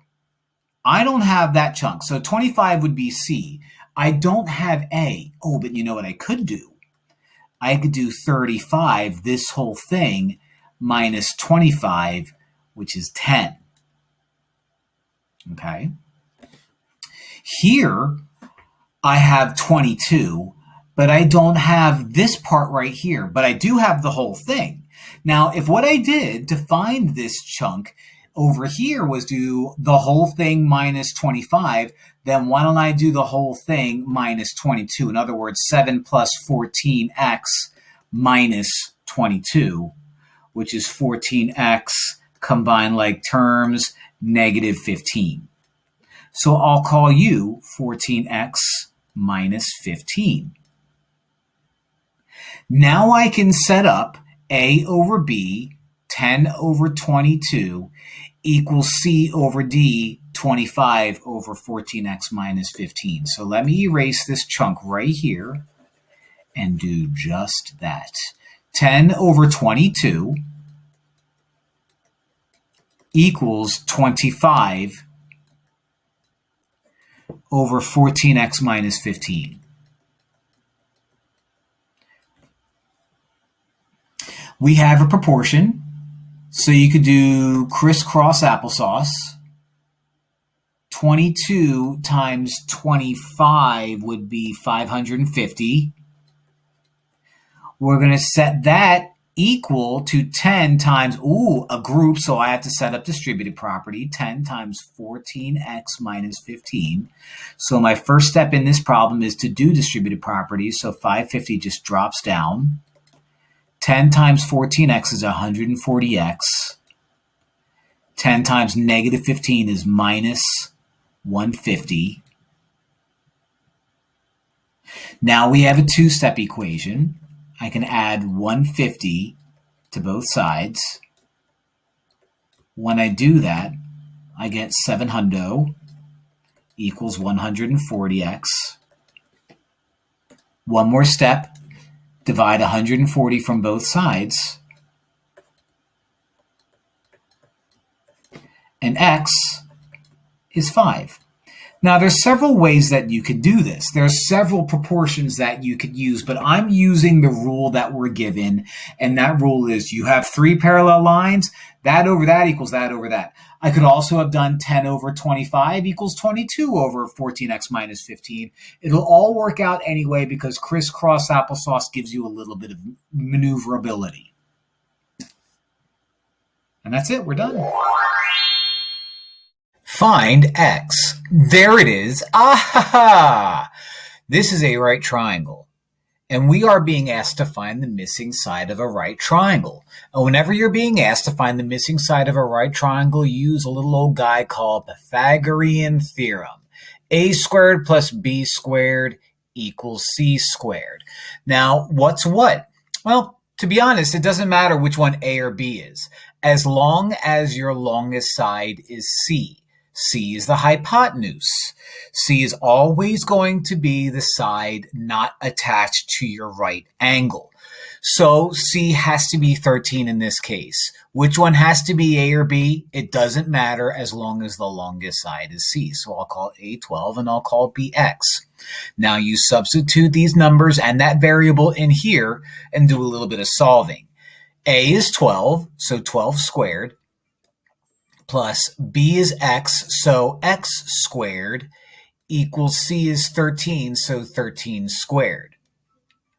Now, the next thing that you do in Pythagorean theorem is you simplify the numbers. So 12 squared is 114, plus x squared is still x squared, and 13 squared is 169.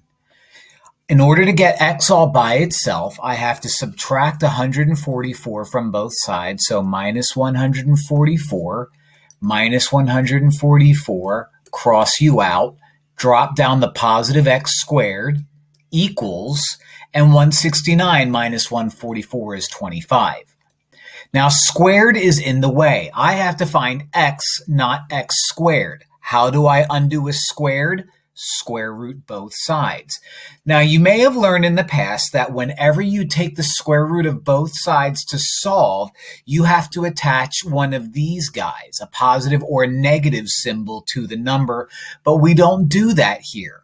Why? Because we're finding the missing side of a triangle. So you're not going to say, my answer is positive or negative. Well, you can't have a negative side, so it can't be or negative. So my answer in this case is just positive 5. Now, since I'm given a unit of measure, I'm going to make sure I attach that in my answer. So find x. X is 5 inches. And that's my answer. We're done. Find x. We are being asked to find the missing side of a right triangle. Whenever I'm asked to find the missing side of a right triangle, we use this fella, the Pythagorean theorem, invented by Pythagoras way back in the day. Now, a squared, b squared, and c squared, they are all representative of 3 sides here. Now, what letter gets what? Well, C has to be the hypotenuse, the longest side. The hypotenuse is always going to be the guy not attached to your right angle. Which one's A, which one's B? It doesn't matter as long as the longest side is C. So we'll call A 4, we'll call B 3, and we'll call C X. Now I plug them into the formula. A I called 4 squared. A fun game to play. B I called 3, so 3 squared, and C is x squared. Whenever you're doing the Pythagorean theorem, whether it's you're finding a missing hypotenuse or a missing leg, the second step is always to simplify these numbers. 4 squared is 16, plus 3 squared is 9, still equals x squared. If you can combine like terms, combine them. 16 plus 9 is 25. 25 equals x squared. Now, I didn't find x yet. I have x squared. And in order to get rid of that squared, I have to square root both sides. Now, in the past, you were taught that if you take the square root of both sides in order to solve, you attach a positive or negative symbol to the number. We don't do that here because we can have a positive or negative side length. You can't have negative side lengths. It's only going to be positive. So we're not going to attach that symbol. So I'm sorry I even brought it up. But the square root of 25 is 5. The square root of x squared makes it just x. And what I'm going to do is I'm going to flip it around because I like my variable on the left, x equals 5. And I'm going to make sure I attach the unit of measure, which is miles in this case, because it's proper. But you are asked to find the missing hypotenuse. And in this case, finding the missing hypotenuse is Pythagorean theorem, combine like terms, square root, you get 5 miles. I would walk 500 of those to answer another problem. It's a song, look it up. State if each triangle is a right triangle. This uses a little thing called the converse of the Pythagorean theorem. The Pythagorean theorem is a squared plus b squared equals c squared. Usually we use this guy to find missing sides of right triangles. Well, in all three of these cases, I'm given all three sides. So what I have to do is use this guy to make sure that these are right triangles. Now, what does that look like? I go to one of my triangles and I label the three sides A, B, and C. But oh, do be careful, because whenever you label A, B, and C, you must call the longest side C, because the longest side would be the hypotenuse in this case. It doesn't matter which one A is. It doesn't matter which one B is. And what you do, now that we have things labeled, is you plug it into this formula. So A squared is 12 squared plus b squared is 9 squared equals c squared is 15 squared. And you might be thinking, what are we solving for? Nothing. The goal of using the converse of the Pythagorean theorem is to make sure our math works out. If it does, it's a right triangle because it works for the Pythagorean theorem. If it doesn't, it's not a right triangle. It's still a triangle, but it's not a right triangle. So let's do the math. 12 squared is 144. 9 squared is 81. 15 squared is 225. 144 plus 81 is 225. Does 225 equal 225? Last time I checked, yes, it does. So this first one is a right triangle. Okay, let's try it again and again. So I have to label A, B, and C. Which one has to be A, B, or C? Well, A and B doesn't matter as long as you call the longest side C. So I'll call you A and I'll call you B. So 10 squared plus 49.5 squared has to equal 50.5 squared. 10 squared is 100. 49.5 squared is, let me do the math in my head, 2,450.5. And 50.5 squared is 2,550.25. I meant to put a 2 here. I don't know if I said it and just typed it or wrote it out wrong, but there you go. So, okay. 100 plus 2,400 blah is 2,500 blah. That equals 2,550.25. So since the both of them equal each other, even though I have a little writing errors here, I fixed it, and yes, it does work out. Okay, so not as pleasant, but I did the math in my head. I didn't. Last one. Now, I don't know what the square root of 115 is, but I do know that the square root of 121, which is 11, is 11. So this has to be C here because 11 is going to be bigger than the square root of 115 because 121 is 11. So I'll call you A, I'll call you B, and I'll set it up. And you might be thinking, oh, no, square roots. Don't worry about it. It's actually not bad. I have 9 squared plus the square root of 115 squared has to equal 11 squared. 9 squared is 81. 115 squared cancels each other out if I square root it. Happy days. 11 squared is 121. 81 plus 115 is like 196 or something, which is certainly not 121. So nope. All right, so this is how you use the converse of the Pythagorean theorem. I give you 3 sides. I ask you, is this a right triangle? You determine which one has to be C, and the longest one's always going to be C. You plug it in, you make sure it works, and if it does, it's a right triangle. If it does, if it's a right triangle. If it doesn't, it's not a right triangle. Not bad.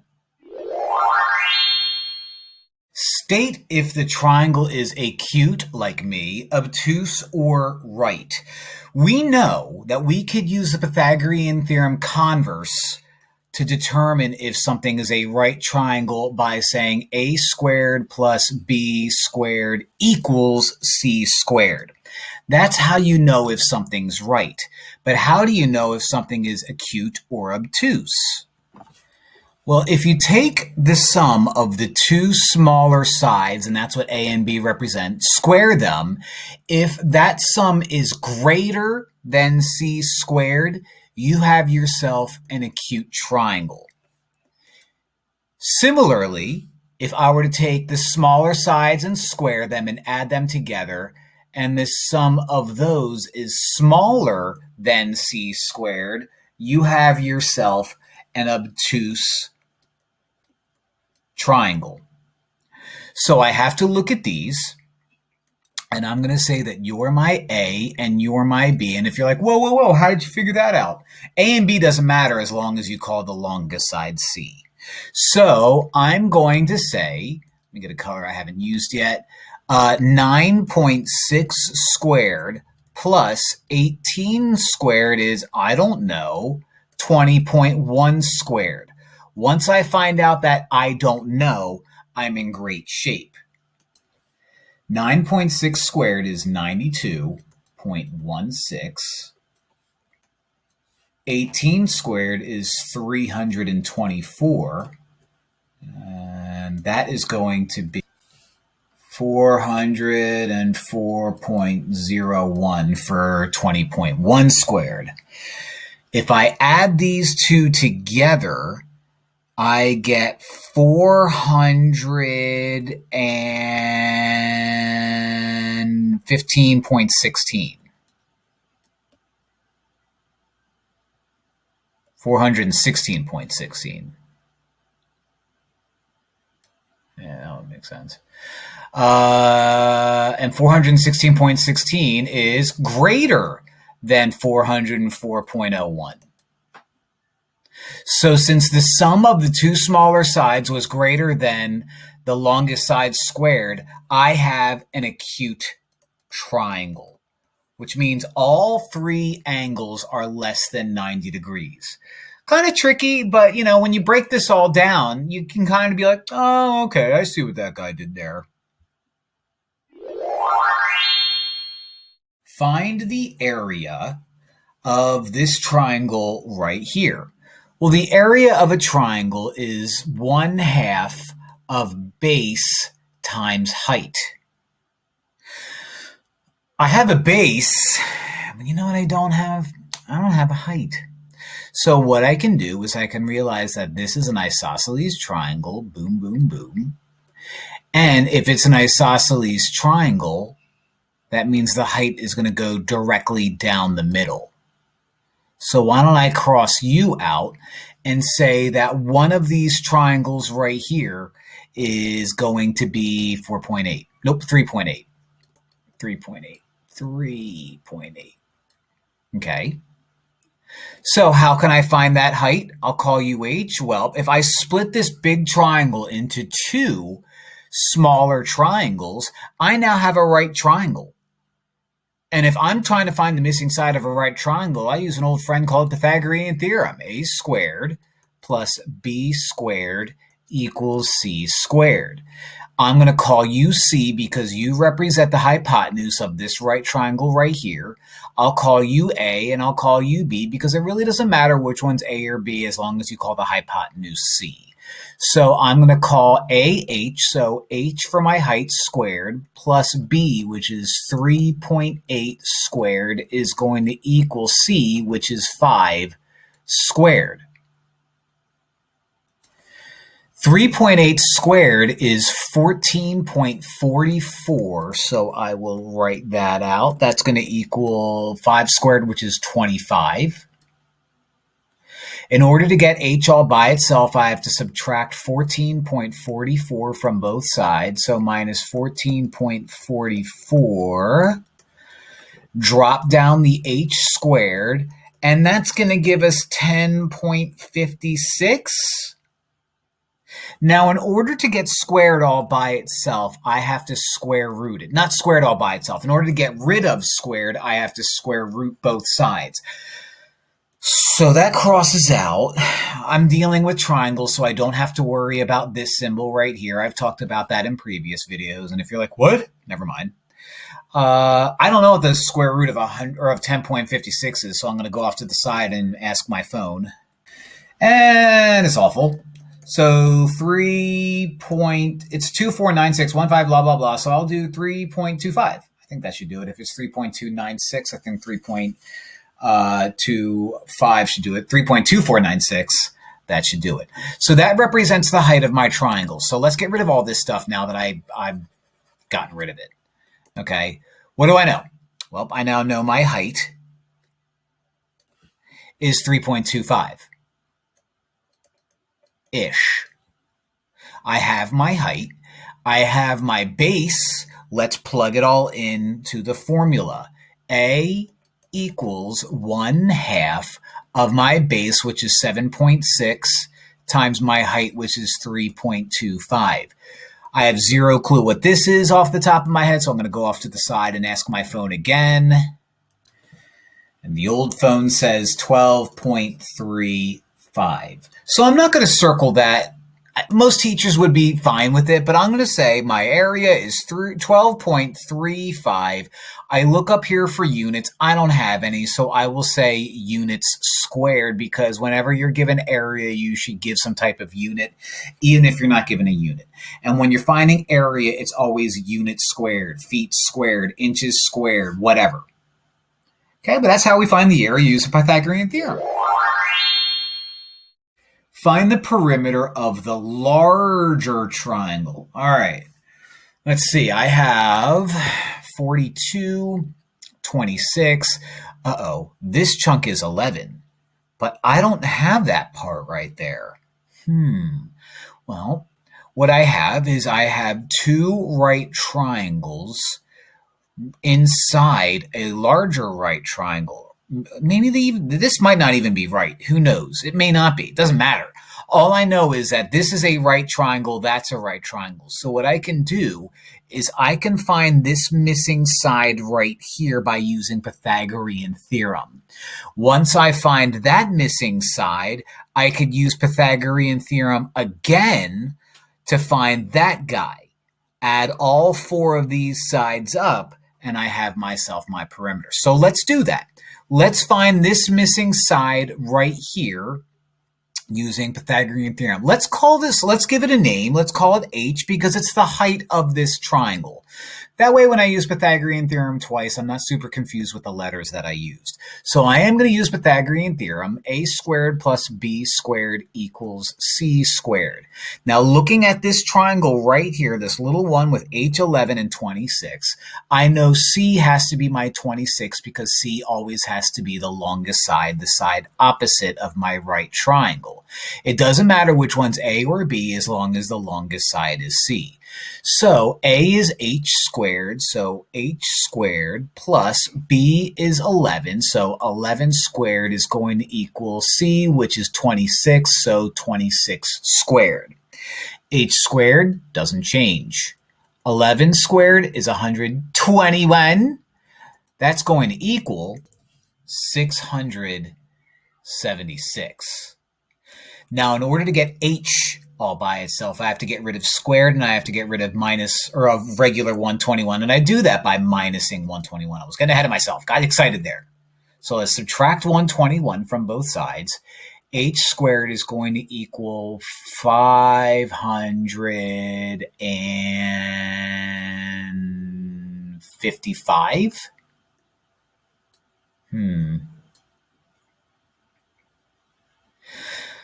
Square root both sides.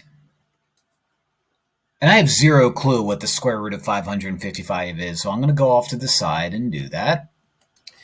So it's gross, and I knew it would be gross. That's kind of why I took a moment to figure out what this was, because I thought I was going to get something pleasant, and I didn't at all. It's 23.558, so let's go with 23.56. So this guy is 23.56. All right. That guy, the height. Yippee. Now, I'm going to do the same exact thing to find out this part right here. So I'm just going to call it x. All right. I am now focusing on this triangle on the left where I have a height of 23.56. I have a hypotenuse of 42, and I'm missing a length of x. So I'm going to use Pythagorean theorem again, using different colors so I don't mix the two A, B's, and C's. I will call you A again because, why not? I'll call you B as long as I call the longest side C. So A is 32.56, 23.56 squared, plus B is, x squared equals 42 squared. Before you reach for a calculator, we know what 23.56 squared is. It's 555. We just did that. Oh, yeah. Plus x squared is going to equal 42 squared, which is 1,764. Subtract 555 from both sides. Subtract 555 from both sides, and you're looking at 9. Carry the 1, make that a 2. 1209 gross is equal to x squared. Is x all by itself? No. Squared's in the way, so let's square root both sides. No clue what the square root of 1209 is, so I'm going to go off to the side. It's gross. It's 34.77067731, so I'll put 34.77. So this guy right here, and I'll make it black, is 34.77. So in order for me to find the perimeter of this whole triangle, I have to add that side plus 26 plus 11 plus 34.77. 42 plus 26 plus 11 plus 34.77. That's going to end up equaling 113.77. No units to worry about, so units, feet, inches, whatever. Just don't square it because we're not finding area, we're finding perimeter. Pretty gross problem. Not a big fan, took a while, but yeah, I got it. I got it good. Find the missing side lengths.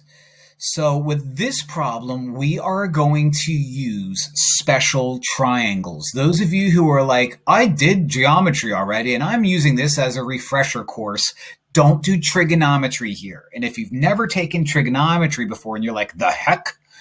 Then we're going to use what's called special triangles. There's two types of special triangles, but the one we're going to focus on right now is the 30, 60, 90 triangle. The 30, 60, 90 triangle is named 30, 60, 90 because it has measures of 30 degrees, 60 degrees, and 90 degrees. When you're doing a 30, 60, 90 triangle, the smallest side, the side in between 60 degrees and the right angle, is going to be A. We'll just call it A. In this case, 2. The other leg is going to be whatever the smallest leg is multiplied to the square root of 3. The longest side, the hypotenuse, is going to be whatever the shortest leg is multiplied to 2. This is the rule for the 30, 60, 90 triangle. The smallest is whatever it is. To find the other leg, you multiply the smallest leg by the square root of 3, and to find the hypotenuse, you multiply the smallest leg by 2. So, in order to find V, V is going to be the other leg. The smallest leg is 2. So V is going to be the smallest leg multiplied to the square root of 3. And that's it. Don't run to your calculator. Don't type it out. We're going to leave it like that. U is much friendlier. U is going to be the smallest leg times 2. So 2 times 2, let me get out my calculator, is 4. So my smallest leg is 2. My other leg is 2 square root of 3, like that. And my hypotenuse is 2 times my smallest leg. 2 times 2 is 4. This is how you use the 30, 60, 90 triangle to find the missing sides. Find the missing side lengths. All right, what we have here is a 30, 60, 90 triangle. There's a little rule that says if you're given a 30, 60, 90 triangle, okay, we'll call you 30 degrees, we'll call you 60, and you're going to be my 90. You find out what the smallest leg is, call it A. The other leg is going to be A times the square root of 3. The hypotenuse is going to be 2 times A. That's how you deal with the 30, 60, 90 triangle. It's a shortcut, okay? Those of you who are using this video as a refresher, if you're thinking, oh, I'm going to use SOHCAHTOA, don't. You could, but don't. If you have no clue what SOHCAHTOA is, pretend I didn't say that. Now, what do we have? We have the hypotenuse. We're not starting out with the smallest side. Okay, that is my smallest side. That is my A. Okay, so I'm working my way backwards. Well, let's use common sense. Okay, if the longest side, the hypotenuse, is 2 times the smallest side, then in order to find the smallest side, we go in reverse. Divide 16 by 2, which according to my brain is 8. And you're thinking, oh, this isn't bad. I can find x easily. Hold your breath a little bit because this one's not going to be so pleasant. Actually, I take it back. I now have the smallest side. I have the smallest side. The smallest side is 8, which means to find the other leg, all I have to do is multiply the smallest side by root 3. So I'm done. What I was initially thinking is I was going to take that 16 divided by root 3. And you might be thinking, isn't it bad to divide by a square root? It is, because you have to do all these little extra rules called rationalizing the fraction, but we didn't have to do that here because I was a little more clever. Again, what I did is I was given the hypotenuse. I know the hypotenuse is 2 times the smallest leg, so the smallest leg is half the hypotenuse. Dunzo. Y is 8. Once I have the smallest leg, I know that the other leg is just root 3 times the smallest leg, so root 3 times 8 is 8 times root 3. And if I wanted to, I could have found x by dividing by root 3, which would require me to do a little bit of extra work, but didn't. So I'm done. Find the missing side lengths. What I have here is a 45-degree angle and a 90-degree angle, and common sense tells me you're also going to be 45 degrees. This is a special triangle called the 45-45-90 triangle. 45-45-90 gets its name from the fact that I have a triangle with a 45-degree angle, another 45-degree angle, and a 90-degree angle. The legs here, since this is an isosceles triangle, are exactly the same. So I'll call you A and I'll call you A as well. The hypotenuse, if you're thinking, oh, I'll just do Pythagorean theorem, don't worry about it, because after you do Pythagorean theorem, you're just going to multiply the square root of 2 to the smallest leg. That's kind of the trick. That's why this is a special case right triangle. So over here, I have a leg of 2 times the square root of 2. Well, if one of my legs is 2 times the square root of 2, that means B, the other leg, is also going to be 2 times the square root of 2. Bada bing. Now to find the hypotenuse, which is A, I'm going to take my smallest leg, both of these are the same, so they're both the smallest leg, and I'm going to multiply it to the square root of 2. So the square root of 2 times the square root of 2 means you can multiply inside the square roots and get the square root of 4. Oh, I know what that is. The square root of 4 is 2, which makes A equal to 4. So this is a special case triangle. It's a 45, 45, 90. And when you have a 45, 45, 90, whatever one leg is, the other leg is also. And to find the hypotenuse, you just multiply a leg by the square root of 2. And in our case, we had to do a little bit of clever math, but it really wasn't that bad. And we're done. Find the missing side lengths. All right, I have a triangle. That's 45 degrees. That's 90 degrees, which means you're 45 degrees as well. Now, this is a special case triangle called the 45, 45, 90 triangle. It's called 45, 45, 90 because the angles are 90 degrees, 45 degrees, and again 45 degrees, which means it's isosceles, which is good because whatever one leg is, the other leg is exactly the same. If I'm given a leg, what I can do to find the hypotenuse is take that leg and multiply it to the square root of 2. So if you're thinking, this is pretty simple, just take a leg and multiply root 2 to it to get the hypotenuse, I'm done. Great, except this one's not that simple. See, I'm given the hypotenuse. I need to find both legs. X and Y are going to be the same thing. So once I find X, I have Y. The problem is I'm starting out with a hypotenuse. So if I'm given a leg and I multiply square root of 2 to get the hypotenuse, then in order to get the leg from the hypotenuse, I divide by the square root of 2 because I'm working in reverse order. Now, when you have a square root and you divide by a square root, we can shove 2 off to the side and divide both of these guys within the single square root. So you get 6 divided by 2 inside the square root. Last time I checked, 6 divided by 2 is 2 times the square root of 3.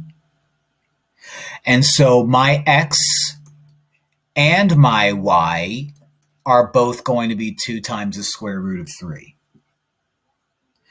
So there are times where you use special case triangles like this one, and you're given the leg, and it's easy. When you're given the hypotenuse, you have to work in reverse, which means you divide by the square root of 2. And in our case, it still ended up being a fine number. If you're like, oh, let me whip out my calculator and find out what that is, don't. Okay, whenever you're dealing with right triangles, you're going to see square roots quite often. Don't lose sleep over it. I certainly won't. Neither should you. Find X. All right, there you are. Let me see. I have 2 triangles attached to each other. X is way up here where the only information I'm given is 90 degrees and 45. Oh, that makes you 45. Great. But that's not enough information to give me any lengths here. So let me go to this other triangle, which is up 45 and 90. So you're 45. Okay. Now, there's a little rule when you're given triangles that are 45, 45, 90 that we can use, and that uses the special case triangle 45, 45, 90. The 45, 45, 90 triangle says that if you have a triangle where your angles are 90 degrees and 2 45s, if I give you a leg, we'll call it A. The other leg has to be the same exact thing because this is an isosceles triangle, which means these angles are the same and the legs are the same. In order to find the hypotenuse, you take the leg and you multiply root 2 to it. So whatever this leg is times root 2. So I have one length here and it's 7. So since this is 7, just for funsies, I will say that that is 7. Does that help me? No. What will help me is the fact that this will be the hypotenuse of this bottom triangle here. That's the hypotenuse. 45, 45, 90. The hypotenuse is square root of 2 times a leg. So you are 7 root 2. Done? Nope. Because my next step is, now that I have that little piece of information, I could use this triangle right here and find my missing hypotenuse. So if you're 7 root 2, just for funsies, I can say that you're 7 root 2. Does that help me? No. But what I do know is that this is a 45, 45, 90. And according to the 45, 45, 90 rule, if whatever one of the legs are, I just multiply it to root 2. So X, my hypotenuse, is going to be one of the legs. That's the leg. times root 2. So I have 7 times the square root of 2 times the square root of 2. If you're multiplying two square roots together, just multiply the insides and keep that square root there. So 2 times 2 is 4. I know what the square root of 4 is. It's 2. And I know what 7 times 2 is. It's 14. So x is 14. Any units? Nope. So that's my guy. So I use special case triangles to find the missing side when I'm given two triangles glued together. Fun. Find x. All right, what do I have here? X is way over here. It's attached to this little triangle-looking thing that has an angle of 45 and 90. Oh, which means u would also be 45. Do I have any information about this triangle? No, I just know that it's a 45, 45, 90. Great. Let's look at this other triangle. I have the hypotenuse of this triangle. It's 90, it's 45, and it's 45 again. So I have two 45, 45, 90s. I know that 45, 45, 90s are special types of triangles. Okay, it's a special type of right triangle that says that's supposed to be 45, 45, 90, poorly drawn. But it says if I have a triangle with 45 and 45 and 90 degrees, if I have a leg here, the other leg is exactly the same because this is isosceles. Also, the hypotenuse is going to be square root of 2 times a leg. So if this was 5, 5 root 2. Got it? Now, how does that help me here? Well, I have to work my way from 7 root 6 all the way to x, which means I probably have to find that line connecting it. So what I'm thinking is I'm going to start out looking at this big triangle right here that is 45, 45, 90. I have the hypotenuse. The hypotenuse is 9 root 6. I need a leg. Over here, I said, if I give you a leg, then the way I find the hypotenuse is I multiply by root 2. Well, this is not simple because I'm not giving you the leg. I'm giving you the hypotenuse, which means I have to go in reverse. So I'll call you h because it looks like it could be a height. So I'm just going to call it h. In order to find h, which is a leg, I have to take this hypotenuse and divide by root 2 because I'm working in reverse. So my hypotenuse is 9 root 6. I'm going to divide by root 2. Now, when you do a square root divided by a square root, I can take this 9 here and shove it off to the side and put both of these numbers inside the same square root. What that gives me is 9 times the square root of 6 divided by 2, 3.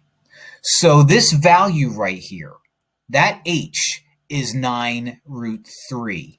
For funsies, this is also 9 root 3, but it doesn't really help us. Now what I have is I have this triangle where I have to find x, so I'm going to color it blue. Okay, and what I'm going to do is, just because I'm mucking this up, I'm going to move it down. I'm going to recreate the fact that this is 9 root 3, and I have to find x, and you're a right angle. You're 45 degrees, you're 45 degrees. I'm given a hypotenuse of 9 root 3. This is a 45, 45, 90. I know that if I was given a hypotenuse and I have to find the leg, I divide by root 2 again. So x is going to be 9 root 3 divided by root 2. Now, here is the problem with this guy.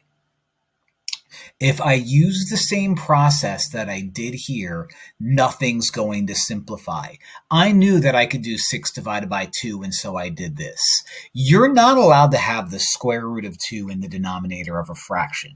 So when you have the square root of 2 in the denominator of a fraction, what you do is a process called rationalizing the fraction. You multiply the top and the bottom by the square root of 2. What does that do for us? Well, the top becomes 9 times the square root of 3 times 2 is 6. The square root of 6. Anything there change? Nope. the square root of 4. And if you're thinking, why does that help us? I thought I was supposed to get rid of the square roots. What's the square root of 4? 2. So 9 times the square root of 6 over 2 is now a legal answer. And so that's my x. And if you're thinking, oh, can I simplify these? No, because one's in a square root, one's not. So this problem was much more complicated than a previous video that I had, but the same idea is there. It's just with this one, I'm giving you the hypotenuse instead of giving you a leg. So complicates things a little bit. Still tons of fun. I enjoyed it. Find x. There you is. What do I have? I have a big triangle, this triangle glued to that triangle. All right, I have 9 root 6, and x is way over here. So x isn't attached to 9 root 6 really in any way whatsoever. What do I know? X is attached to a triangle that has a 90-degree angle and a 60-degree angle, which means you're a 30-degree angle. Oh, I'm probably going to end up using the 30, 60, 90 triangle. So let's draw that out. 30, 60, 90. The 30, 60, 90 triangle says that if I have a triangle with a 90-degree, a 30-degree, and a 60-degree, whatever the smallest leg is, I'll call you A, the hypotenuse is going to be exactly 2 times that smallest leg. The other leg is going to be the square root of 3 times the smallest leg. So what I'm going to do is I'm probably going to end up using those facts for this guy, but I can't even begin this guy until I figure out what I have over here. My 9 times the square root of 6 is attached to this leg of this right triangle that has an angle of 60 degrees. So that means you're 30 degrees as well. So this is the longer side of a 30, 60, 90 triangle. So what I have to do is work backwards a little bit. I have to work backwards to find this guy right here. I'll call you A. A, in my case here, represents the smaller leg of this right triangle.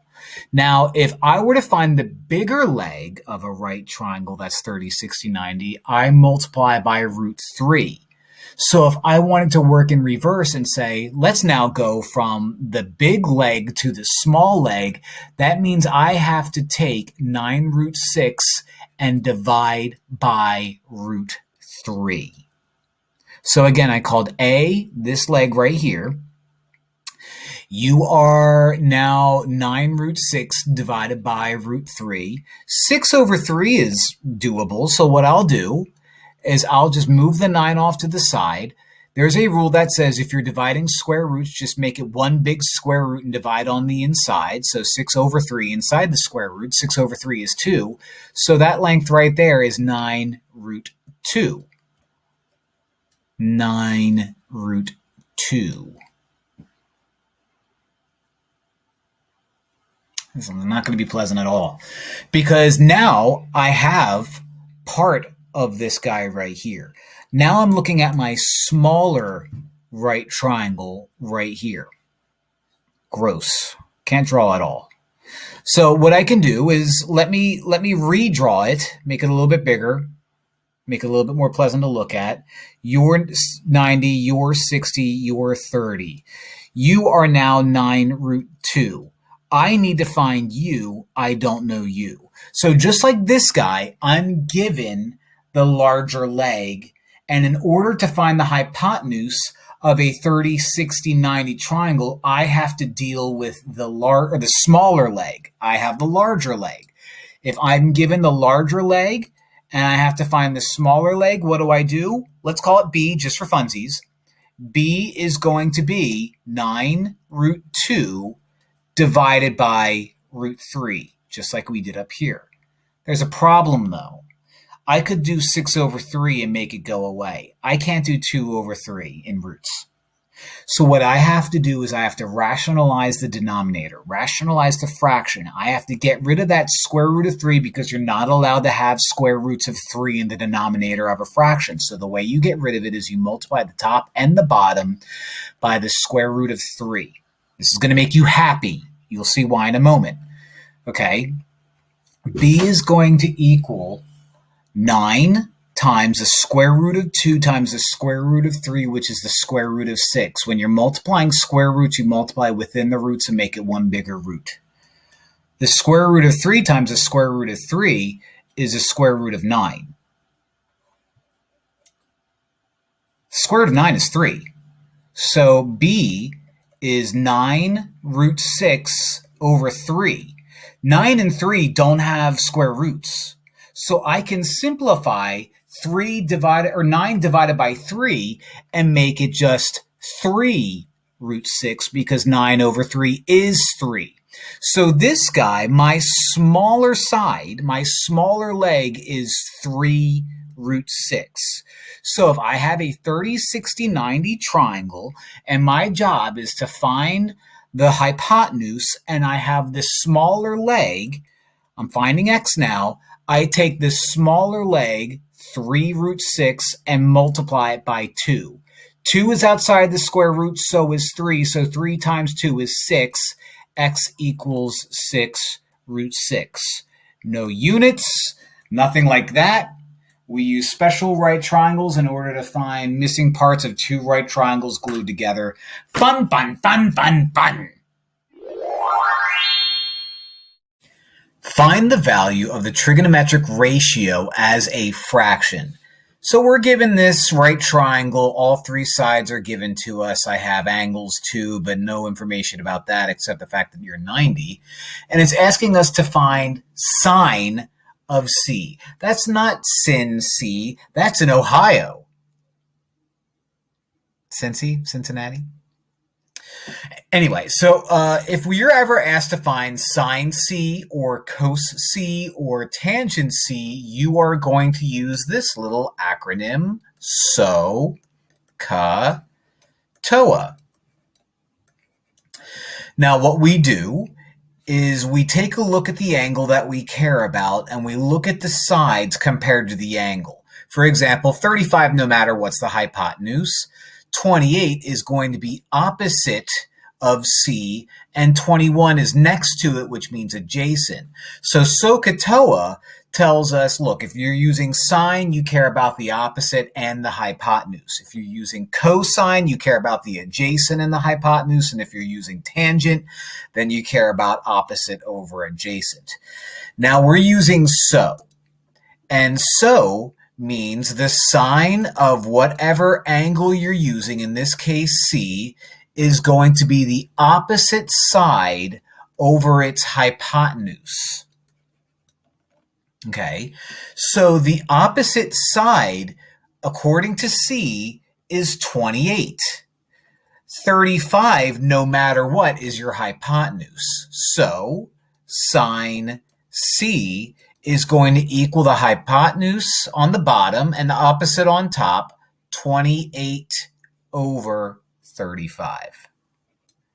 And that's it. That's just the trigonometric ratio. I can't do anything with that, can't simplify it. We're going to leave it like that. It says leave it as a fraction, so we're going to leave it as a fraction. So sine of C in this case represents 28 over 35. Find the value of the trigonometric ratio as a fraction. So we're given a right triangle. All three sides are there. No information about the angles except that's 90. And we're being asked to find cosine of C, not cos, cosine of C. Whenever you're asked to find sine of something or cosine of something or tangent of something, you use the little acronym SO, CA, TOA. What that does is it tells you, look, if you're finding sine or if you're finding cosine or if you're finding tangent, you care about either opposite sides, a hypotenuse, or an adjacent side. Now, if we take a look at C, okay, I'm being asked to find the cosine of C. I'm using this one because this is saying the cosine worries about the adjacent side and the hypotenuse. So I care about finding cosine C. Now, if I'm asked to worry about the adjacent side, according to C, means the side next to it that's not the hypotenuse. 27 is right next to it. The hypotenuse is 45. Don't be like, oh, well, 45 is adjacent too. Yeah, it is, but 45 specifically is the hypotenuse. So this stands for cosine of your angle equals the adjacent side over the hypotenuse. Adjacent over the hypotenuse. In other words, cosine of C is the adjacent side, which is 27 over 45. Now, in this case, it looks like I can divide both of these by 9, so I can simplify this further and say that cos C is 3/5. Now, depending on the teacher that you have, they might not care about that. They might just be happy that you notice that it's 27 over 45. But if you notice that you can simplify it, simplify it. But there we go. There we go. There we go. Like and subscribe. Find the value of the trigonometric ratio as a fraction. Tans. That's what I get in the summer. What we have here is we have a right triangle. All three sides are given. 90 is given. Nothing else, though. No other angles. But we are being asked to find the tangent of angle Z. Now, if you're asked to find a trigonometric ratio, you are going to use this clever little phrase, SOHCAHTOA.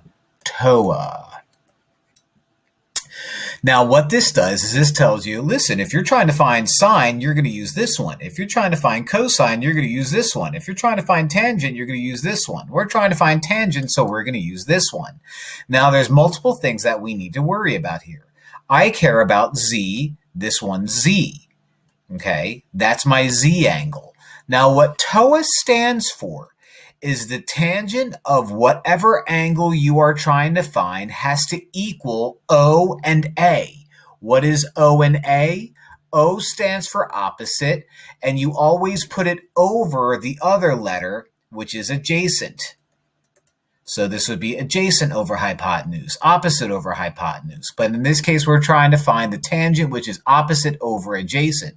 So if you're like, well, what's opposite over adjacent? Well, we compare the opposite side and the adjacent side to Z. So the opposite side is going to be the side opposite of Z, which is 21. The adjacent side is going to be the side next to it. And if you're thinking 35 and 28 are both next to it, yeah, but 35 is a hypotenuse. We want the side next to it that's not a hypotenuse. So not you and yes, you. So the way we set this up now is we say, all right, tan Z is going to equal the opposite side, which was 21, over the adjacent side, which was 28. And you might notice 21 over 28, does that simplify? It sure does. 28, 21, divide them both by 7, 3/4. And that's my answer. Tan Z is 3/4. I've heard of Gen Z, but tan Z, that's all we're trying to find here. Find the value of the trigonometric ratio as a decimal. We're given 3 right triangles, and we are being asked to find 3 ratios as a decimal. Whenever you're asked to find the trigonometric ratio, you are going to use this cute little phrase, SOHCAHTOA. Now, SOHCAHTOA means if you're trying to find sine, then you have to worry about the opposite side and the hypotenuse. If you're trying to find cosine, then you worry about the adjacent side and the hypotenuse. If you're trying to find tangent, then you worry about the opposite side and the adjacent side. Let's do one at a time. All right, sine of Z, there's my Z. When you do sine of Z, you care about sine Z equals the opposite side over the hypotenuse. Now, well, let's do one thing at a time, hypotenuse. Now, we compare Z with these numbers. We're going to say, all right, well, if you're just looking at this and not really worried about the letters and you're like, well, which one's opposite, which one's adjacent? Look at Z. The opposite to Z is 30, so my opposite is 30. My hypotenuse is always 50 because 50 is going to be opposite of the right angle. 30 over 50 simplifies to 0.6. So sine Z is going to be 0.6 in this one problem right here. You know what? Jesus died for that. Our sins. Cosine Z. All right, so there's a new Z right there. And cosine is going to use co, which I believe is slang for friend. Now, cos Z has me caring about the adjacent side, adjacent means next to, over the hypotenuse. So if you look at Z over here, and if you're thinking, isn't 12 and 15 adjacent? Isn't 12 and 15 both next to Z? They sure are. But 15 is the hypotenuse, which would make 12 the adjacent side. Now, 12 over 15, this fraction is not near as friendly as this, but if I notice that both of these are divisible by 3, that becomes 4 over 5. And I know 4 over 5 is the decimal 0.8. So cos Z is going to be 0.8. Let's get a new color and do a new problem. Tan X. Now tan X, where's my X? There you is. Tan X is going to use TOA. So tangent X is going to be the opposite side over the adjacent side. Okay. Now, looking at X, the opposite side of X is 30. I can handle that. I have two adjacent sides, 40 and 50. Oh, but 50 is opposite of the 90-degree angle, which makes 50 my hypotenuse. So my adjacent side is going to be 40. 30 over 40 is the same as saying 3/4, and I know 3/4 is 75 cents.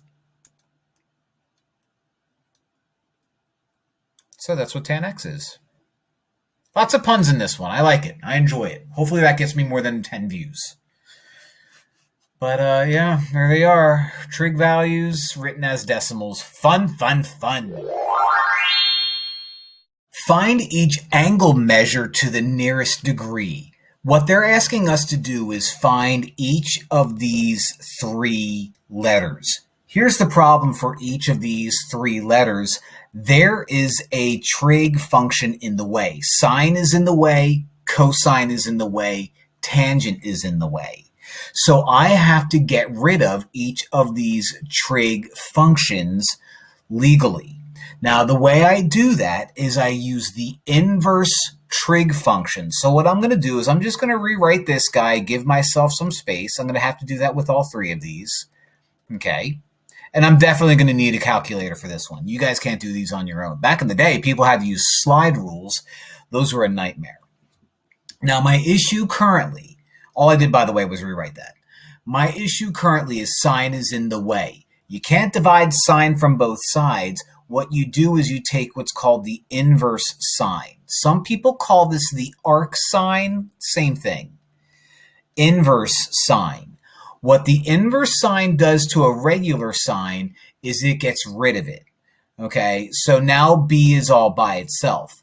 The problem is I have to go to a calculator and find out what the inverse sine of 0.4848 is. So if you're using like a TI-84 Plus, you're looking for that inverse sine button.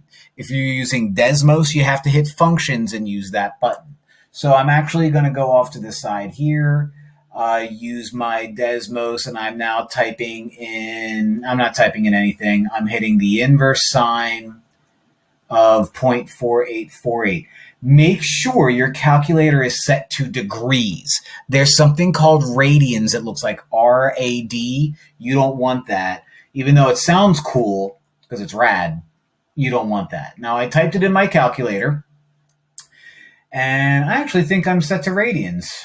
I am. So I made it degrees, and according to this, I have 28.999, and it wants me to round it to the nearest degree. So 28.999 is 29 degrees. Okay? So what that means is if I were to run to a calculator and type out what's sine of 29 degrees, I would get 0.4848, blah, blah, blah, blah, blah. It's never going to be a nice number most of the time, unless you're dealing with like zeros and 90 degrees and stuff like that. But most of the time, it's going to be very unpleasant. I'm going to write this guy again, cosine A, leave myself some space, 0.7431. In order to get rid of cosine, I have to inverse cosine. Some professors, some teachers call that arc sine. Inverse cosine, both sides. That crosses the coses out. And I run to a calculator. I type out inverse cosine of 0.7431, and I get 42.0038. So I'm going to go with 42 degrees.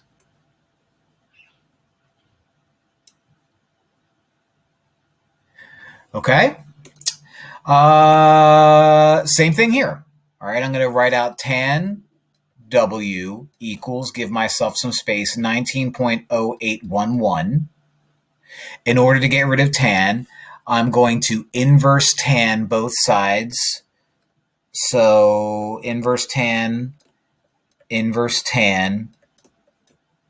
That gets rid of tan. Some people call that arctan. And now W is going to equal whatever the inverse tangent of, what was it, 19.0811. I get 86.99999. 86.99999 is awfully close to 87 degrees. Now, I am on an iPad using a Desmos app. Make sure, whenever you're in geometry class, pre-calc is a different story, but when you're in geometry class, make sure your settings, like you might have to hit that little wrench thing, make sure your settings are set to degrees. Okay, it says it right there. If you use radians, you're going to get a very small number every time for this. Maybe not too small for that, but you're going to get a very small number. If you're using like a TI-84 or like a Casio or some kind of smart calculator, graphing calculator, it might say something like rad next to degrees. Like if you hit the mode button, it'll probably say rad in degrees. You want the degrees. Okay, so make sure your calculator is set. But that's how you do it. If you are told sine of an angle equals stuff, inverse sine it, inverse cos it, inverse tan it, and you'll get that. Dunzo. Use SOHCAHTOA to find the missing angle. I'm going to call this angle X just for math's sake, and I'm supposed to find that missing angle. Well, I have a right triangle. That's extremely important. I don't have the other angle, but I do have two sides. It's telling me to use SOHCAHTOA. So this is what I'm going to do. I'm going to take a look at X. 42 compared to X is my hypotenuse. 40 compared to X is the opposite side. So I am going to choose the three of these that involve the hypotenuse and the opposite side, and it's U. So what I do whenever I'm using SO is I get a needle and thread. I say sine of my angle, which I called X, is going to equal the opposite side over the hypotenuse. Okay, so I don't know X. So sine X equals the opposite side, which is 40, over the hypotenuse, which is 42. Excuse me, math teacher Goat, you left a whole lot of space there. Is there a reason? Yes. I have to find X. X here represents the angle measure. Sine is in the way. So just like Christ did for us, I have to wash this sign away by inverse signing both sides. In order to get rid of the sign, you inverse sign both sides, and that cancels out the sign on the left. The problem is I have to find out what inverse sign of 40 over 42 is, which I have zero clue. So you always, not always, but most of the time in geometry, you're going to have to run to a calculator, which I'm on my iPad. I'm on Desmos right now, and I'm typing out inverse sine of 40 over 42, and I get 72.2472. So I'll write all those out, 2472. Now, this is an angle measure. X is nowhere in the original problem, so I'm not going to circle this for two reasons. Again, because X is nowhere in the original problem and I don't have my degrees. So I'm going to write out 72 point, and if you want to round this to 2 decimals, fine, 25 degrees. But that's my missing angle measure. Okay? And I use SOHCAHTOA to do it. I had to do inverse trigonometry to do it, and I landed on that guy. Again, when you have to use a calculator, make sure your calculator has a mode set to degrees, which means if you're using like a TI-84 Plus or something like that, you hit mode and you make sure it's in degrees. If you're using Desmos, you click the little wrench looking thing and make sure it's set to degrees. Otherwise, it's going to give you a completely wrong number. But that's the right number, and I'm happy. Use SOHCAHTOA to find the missing angle. First things first, you're being asked to find the missing angle, and I know if we have to use SOHCAHTOA, we're going to need a calculator. So make sure your calculator is set to degrees. So if you're using Desmos, you're going to hit the little wrench and set it to degrees. If you're using a graphing calculator, make sure you go to mode and set it to DEG and not RAD. All right, I'm being asked to find this question mark right there, and I'm going to call it X. I'm given a right triangle, and I'm given 20 and 13. Now, I have to compare 20 and 13 to X. 20, no matter what, is my hypotenuse. 13 is right next to X, which means 13 is going to be my adjacent side. No opposites here. So, just like if I were calling my friend, I'm going to use "ka," because "ka" is slang for friend. Ka is cosine of your angle equals the adjacent side over your hypotenuse. So according to what I have, I'm going to write out cosine of the angle that I need to find, which I did call X, is going to equal the adjacent side, which is 13, over the hypotenuse, which is 20. If you're thinking, wow, you sure unnecessarily left a whole lot of space here, I did leave a whole lot of space, but not unnecessarily. My job is to find X, that missing angle. Cosine is in the way. The way you get rid of a trig function is you inverse trig both sides. So I'm going to inverse cosine that guy, and I'm going to inverse cosine that guy, which is definitely going to require that calculator I was talking about. The inverse cosine and the cosine cancel each other out.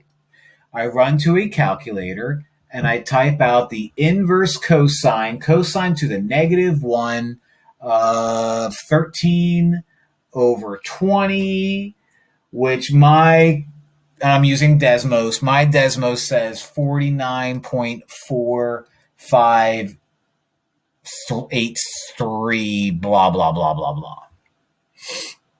if you get a really small number. Now, by the way, if I look at this, you're never supposed to look at a picture and say, yeah, that looks right. But it does look right. That does look like it's in the 40s as far as angles go. If you never set this to degrees and it was set to radians, it would give you a very, very, very small number, and you would know that you're wrong. Set it to degrees. Now, I'm not done yet for two reasons. First off, I never used x in the original problem. I created x, so I don't need x. Second, this is an angle, so I have to put degrees, and I am going to round this to 2 decimal places. So my final answer is going to be 49.46 degrees. That's my guy. All right. So in this case, x, 20 and 13 were my hypotenuse, and my adjacent, which is a and h. Use cosine, use inverse cosine, type it in your calculator or Desmos or whatever it is that you're using, and you're good to go. Use SOHCAHTOA to find the missing angle. So I have to find that angle right there. I'm going to call you x. Now, whenever you're doing right triangle trigonometry, and that's what this is, because SOHCAHTOA stands for sine, cosine, and tangent, which is trigonometric functions, you have to always use a calculator. Not always, but like 99% of the time. Make sure if you're using Desmos, you hit the little wrench and have it set to degrees. If you're using a graphing calculator or a scientific calculator, make sure it's set to degrees and not radians. Radians are something completely different. You'll find out in pre-calc. Now, I'm looking at this missing angle here that I called x. I have no other angles, so it's not like I can subtract from 90 or 180 or anything like that. That's no good. So I have to use these two sides right here. What I have to do is compare 27 and 38 to x. Now, the obvious one is 27 is opposite of that. 38 is next to it. So is that my adjacent or is that my hypotenuse? Well, this is my hypotenuse, so you're my opposite for sure, and you're my adjacent for sure, and I don't have information about the hypotenuse unless I wanted to do Pythagorean theorem, but that's a waste of time. So opposite, adjacent, TOA. Now we're going to set up what TOA means. TOA means the tangent of an angle is going to equal the opposite side over the adjacent side. Okay, so here I have tangent of x equals the opposite side, which I called 27, over the adjacent side, which I called 38. Wow, I sure left a lot of space there, didn't I? I did, and I did that on purpose because I have to get x all by itself. And the only way you get x all by itself is to get rid of that tangent. So we get rid of tangents by taking the inverse tangent of both sides. So we write out the inverse tangent of both sides. That allows us to cross out those tangents over there. Now x is all by itself. I am running to my graphing calculator right now. And if you're using Desmos, you hit functions. If you're not, if you're using a graphing calculator, you probably have to hit second tangent. And then the little tangent inverse pops up. And then you type out 27 over 38. And according to the Desmos that I'm using, I get 35.9347795, blah, blah, blah, blah, blah, blah, blah, blah, blah. Now, I'm not done. I'm not going to circle that for two reasons. Reason number one, I never used x in the original problem. I created x just because. Also, I don't have a decimal, and that's too many numbers. So I'm going to round this off to 2 decimal places and say that my answer is 35.39 degrees. All right. And you could look at this and say, yeah, that looks about right. If for some reason you did this and you got a ridiculously small number, that's because you have it set to radians. And that's not rad.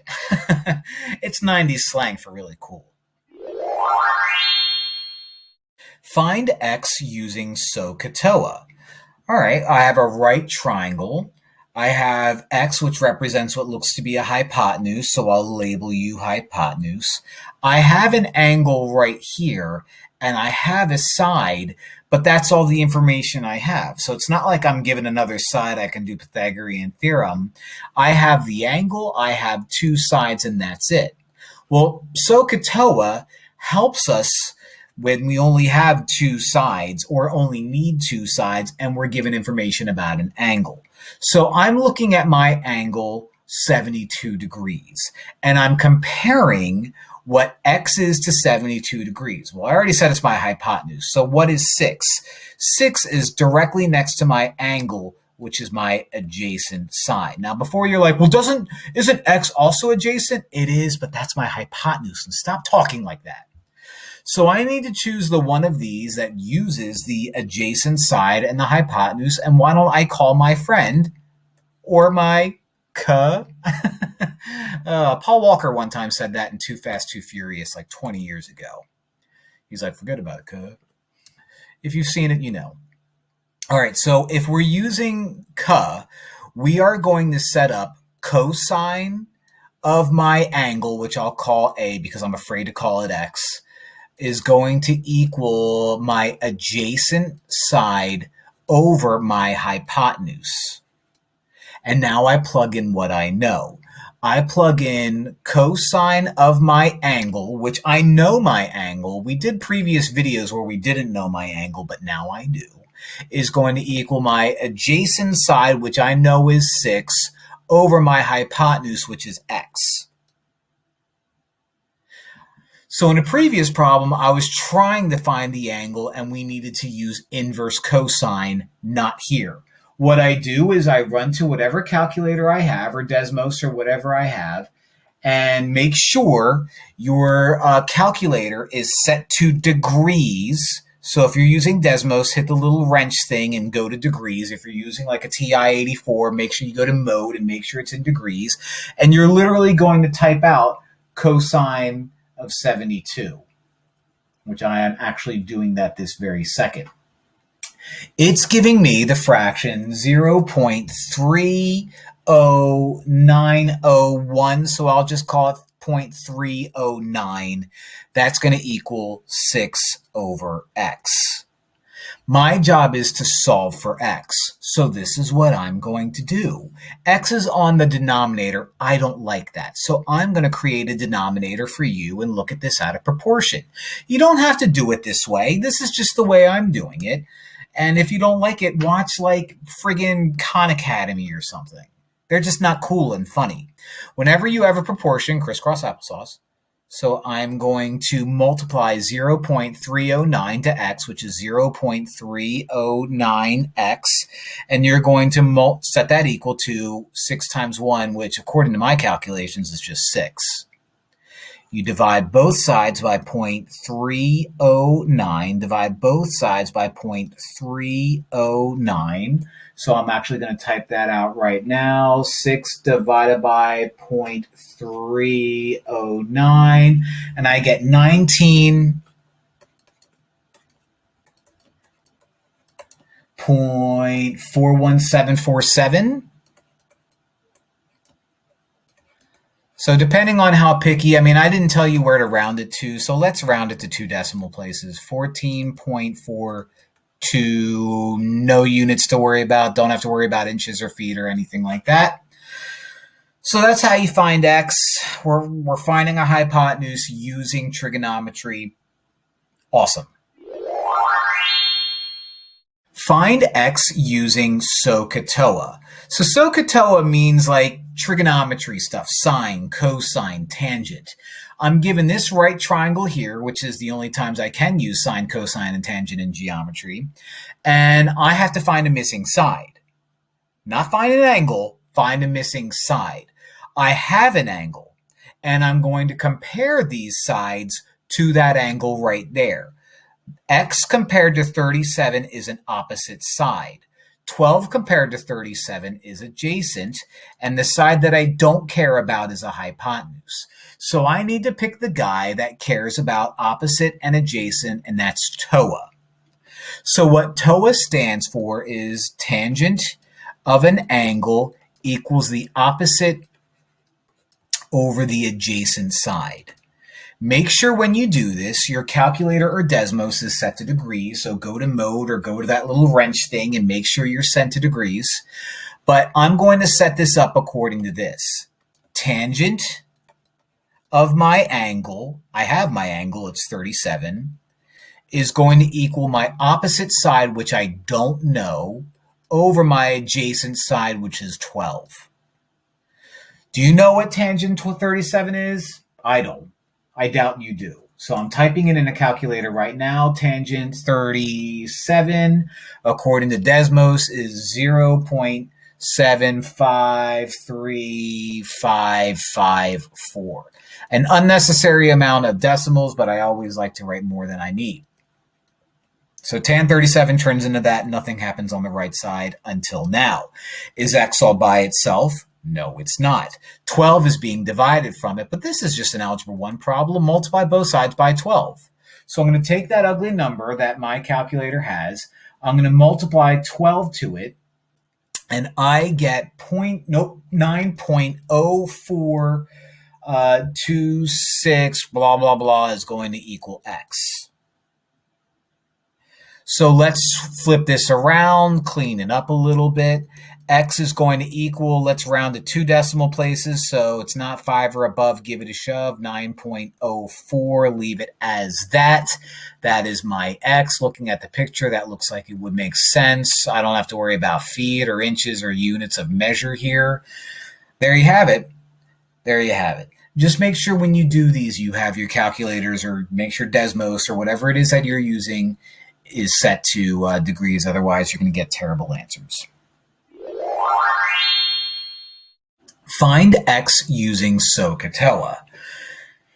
All right, so x is over here. I'm given a 30, 60, 90 triangle, and Satan is tempting me to use that, but I'm not going to. Maybe I will. I don't know. Maybe I'll just give in to my temptations. But I can't even do anything right now. If I'm just given a hypotenuse and 60 degrees. That don't help me. But over here on this triangle, I'm given 39 degrees. I'm given 38. That's it. Oh, if only I could find out what that side is. If only I can find out, then I would have a side here, 60 degrees and x, and that would make life a lot easier. So that's what I'm going to do. I am going to look at this triangle right here. I have an angle of 39 degrees. 38 compared to 39 degrees is my adjacent side. I have to find this side. This side, which I don't want to use x, so I'll call it y. This side is opposite of my 39 degrees. So I'm going to use the trig function that involves the adjacent side and the opposite side, and that's TOA. When we set up TOA, we say tangent of my angle is the opposite side over the adjacent side. Tangent, opposite, adjacent. So I'm going to fill in what I know. Tangent of 39 is going to equal the opposite side, which I don't know, over the adjacent side, which is 38. My issue right now is I have zero clue what 39 degrees is. Make sure if you use Desmos, if you use a graphing calculator, you have your mode set to degrees. Otherwise, this is not going to work. So I'm going to go to a calculator right now, and I'm going to type out tangent of 39 degrees, and it's telling me that it's 0.80978. So 809. We'll just make it 9.8 right there. Okay, I'm rounding it a little bit. And that's going to equal y over 38. Okay, tan 39 turned into that. Is y all by itself? No, but it's over 38, and I know from algebra if I multiply both sides by 38, y will be all by itself. So let's take that number that I typed into my calculator, let's multiply it by 38, and it's giving me 30.7717. So I will say 30.77 is y. Now, y is really not called y. I just called it y, so I'm going to get rid of u. And I'm also going to get rid of my words because I don't want to confuse anything. Okay? What I do know is that this is 30.77. I also know that this is a 30, 60, 90 degree triangle, but I'm not going to use that. I'm just going to use SOHCAHTOA again. Okay, I'm going to look at 60 and compare this guy and X to 60. That guy is opposite compared to 60. X is my hypotenuse no matter what. And don't be like, it's also adjacent. Yes, but it's my hypotenuse. So I need the guy that uses my opposite and my hypotenuse, and that would be sine. So the way you set up sine is you say sine of your angle is going to equal the opposite side over the hypotenuse. And now we fill in what we know. Sine of 60 is going to equal the opposite side, which is 30.77 over the hypotenuse, which is x. So let's go to a calculator and type out sine of 60. I do know what it is because I teach pre-calculus, but we're going to type it out anyway. It's 0.866025, so I'll leave it like that. That equals 30.77 over x. Now, x is in the denominator, so I'm going to use this little trick where I'm going to turn this into a proportion so I can do crisscross applesauce. Do I have to do it this way? No, I can multiply both sides by x, but I'm not gonna. I have it set up as a proportion now. And so I'm going to multiply diagonals. So 0.866 x, can't forget that, is going to equal 1 times 30.77. I think I can handle the math for that one. In order to get x all by itself, we divide everything by 0.866, divide everything by 0.866. And let me just do this off the top of my head. Just kidding. I'm typing it into my calculator. 30.77 divided by 0.866, and I get 35.5311. So we will say x is 35.53 because it's 1, 1, and I'm not going to worry about those ones. No units of measure, no inches or anything like that to worry about. I am solving for x, so I'm allowed to say x equals. But yeah, kind of a crazy problem. We had to use SOHCAHTOA twice, but listen, man, I love it. So if I had to use it 50 times, I'd use SOHCAHTOA 50 times. Making these videos, I basically have, so if you appreciate that, smash that like button. Find the area of the entire triangle. There is an area formula, okay, that involves trigonometry. It involves sines, but I'm not going to use that. I'm going to use this area formula right here. Half of base times height. That's a b, half of base times height. I don't have my height. And you know what else? I don't have my base either. So this problem is just very unpleasant. Now, I'm going to cheat a little bit. All right, and please don't get mad at me. I'm going to cheat a little bit. This guy right here, okay, this guy is a 30, 60, 90 triangle. I know with 30, 60, 90 triangles, whatever my smallest leg is, my hypotenuse is going to be 2 times that, and my second leg, my longer leg, is going to be a times root 3 of that. So if I'm given the smallest leg, multiply it by root 3 and I get the longer leg. I have the longer leg. So if I want to find this height right here, I'm going to divide by root 3. So I'm going to go to my calculator because I'm going to need my calculator a whole lot anyway. I'm going to divide 29 divided by the square root of 3, and I get 16.7431. So I'll put 16.74. 16.74. All right. I'm not going to clear that. I'm going to leave that there. Now, that's great. Now I have my height, but I still don't have the entire base.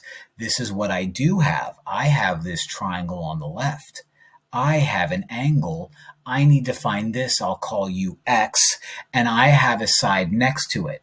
So I'll call you my adjacent side. I'll call you my opposite side, and I'm going to use SOHCAHTOA. Now, if I have my adjacent side and I have my opposite side, that uses the TOA in SOHCAHTOA.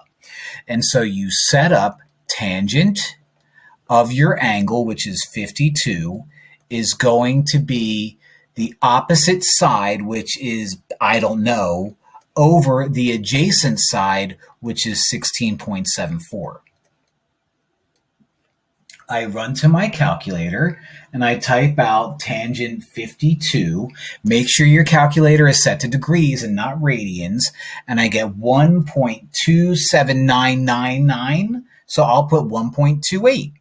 And that's going to equal x over 16.74.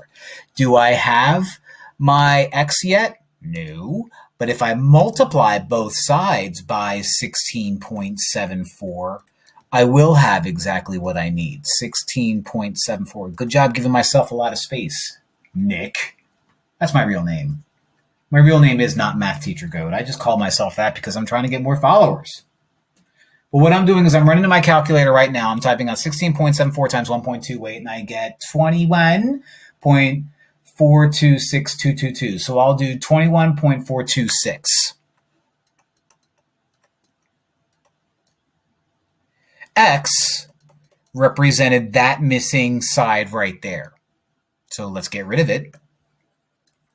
And now call it 21.426. So let's write this triangle out. Let's draw the exact same triangle. As you can see, it's perfect. I know the height. It's 16.74. I know if I add these two numbers together, I get my entire base. So 21 plus 29 is 40. So this whole thing is going to be 40.426. So to find the area, I use this formula and do A equals half of my base, which is now 40.426, times my height, which is 16.74. I'm not even going to pretend that I know what this is, so I'm going to my calculator right now and I'm typing it out. While I'm doing that, make sure you smash that like button. Make sure you crush the subscribe button. Am I sounding like a YouTuber now? Times 16 point, what was it, 74? 16.74. And I typed out the wrong number. 338.365, so I'll call it 37. I don't have a unit, so I will call it square units. That's the area of this whole thing. Now, there's a way that you can do this a whole lot faster using a calculator and sine and stuff like that, but that's what I did here because that's what I was asked to do. If you want to know how I do it faster, watch the next video on your playlist. And don't forget to smash that like button, please. Give me some of that sweet YouTube money. Use SOHCAHTOA. All right, Km is 10 root 3 Km. All right, this whole thing is 10 root 3. The measure of LMN, which is this guy, is 60 degrees. Find Ln. Okay, so what I have is a rhombus. I have to find, at the end of the day, Ln. Okay. So I'm going to use the fact that this whole thing is 60 degrees. This whole thing is 10 root 3, the whole thing. But I only want this part of the triangle, which is half of that. So half of 10 root 3 is 5 root 3. Okay, so let me get rid of that 60 because I now don't want that whole 60. I know that this length right here is 5 root 3. You would be 30 because if this is a rhombus, then the diagonals bisect the angles. And I'm going to use this triangle right here to help me find Zn. Once I find Zn, multiply it by 2, that gives me Ln. So I'm going to use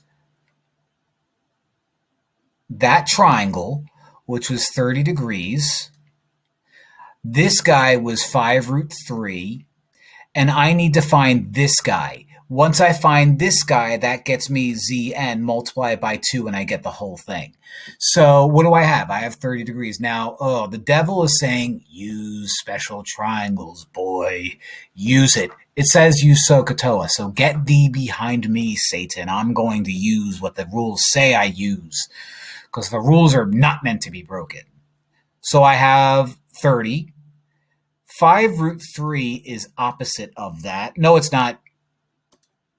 It's adjacent. Are you down with OPP? All of that. All of that just to be stupid. All right. 3 root 5 is adjacent. X is opposite. So I need to use the one of these three that deals with adjacents and opposites, and you're my guy. So tangent of an angle is going to equal my opposite side over my adjacent side. Let's plug in what I know. Tangent of 30 is going to equal my opposite side, which is x, over my adjacent side, which is 5 root 3. So tangent of 30. Run to your calculator, make sure it's set to degrees, and type out tan 30. You can hit functions or you can just hit the tan button in a regular calculator. Tangent of 30 is 0.57735, so I will write that out, 0.57735, and that equals x over 5 root 3. Is x all by itself? No. I have to multiply both sides by 5 root 3. So this is me doing that. That allows me to cancel that out. X is going to equal, now let me run to my calculator again and take this guy and multiply it. So hit the times button, 5 root 3. Wouldn't you know it? I get a perfect 5. It's if God is smiling down on us. Now this is 5 right here. Now again, if we didn't have that, and if you know special right triangles, you would know that if I give you the smaller leg, the longer leg is going to be 5 root 3. So this makes sense. Now Zn is 5. Ln is 2 times 5. So Ln is 10. I made a rhyme. No units to worry about, no inches, no feet, nothing like that. Fun problem. Use SOHCAHTOA, so sine, cosine, or tangent. All right, oh my gosh. TQ is 15. There you are, which means you're also 15. I don't know if that's going to matter, but I'm just doing it. TR, this whole thing is 20. I'm not going to write that out yet. XR is 11. Find the measure of angle XTS. XTS. All right. All right, so this whole thing is 20. This whole thing is 20, which means you're 9. Okay, so this problem is actually not near as bad as I thought it would be. Now, where did I get 9 from? If the whole thing is 20 and you're 11, then you're 9. Oh, 9, 11, never forget. So what I'm going to focus on is this triangle right here. That triangle right there where I'm being asked to find this angle That's a right angle. You're 9 and you're 15. And I'll call this T because there's a T there. Okay. Now, if my job is to find angle T and I'm using SOHCAHTOA, I have an angle and I need to see what 15 and 9 are compared to that. So 9 compared to T is right next to it, and it's not my hypotenuse, so it's my adjacent. 15 is my hypotenuse, so I need the guy that cares about the adjacent and the hypotenuse, and it's K, as Paul Walker once said in Too Fast, Too Furious. What's K? K is cosine of your angle is going to equal the adjacent side over the hypotenuse. Now I fill in what I know. Cos T equals my adjacent side, which is 9, over my hypotenuse, which is 15. Wow, I left a whole lot of space there. Stupid me, stupid you, because T is not all by itself. We have to get rid of cosine. And in order for us to get rid of cosine, we take the inverse cosine of both sides. So I needed that space so I could do that. The cosines on the left are gone. Okay, I have to run to a calculator or Desmos or whatever and find out what inverse cosine of 9 over 15 is.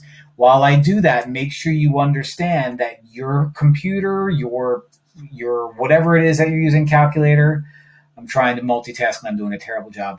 Make sure your calculator is set to degrees, otherwise it's going to give you a terrible answer.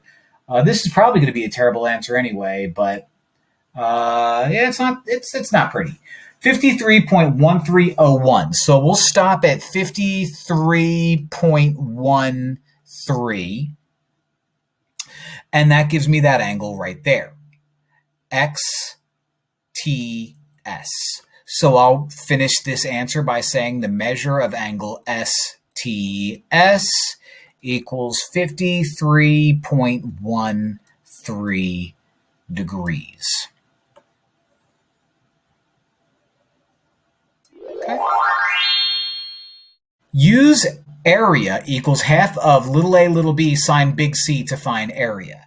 Now, I'm given that triangle right here, and you're probably thinking, what's this? What's little a little b sine C? What does that mean? If I were to take just any regular old triangle, and you're going to see this a lot when you get to pre-calculus, your angles are going to be capitalized. It doesn't matter which one's A, which one's B, which one's C in this case. Okay, it doesn't matter at all. The sides opposite of the angles are going to be your lowercase sides. So A is over here, lowercase a. C is right here, opposite of that is lowercase c, and B is right here, opposite of that is lowercase b. So if we're going to use little a, little b, and big C, then we care about side angle side. So it's basically you're using, in a sense, SAS, which I use SAS all the time in my videos, but in this case we're using side angle side to figure this out. Oh look, side angle side. So I can call you little a, big C, and little b. So let me get rid of this, and let's find the area. The area, and I'm not going to use A for area because I don't want to make it look like the A that I just had written out. So area is going to equal 1/2 of A, which I called 8, B, which I called 6. Doesn't matter which one your little a and little b are because you're just multiplying anyway. Sine 87.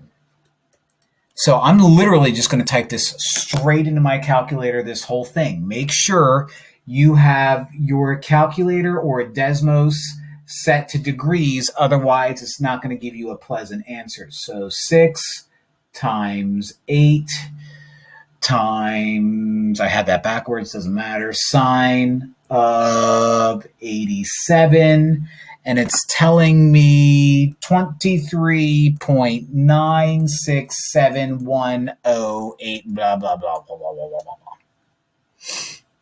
So let's finish this problem out by saying that the area is 23.967 centimeters squared.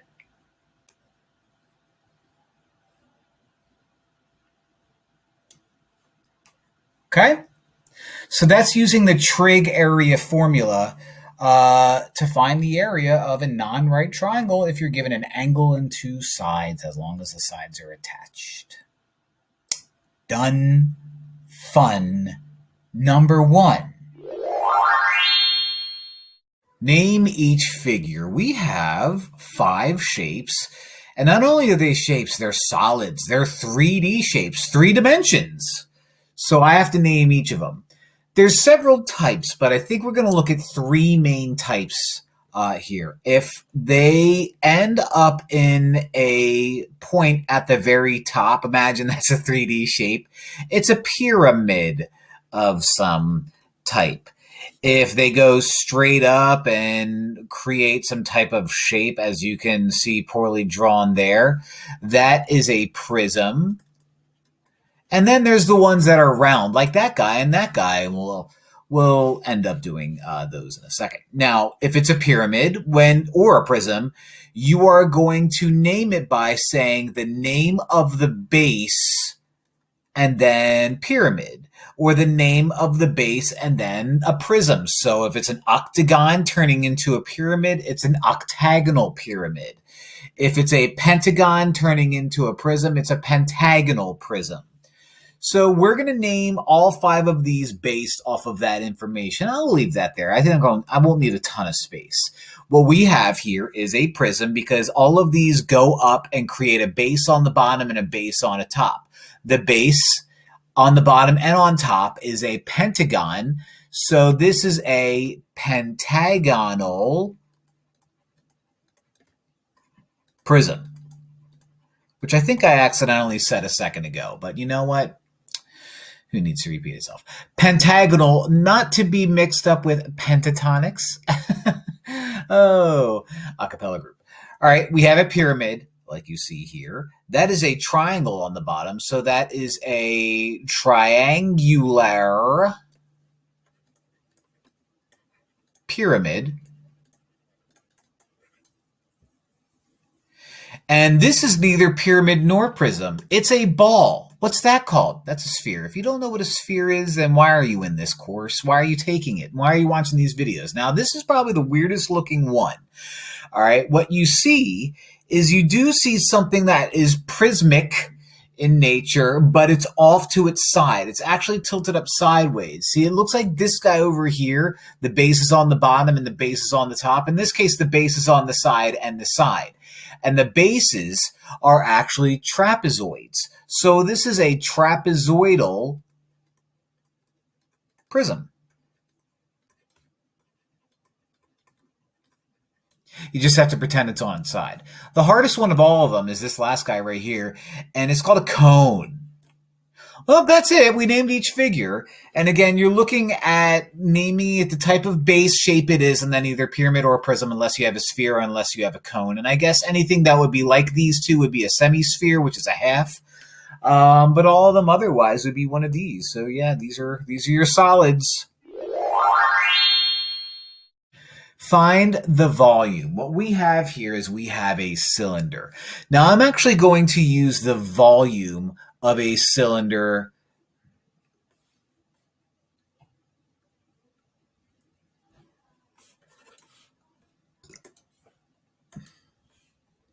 find the volume. What we have here is a cylinder. Now, this is a geometry course, and I'm assuming that if you're in this course, you have already taken 8th grade math, or maybe you're in 8th grade right now. But the volume of a cylinder is usually taught somewhere in 8th grade or before it. And it's given to you by pi r squared h. Now, where this formula comes from, pi r squared is the area of the circle. All right. Since this is a cylinder, the bases are circles. The h is the height. So it's basically you're saying, let's just pretend like this circle is like a pizza and h represents how many pizzas you're stacking up and you're just multiplying all of them together. So all of this is connected. Now it's just a matter of doing some unpleasant math. Now pi is the number pi, 3.1459, blah, blah, blah, blah, blah. R is the radius. 8 is also a radius. If it was going all the way across the circle, it would be the diameter, but since it's from the center to the outside, 8 is the radius. Oh, happy day. 7 is also just the height. Oh, happy day for this one. So it's just a matter of typing out into your calculator pi times 8 squared times 7. So I did that. I went off to the side and I got 1,407.4335. So I'll leave it at 0.43. Now, what you don't want to forget is your units. This is volume and it gives you kilometers. So you are going to use cubic kilometers. Area is measured in square units. Regular old distance, regular old length and width are measured in kilometers, feet, whatever. But this is volume and this is a 3D shape. So you are using 3-dimensional units, kilometers cubed. But that's it right there. That's the volume of a cylinder. Nothing crazy, something I'm sure you've seen before. Find the volume of this 3D shape right there. All right, so this is strange. What we have is a prism because whatever your base is on the bottom is also the same on top. So let's go with that first. The volume of any prism, whether it's a cube or something crazy like this, a hexagonal prism, is going to be the area of the base, which we denote by capital B, times the height. Okay, the area of the base times the height. Now, the base is a regular hexagon. Okay, so if we were to break this down further and create a new formula, the volume is going to be 1/2 times the apothem times the perimeter and then times h over here. So the volume of a hexagonal prism or a hexagon, the volume of a hexagonal prism is 1/2 times the apothem times the pyramid times the h. Now, if you're like, what the heck's a apothem? Isn't that an animal that only comes out at night? No, that's a possum. An apothem is the length that connects the center of whatever regular polygon you have to the middle of the side of the polygon. It's basically like a perpendicular bisector that connects to the center. So the apothem in this case is 3.5 feet. So if I wanted to find the volume of this, it's 1/2 times the apothem is 3.5 times the perimeter. Now what we have is we have a hexagon, which means there's 6 sides.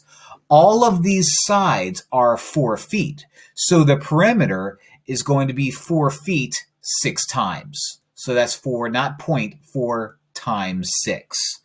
Now we're going to multiply that to the height, which appears to be 3 feet. Now I'm not even going to pretend to try to do this in my head, although it's possible. I'm just going to go off to the side and type it all in my calculator. And Mr. Calculator says 126. Now my unit of measure is feet. So since we're dealing with volume, we're going to make sure we say cubic feet. Remember, when it's volume, it's cubic units. And in this case, we get a pretty nice number because the numbers that they gave us weren't so bad. But the volume of any prism is the area of the base times the height. We were able to break it down a little bit further since the bases were regular polygons. Oof, so many things that I have to say, just like my words get jumbled up. But there you go, 126.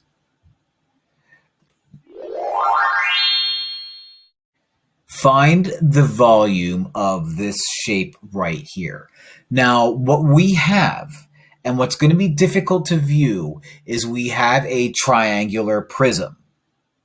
Now, usually we view a prism as something that stands up like this. Well, what if I connected these and made it look like that? Now I have myself a triangular prism. And so this guy is that guy. So if I were to turn this into that, if I were to take this and kind of tilt this over sideways, I would see that this has a height of 3. That would be my height. It has a side length right here appears to be 3. You appear to be 4. And you appear to be 5. Okay? Now, why does all this matter? Well, the volume is going to be the area of the base times the height. Okay? Now, this is a triangle. Okay? So the area of this triangle, I'm going to view from here. Okay? If this is a triangle, I'm going to replace area of base with what the area of a triangle is. 1/2 times base times height. Now remember, the height that I'm looking for is the height of the triangle. The height that I want for here is the height of my, we'll say P for prism. Okay, so let's just make sure that when we do this, we're mainly focusing on just the triangle. So 1/2 of base times height of a triangle. So I'm looking at this triangle. This triangle, if I were to take this and stand this up like so, this triangle would have a base of 3, a height of 4, and this hypotenuse of 5. Which one of these don't I need? The 5. So if I were looking at the triangle, it's 1/2 base, which is 3, times height, which is 4. So that takes care of my area of the triangle part. Now the height of my prism goes back to the picture that I drew over here, which is also 3. So I should be able to do this in my head. 1/2 of 3 times 4 is going to be 1/2 of 12, which is 6, and 6 times 3 is 18. That's supposed to be an 8. Now the unit that I have here is feet. So I'm going to make sure that I say feet cubed because this is volume and volume is measured in cubic units. But there you have it. The volume of a triangular prism is 18 cubic feet in this case. Done. Find the volume of this shape right here. What I have is a trapezoidal prism. But the trapezoidal prism doesn't quite look like a prism because usually when you think of a prism, you think that the base, it has to be like on top and on the bottom as well, and here it's not. Well, if you were just to imagine that this is laying flat on its side, right? And I know my picture is not going to look great at all. I'm just going to try my best. So there's the top. Dot dot dot dot dot dot dot dot dot dot dot dot dot dot dot dot dot dot dot dot. Ugh, you get the idea. Trapezoid on the top, trapezoid on the bottom, prism part. If I were to take this and lean this flat and fall this down, I would have this guy be 5. That's a 5 right there. You would be from top to bottom. You would be 4.3. So that is the height of the trapezoid. The height of the actual prism is 4.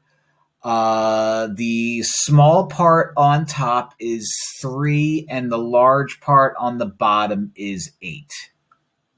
So I have a prism with that information.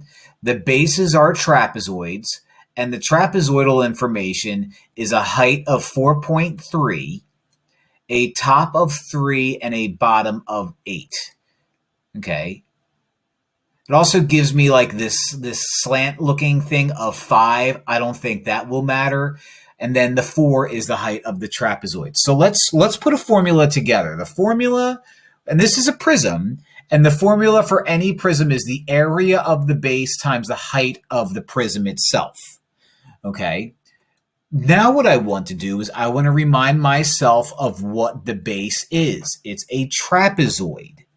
And the area of a trapezoid is 1/2 times the base of the trapezoid, in parentheses, base sub 1 plus base sub 2, close it, height of the trapezoid. Now I'm going to put height of the trapezoid right there so you can see it's the height of the trapezoid.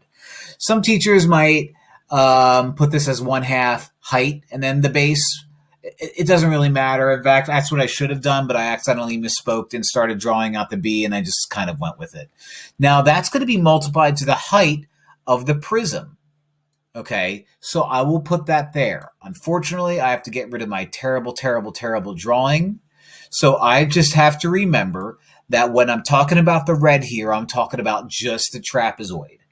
And when I'm going to ask myself for the height of the prism, it's 4 because, again, if I were to lay this flat, it would be 4 meters tall.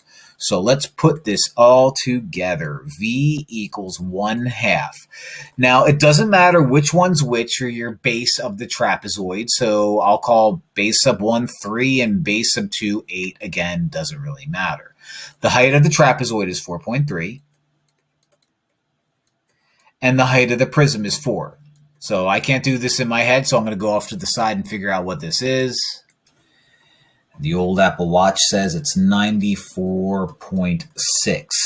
Now, this is volume, and the units are meters, so I'm going to make sure that I say meters cubed because it's volume. But that's a trapezoidal prism, and you find the volume of a trapezoidal prism by using this formula, or you could just jump straight to that formula, whatever floats your boat, whatever tickles your pickle. But that's what I got for this one, 94.6. Baby. Find the volume.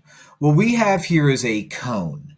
Now, if you're taking this geometry course, chances are you're in high school. Maybe you're in 8th grade.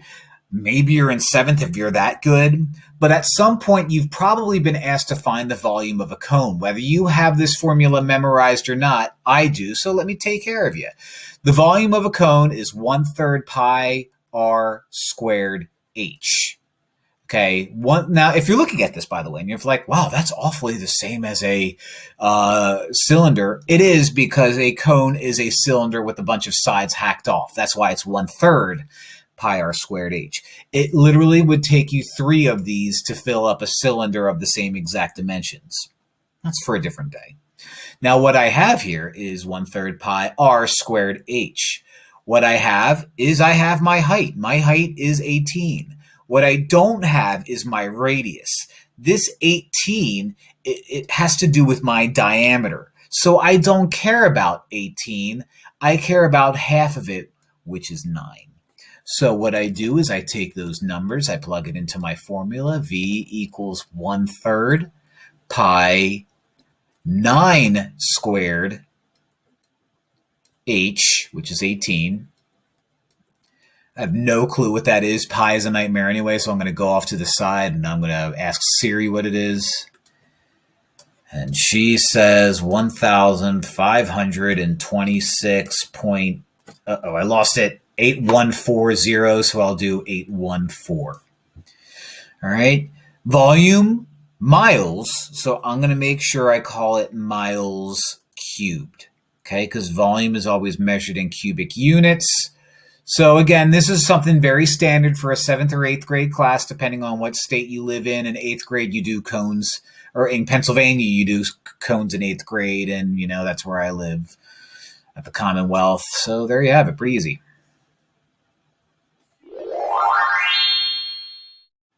Identify each solid given its net. Now, a net is basically an unwrapped version of a solid figure. For example, if I were to take a cylinder like so, pretend that's a can of soup, a nice delicious can of soup, and if I were to unwrap this and kind of cut this part out, I would have myself a nice little circle. If I were to cut down here and wrap it out or unwrap it, I would have myself a rectangle. And keep in mind, there's an invisible circle here that you really can't see. If I were to pull that down, I would have myself another circle. So that is a net of a cylinder. Okay. This guy, I know what you're thinking. You're like, that's a star. No, it ain't. That's a pentagonal prism or a pentagonal pyramid. Oh, that was a close one. Prism would be wrong. pentagonal pyramid.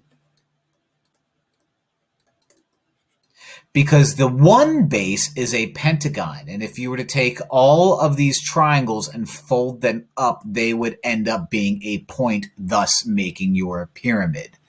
This guy, if you were to take this half circle looking thing and wrap it around that circle here, you would get yourself a cone. Okay, and if I were to take this guy, fold it up, take this guy, fold it up, and wrap these around, I would have a rectangular prism. So back in the day when I taught 8th grade, I was forced to teach this to the students, and it's hard to visualize 3D objects on a 2D space, which is what I'm doing here. And I'm sure you can find 1,000 YouTube videos that show you what this looks like, what nets look like using wonderful animation. I'm not about that. I just use computers and simple stuff. I'm a simple man with simple needs. Copy the measurements onto the net.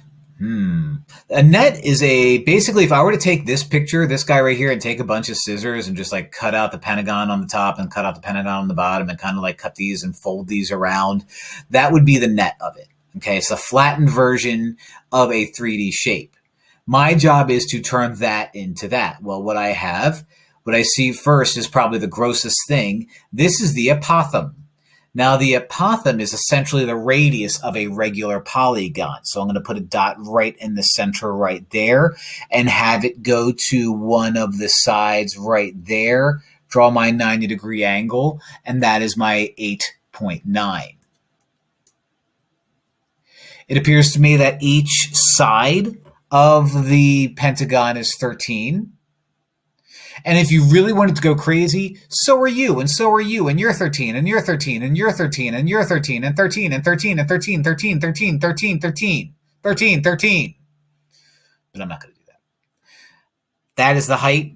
We'll call it 5, which means you're 5, so is you, so is you, so is you, so is you.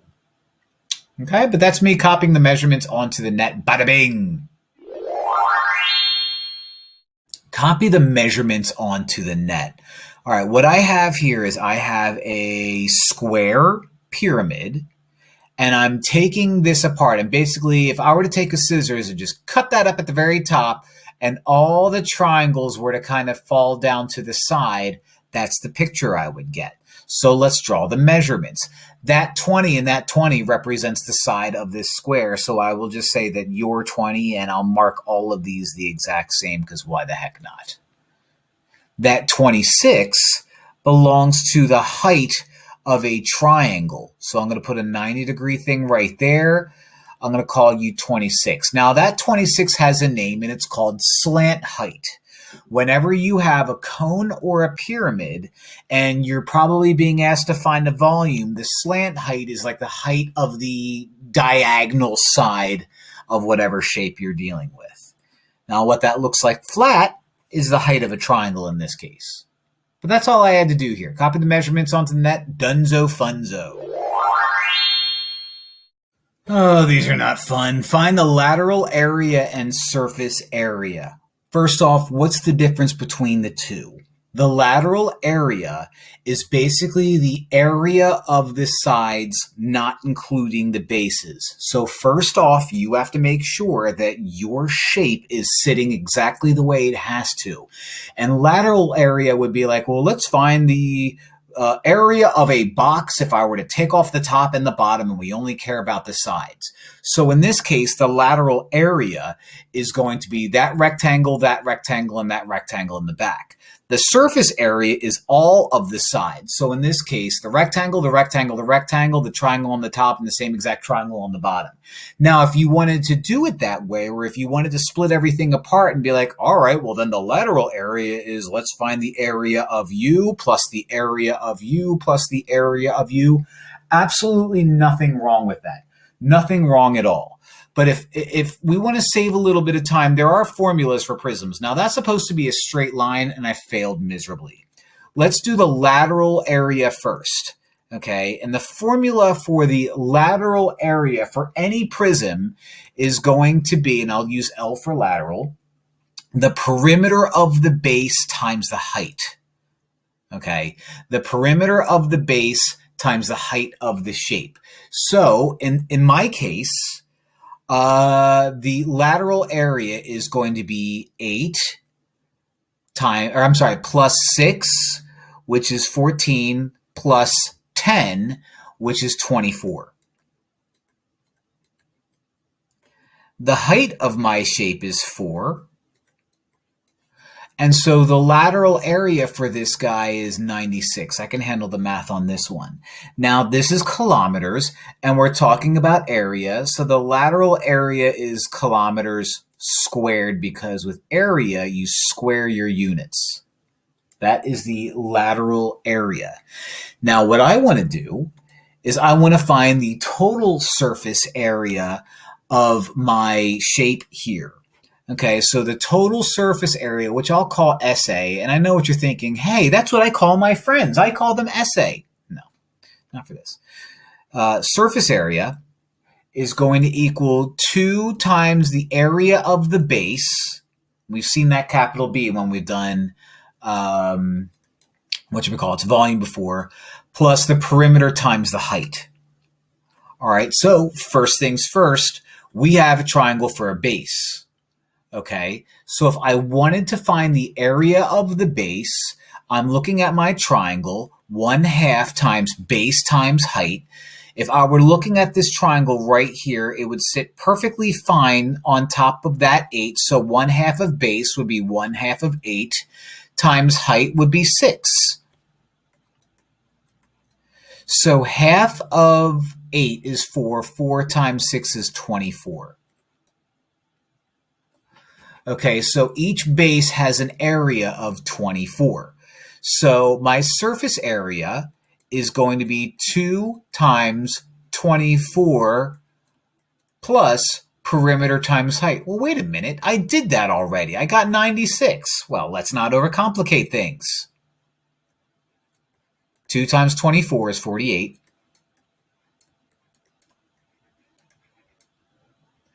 And 48 plus 96 is 144. A nice number.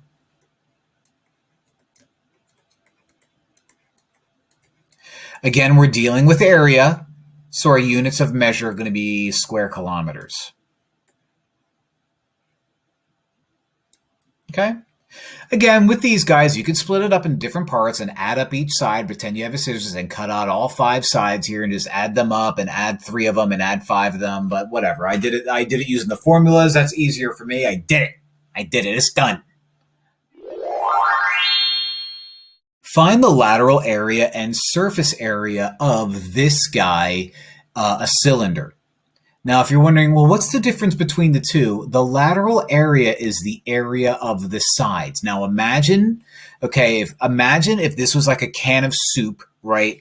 And I would cut the top off. I would have myself a circle.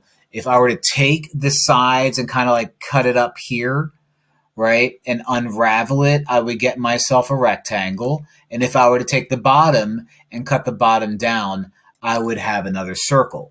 So the lateral area is this rectangle right here. The surface area is the top, the sides, and the bottom. That's the difference. Lateral area is once you sit your shape down the exact way it's supposed to, sit it on top of its base. The lateral area is the area of the sides, and the surface area is the area of everything, sides, top, and bottom. This is a cylinder.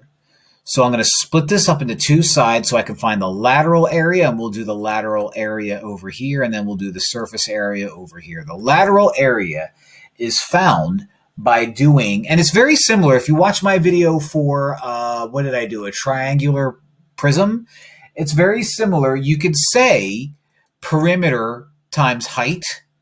So it's the same exact thing, but I know that this is a circumference. Perimeter means circumference, which is 2 pi r height. So instead of saying perimeter height, I'm going to do 2 pi r height.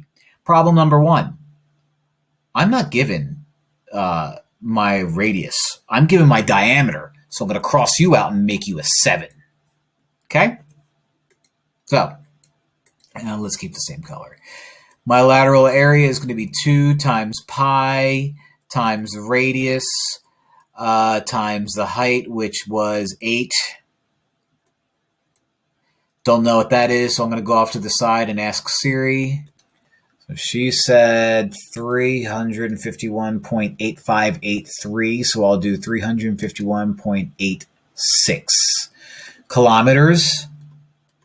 This is area, so kilometers squared, that is my lateral area. So if I were to unravel this huge cylinder that is 7 kilometers in radius and 8 kilometers high, a very realistic shape, it would be pretty big.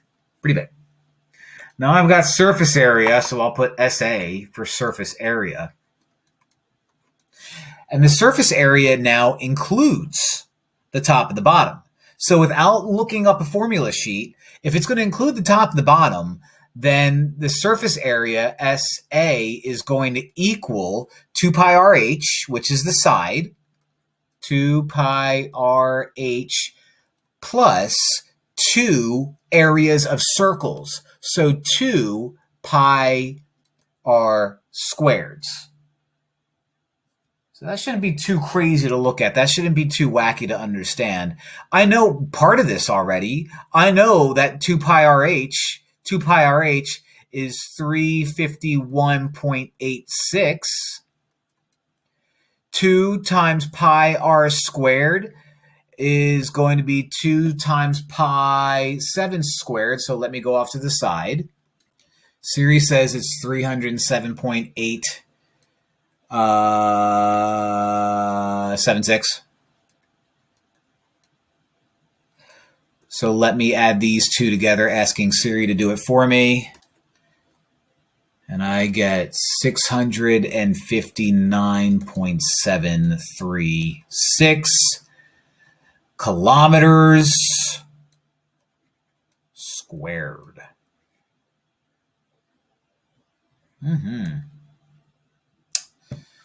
So yeah, I mean, let's just say that you were making like some kind of tower and you needed it to be 8 kilometers high and 14 kilometers long, and you're like, oh man, I wonder how much material I need. You're going to need roughly 659 kilometers of squared of material, which is roughly the size of Rhode Island. Probably not Rhode Island, but like maybe like a city, like maybe like Philly. So a lot. Find the lateral area and surface area of this pentagonal prism. First things first, a lateral area versus the surface area. If I were to take this shape and sit it on its base, which it currently is, the lateral area is just the side. So these rectangles right here, and all the rectangles are the same, so the lateral area shouldn't be too crazy to do.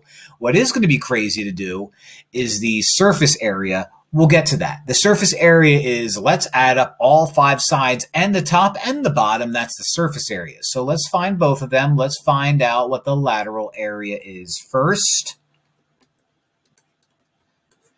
And you find the lateral area of any prism by doing the perimeter of the base times the height of the prism.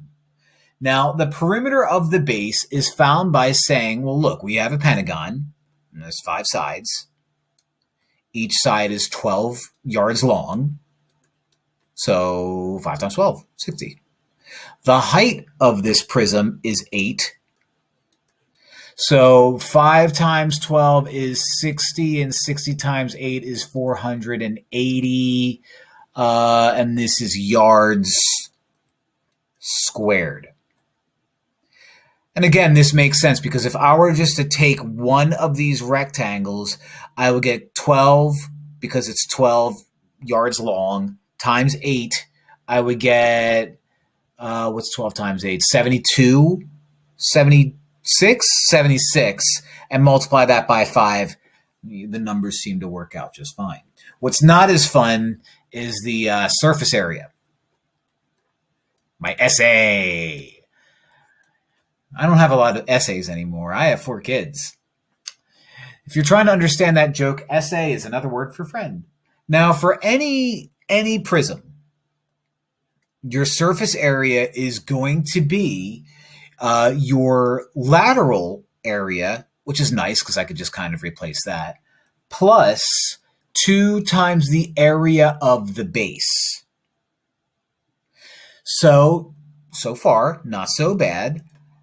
My lateral area, my perimeter of the base times the height was 480. I can handle that. I can handle it just fine, plus 2 times. Now, this is a regular polygon. All right. A regular polygon's area is found by doing 1/2, so times 1/2, that makes life easy, times the apothem. And if you're like, apothem? Isn't that a creature that comes out at night and is ugly and has creepy eyes? No, that's a possum. The apothem is 8.3. It's basically like the radius of a polygon, a regular polygon. So 1/2 times the apothem, which is 1/2 times 8.3, times the perimeter of my polygon, which I already know to be 12 times 5, which is 60. So my surface area is going to be 40 or 480 plus 2 times 1/2. Well, I don't need that anymore. 8.3 times 60. I'm going to go off to the side and figure out what that is. Series says it's 498. Add these two together, and you get 978 yards squared, because area is square yards. There you have it. Pentagonal prism, lateral and surface area. Fun. Find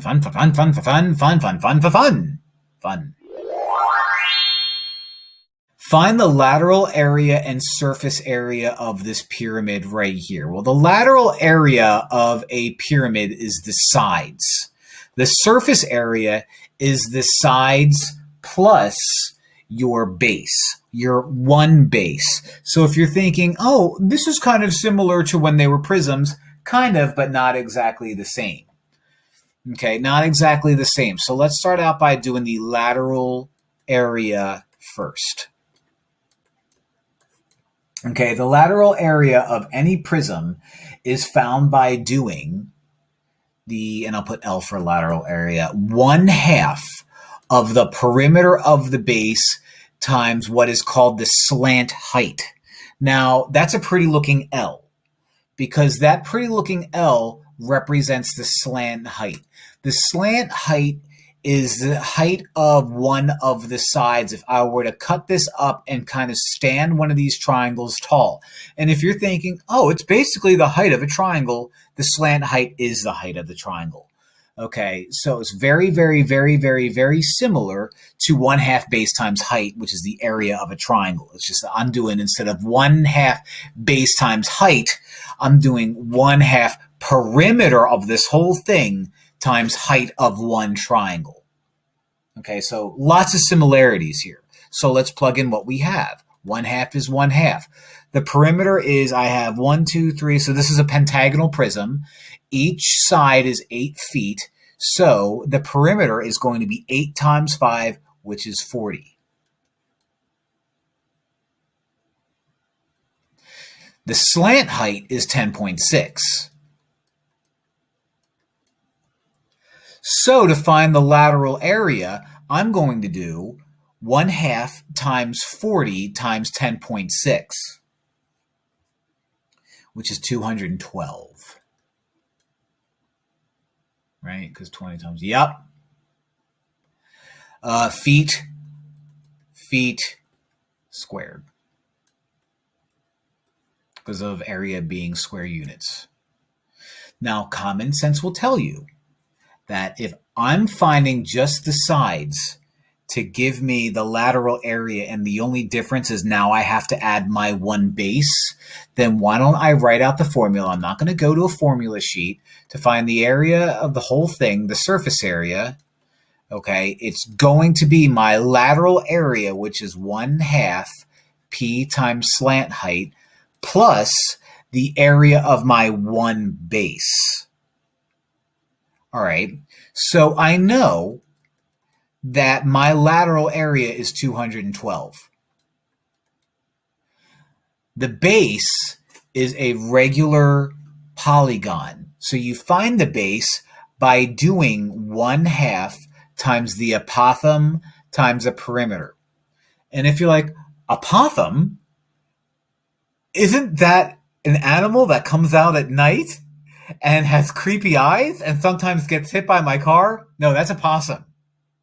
An apothem is a line connecting the center of a regular polygon to the side of the polygon as long as it creates a 90-degree angle, like a radius, if you will. So my surface area is going to be 212 plus 1/2 times my apothem, which is 5.5, times my perimeter, which I already found out earlier to be 40. Okay, a little bit more math. 212 plus 1/2 times 5.5 times 48,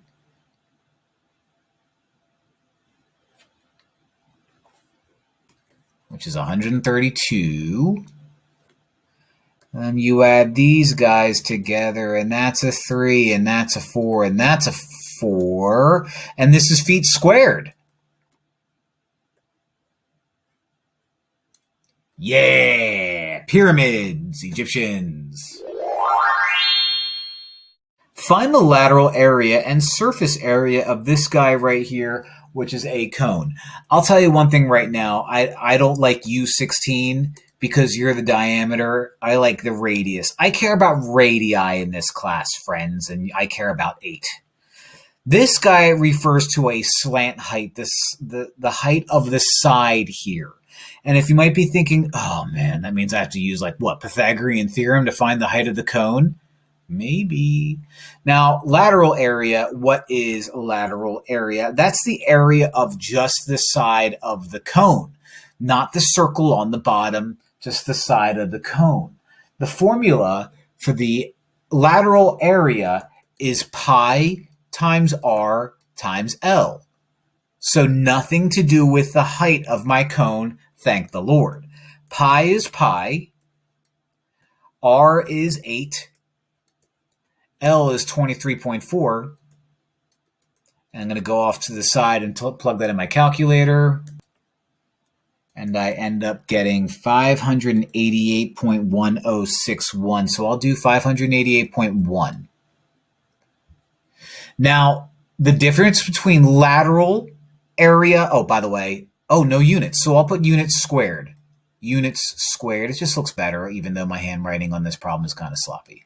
Now, the difference between lateral area and surface area is the lateral area only cares about the sides. The surface area includes the base. So don't be like, oh, let me look it up. Don't.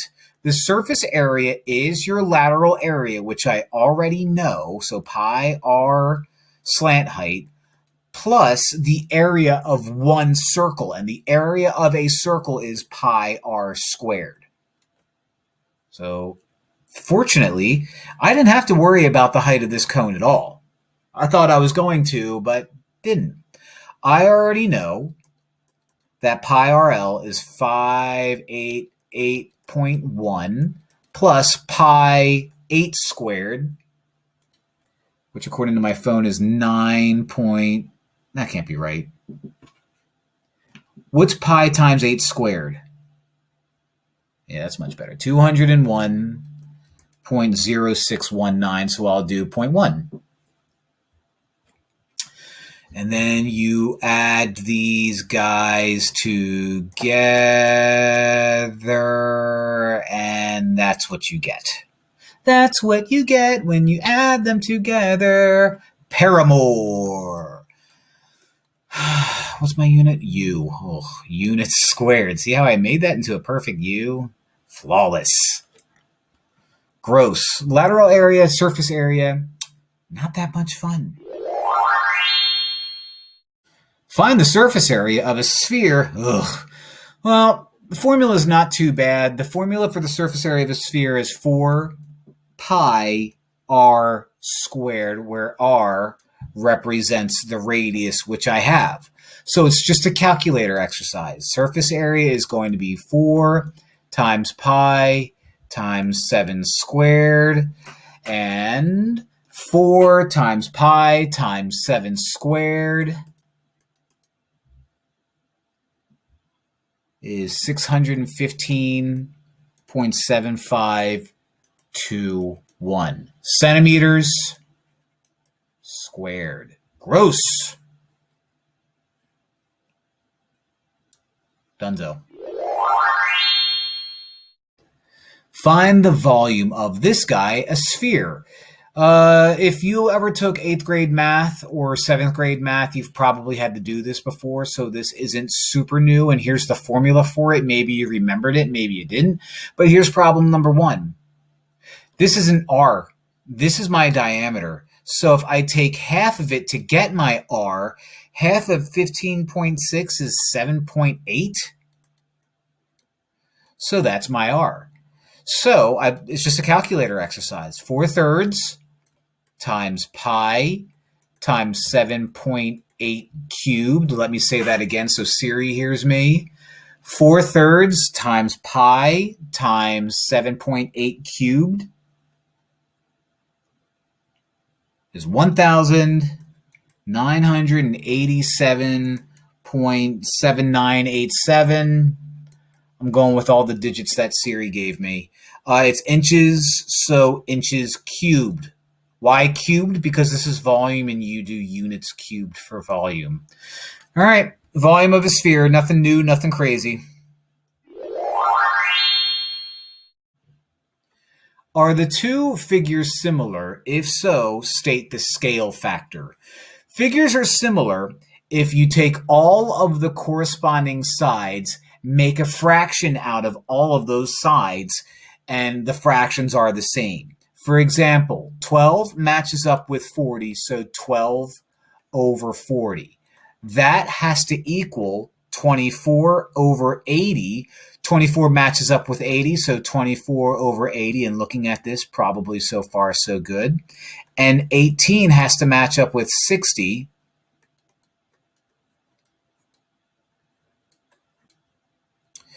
So divide by 4, so that's 3 over 10. Divide by 4, I could divide by 8 and divide by 8, and that's also 3 over 10. And divide by 6, and that's 3 over 10. So the nice thing about doing it this way is we get a big fat yes for this one. And not only do we get a yes, this gives me my scale factor from small to big, so we can write it out as 3 to 10. I believe more often than not they want you to do small to big when they ask you for scale factor. I know or they want you to go from left to right, so left to right here would be 3 to 10. Either way, it will probably be specific, and if it's not, always go left to right, or top to bottom, or just say what it is. But yes, 3 to 10, that's that guy. Since I have a whole lot of congruent stuff going on here, I don't have to worry so much. 18 matches up with 54, so I'll do 18 over 54. That's got to match up with 6 over 21. Okay. 18 and 54, I can divide them both by 9, and that I can divide them both by 18, and that gets me 1/3. 6 over 21 is, I can divide u by 3, I can divide u by 3, 2 over 7. No, these aren't similar. These aren't similar at all. Shame. But that's how you do it. Very similar to if you have flat shapes, if you have 2D shapes. You just have to do a few more things if you want to do 3D shapes. Find the missing value. All right, I've got two solids, no picture. I've got the surface area of solid 1 and the surface area of solid 2. I have the volume of solid 1, no volume for solid 2. This guy bigger than that guy, big, small. Now, these are similar figures, so I'm thinking ratio thoughts. But I can't just, this can't be just easy. All right, I'm going to compare the volume to the surface area. And the way that I'm going to do that is I'm going to create ratios of big to small figures. In other words, the volume on the big solid is 1, 3, 3, 1, 2, and the volume on the small solid is, I don't know, call it X. The surface area on the big guy is 1088. And the surface area on the small guy is 425. Now, we can't just end here. We are now saying that volume is equal to surface area. No, it's not. If you want to break down volume and surface area to its simplest, most regular length, I would have to cube root volume and square root surface area in order to get these guys equal to each other. So similarly, I have to cube root that guy and square root that guy in order to get things equal to each other. All right. So the left side doesn't change. I have a big cube root 1, 3, 3, 1, 2 over X, too much line. Okay. 1088 divided by 425 is 2.56. Now that's good because when I write it up here, the cube root, again, I'm not changing anything here, 13,312 over X, that's going to equal the square root of 2.56, I believe is 1.6. It is 1.6. I use Siri. I secretly use Siri.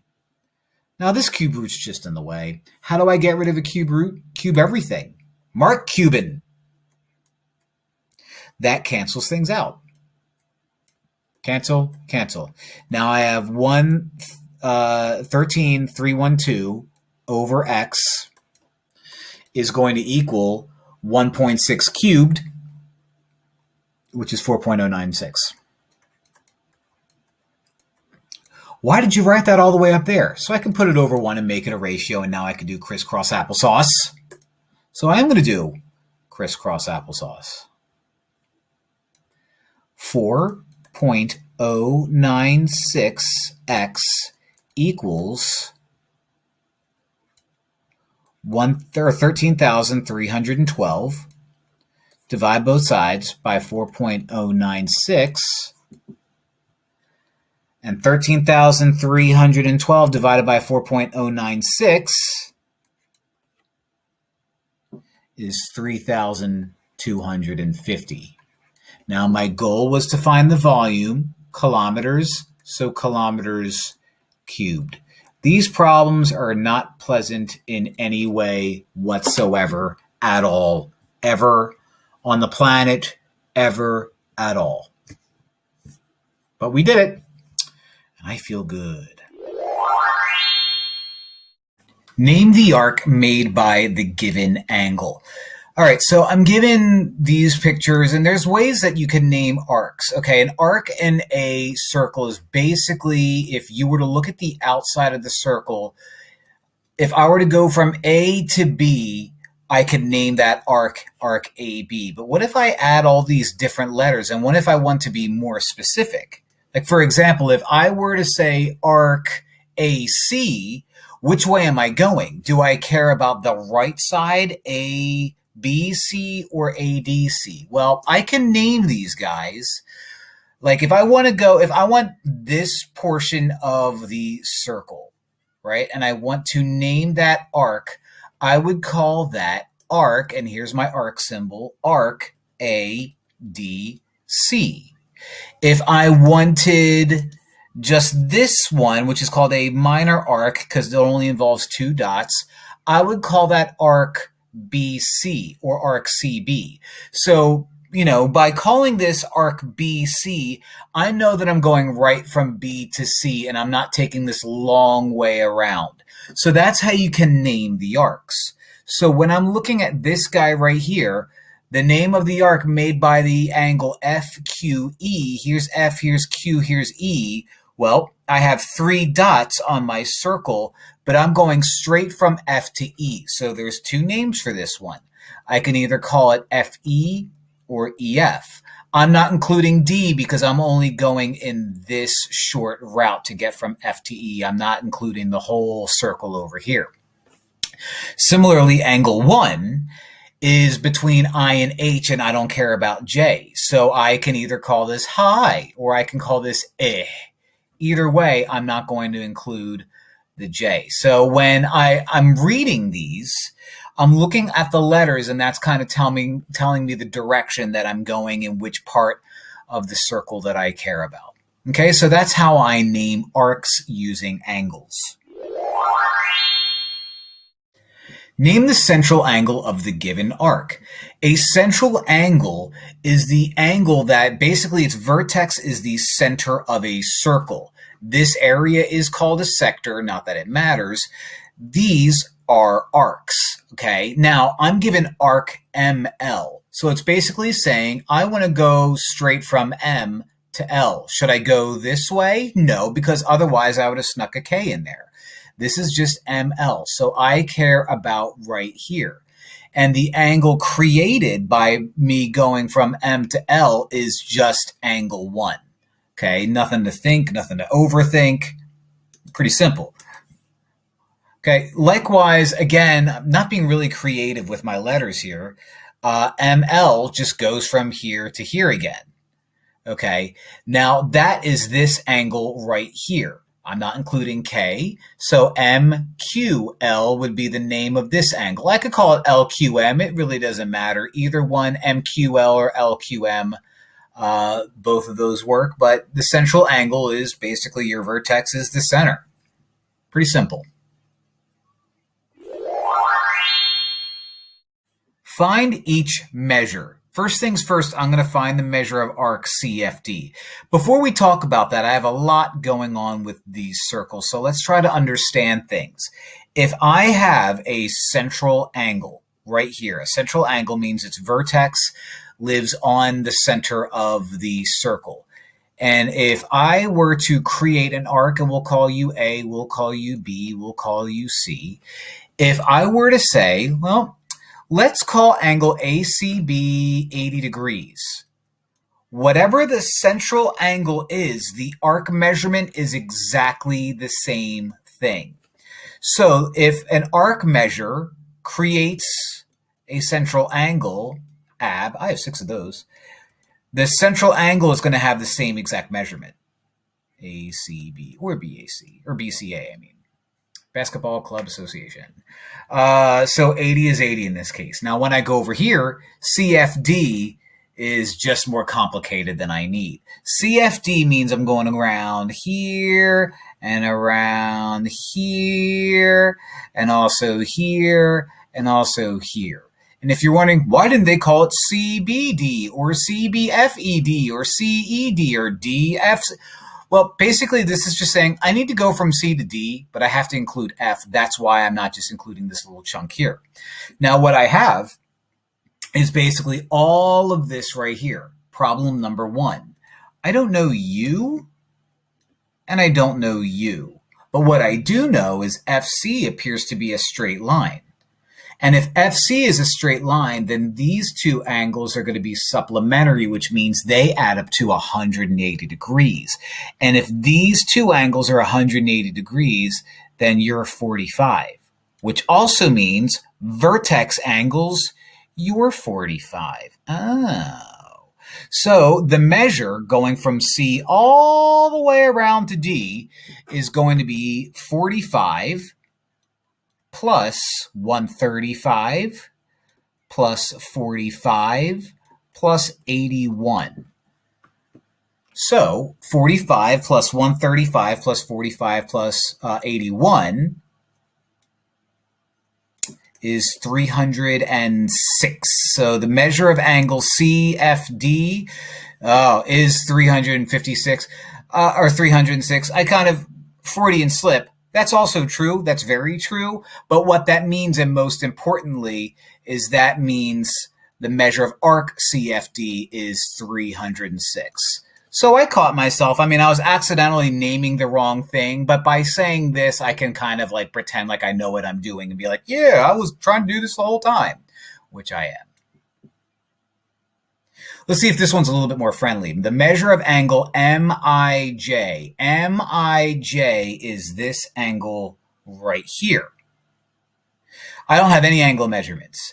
I have this arc measurement, and arc JK is 55, which means its central angle created by it, what is that, JIK, is also 55. So if you're 55 and this is a straight line, these guys add up to 180. So the measure of angle MIJ is 180 minus 55, which gives me 25. 125 degrees. So I'll put that up here to keep things consistent. The measure of angle MIJ is 125 degrees, which means the measure of angle of arc MJ, Michael Jordan, is 125 degrees, and so on and so forth. So central angles being matched up with their arcs, everything's the same. That's one of the nicer parts about circles. Solve for x. All right. What do I have? I have this guy, which is I almost called it ratio, a radius. This guy is a diameter. I have this angle, which equals that angle. If this is a diameter, that means this angle is 180 degrees. If these two are equal, that means you're 90 degrees. So the way I can set this up is x plus 93 is 90 degrees. It's a one-stepper. Just subtract 93 from both sides. And x is -3. Now, don't be like, -3, you can't have negative measurements. X is not a measurement. It's just a variable. So that if I wanted to find x, I would be like, -3 plus 93. Oh, this is 90. That arc length is 90. Yay, I did it. So that's how you would do a problem like this. Not too bad. Not too bad at all. Find the given measure. I have to find the measure of angle VST, which is U. Now, what I know is the arc measurement of VU is -27x minus 3, which means the central angle created by that arc is going to be the same exact thing. Also, since this angle is congruent to that angle, both of these are -27x minus 3. And last but not least, this central angle creates this arc -37x plus 2, which means you're that guy right there. So this right now, just saying each of these individually, trying to find things, isn't going to help me find x, and in other words, help me find this angle VST right here. But what I do know is I have all three angles that create an entire circle. So why don't I add up all the angles and set it equal to 360, because the circle's angles add up to 360. So let's do this angle right here, -27x minus 3. Let's say it again. So I could put a parentheses in front of it. I can distribute, but I'll just write it out. -27x minus 3. Now this guy minus 37x plus 2 has to equal 360 degrees. Okay, now let's combine like terms. -27 minus 27 minus 37 is -91. So -91x. -3 minus 3 is -6, plus 2 is -4, so -4 equals 360 degrees. Now it's a two-step equation. I'm going to add 4 to both sides. I'm going to add 4 to both sides. So negative 91x is equal to positive 364. I'm going to divide both sides by negative 91. And x is going to equal negative 4. Am I done? No, because my job is to find the measure of angle VST. The measure of angle VST is this guy, which happens to be the same as negative 27x minus 3. So if I wanted to find the measure of angle VST, I'm going to do negative 27, replace x with negative 4 minus 3. Negative 27 times negative 4 is positive 108. And 108 minus 3 is 105. So the measure of angle VST is 105 degrees. And there you go. Not too bad. Not too good, but I like this stuff. This stuff's fun for me. Fun, fun, fun. Fun. Find the length of this segment indicated. All right, when you're looking at a circle, you have a diameter. A diameter is a line that goes completely through a circle. You have a radius, which is a line that connects the circle to the end of the circle. And you have a chord that just basically goes from one point to another point. Those are your three lines mainly that you're dealing with that just live solely within the circle. What I have is I have a radius, which is 3.2. I have this line that if I were to keep it going would also be the radius. But more importantly, my radius goes through a chord. There's a little rule that says that if your radius goes through a chord, it bisects that entire chord. And when you bisect something, x is going to equal 3. Whatever this is going to equal that guy. So with all this math, x equals 3. So nothing here to overthink, nothing here to just do too much with. X equals 3, donezo. Find the length of the segment indicated. The segment that I care about right here is x. I'm given all this information. Diameter, another diameter. Here's a chord. I'm also given the fact that here's a radius, radius, a radius, and they're all 9.7. Now, that's important. Not the fact that I give you 3 radii. I don't care how many radii I get. By the way, I did say radii, not radio, radii. Okay, video killed the radii star. That's a song. Look it up. But regardless, radius is 3.7. I care about x. But what I do know is, again, and it says it 3 times, the radius is 9.7. So that red line that I just drew is 9.7. So if I wanted to find x, x plus 5.1 equals that entire radius, 9.7. So if I subtract 5.1 from both sides, x is going to equal 4.6. No units to worry about, no units at all. But there I have it. I mean, you should be able to look at this and be like, well, if that's the radius, don't I just do 9.7 minus 5.1? Yup. And that's it. That's all you have to do with a guy like this. I just showed work because it takes more time and I need that YouTube money. Find the length of this segment indicated. So the segment that I need right here, x, is what I need to find. Let's see what I have. I have a diameter. The whole diameter is 18.8. That would make this the radius, which if the diameter is 18.8, oh, this is good news. That means the radius is going to be half the diameter. So that whole red line is going to be half of 18.8, which is 9.4. Why is that important? Because what I need to find, x, is a part of my radius, and I'm given the other part. So x plus 4.2 is my radius, which is 9.4. So in order to find x, I just subtract 4.2, subtract 4.2, and x is going to equal 5.2. And if you're wondering, then what's that 7.8 for? Nothing. I'm there to scare you. I'm there to throw you off. That's it. We're done. Find the length of the segment indicated. Ooh, this looks like the Devil Wears Prada logo. Those of you metalheads, I played a show with Devil Wears Prada when I was in a band back then. That's right, I was in a band. This voice does not just get its own, forget it. All right, so this is what I need to do. Let's not overthink it. X represents a radius. What is this guy right here? A radius. So why don't we call you X?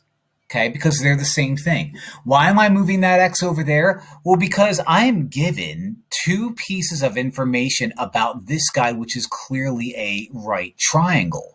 And if I'm trying to find what appears to be the longest side of a right triangle and I give you the two shorter sides, why don't I just use Pythagorean theorem to do that?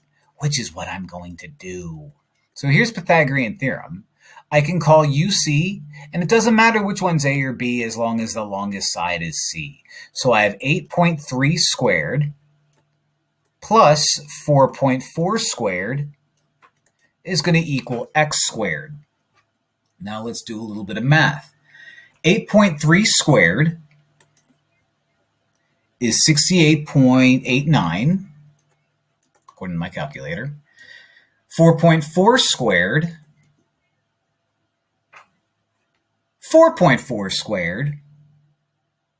19.36.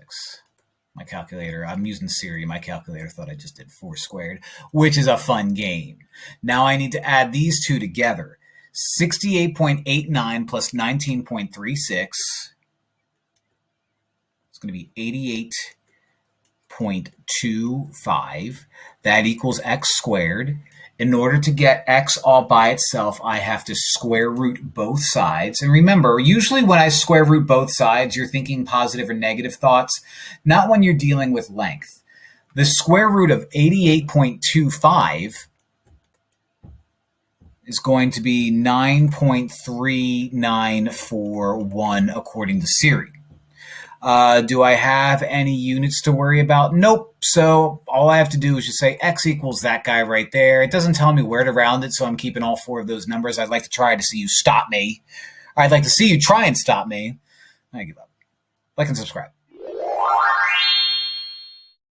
Find the length of this segment indicated. I need to find that X value right there. Now I have a long ways to go, but this is how I'm going to set it up. I see a radius of 15.1. I see a 12.8 over here, and this radius right there. A radius takes a chord and cuts it in half. So this radius cuts that chord in half, which means whatever this guy over here is, that guy is also 12.8. My job is to find X. If this was 5, then I would just do 15.1 minus 5 equals X. But I don't know what this is. But you know what? This is connected to a right triangle. I have a leg. I have a hypotenuse. So why don't I call you B? Because if it's a leg of a right triangle, then let's just call it B. I need to find B. Once I find B, 15 minus 1 minus it gives me my X. So let's use Pythagorean theorem. A squared plus B squared equals C squared. The longest side has to be C, so 15.1 fits that. I'll call you A because I already called B B. And so I have 12 point, what is that? 12.8. 12.8 squared plus B squared equals 15.1 squared. 12.8 squared is 163.84. 15.1 squared. 15.1 squared is 228.01. Now, in order to get B all by itself, I'm going to subtract 163.84 from both sides. 228.01 minus 163.84 is 64.17. Now, in order to get B all by itself, I have to square root both sides. And the square root of 64.17 is a little over 8. It's actually 8.01. It's a shame it couldn't just be 8, but it's 8.01. So B, this guy right here, is 8.01. Now again, the whole purpose is I know this is a radius. I'm trying to find x. So in order to find x, I can do the radius 15.1, there it is, minus the chunk that I just found, 8.01. 15.1 minus 8.01 is 7.09. So that's my x. So no units to worry about, just numbers, dunzo. Find the circumference and area of a circle, something that you learned way, way, way back in the day, but we're bringing it back. Circumference is the same thing as perimeter. The formula for circumference is 2 pi r. In this case, r is 4.2. So the circumference, and I'm going to say this so that my phone hears me, 2 times pi times 4.2, 26.3893. 26.3893. Siri's just giving me all these numbers, so I'm going to use them. Circumference is distance, so it is just yards. So don't worry about yards squared, yards cubed, nothing like that at all. Area is area, and the area formula is pi r squared. The same r, so the area is pi times 4.2 squared, which according to Steve Jobs is 55.4176 yards squared because it's area. Circumference, area, stuff you saw in middle school, bringing it back. Find the circumference of a circle with an area of 64 pi miles squared. All right, well, the area formula is pi r squared. I have to find the circumference, which means I have to find the radius of this circle. Now, if the area is pi r squared and it's giving me the area, then I'm going to say 64 pi is pi r squared. First things first, if we divide both sides by pi, which I'm about to do, the pi's on both sides cancel out. Oh, happy day. That leaves me with 64 equals the radius squared. I need the radius. How do I get rid of that squared? Square root both sides. Normally when I square root both sides to solve an equation, I attach a positive or negative symbol, but I don't care about negative, so I only care about the radius equaling 8. So the radius is 8. Now that I know the radius is 8, I can find the circumference. The circumference is given to us by the formula 2 pi r.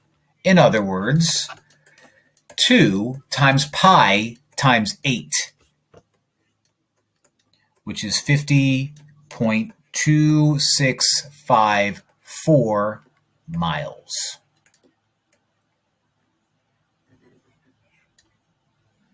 Fun.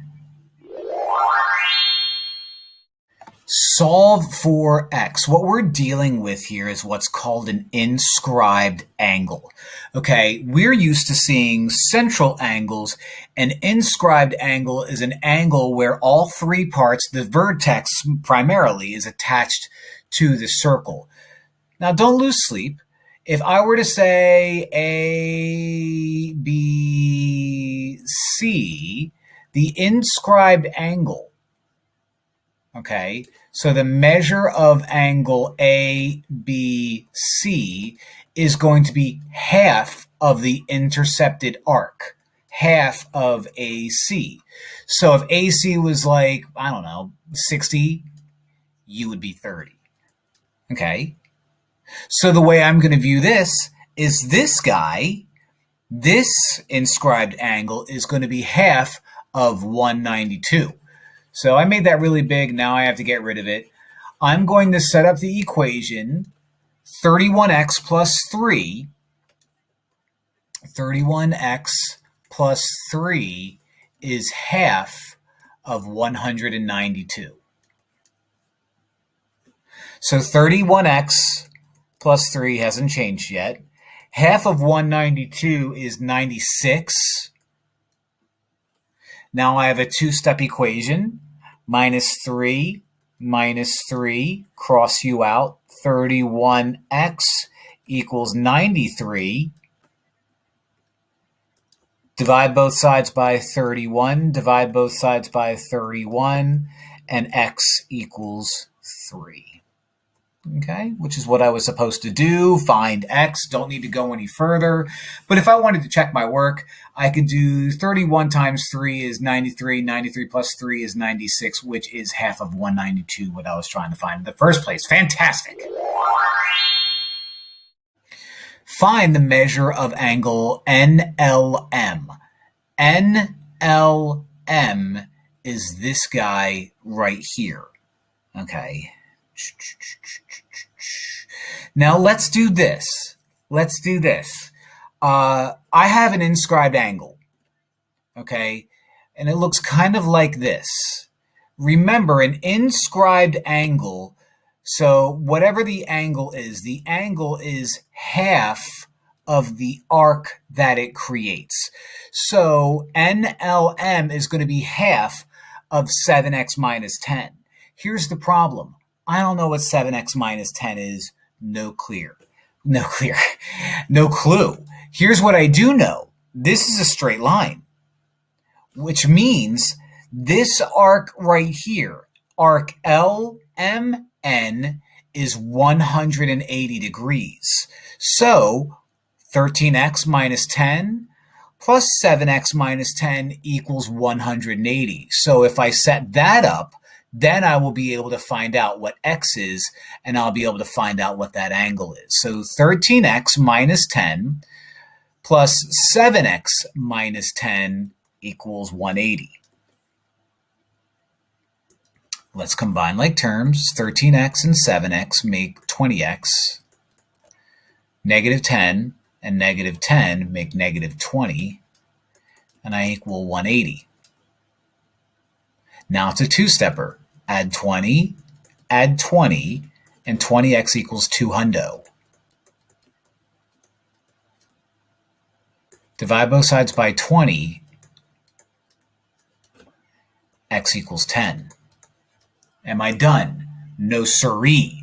Because again, what I know is the measure of angle NLM is going to be half of 7x minus 10. So let's say that the measure of angle NLM is half of 7x minus 10. Well, wait a minute. I just found out that x is 10. So 7 times 10 minus 10, which means the measure of angle NLM is going to be half of 70 minus 10, which is 60, and half of 60 is 30 degrees. That's how you do it, okay?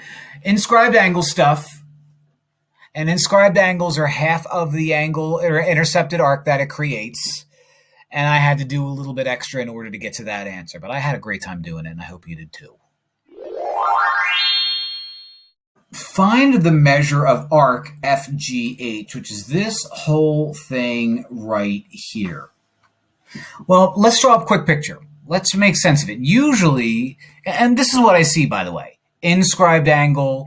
The two pieces of information that I'm given are all inscribed angles. So let's quick talk about inscribed angles super quick. I'll call you A, I'll call you B, I'll call you C. Okay, the inscribed angle, so the measure of angle ABC is going to equal half of the measure of the intercepted arc. Half.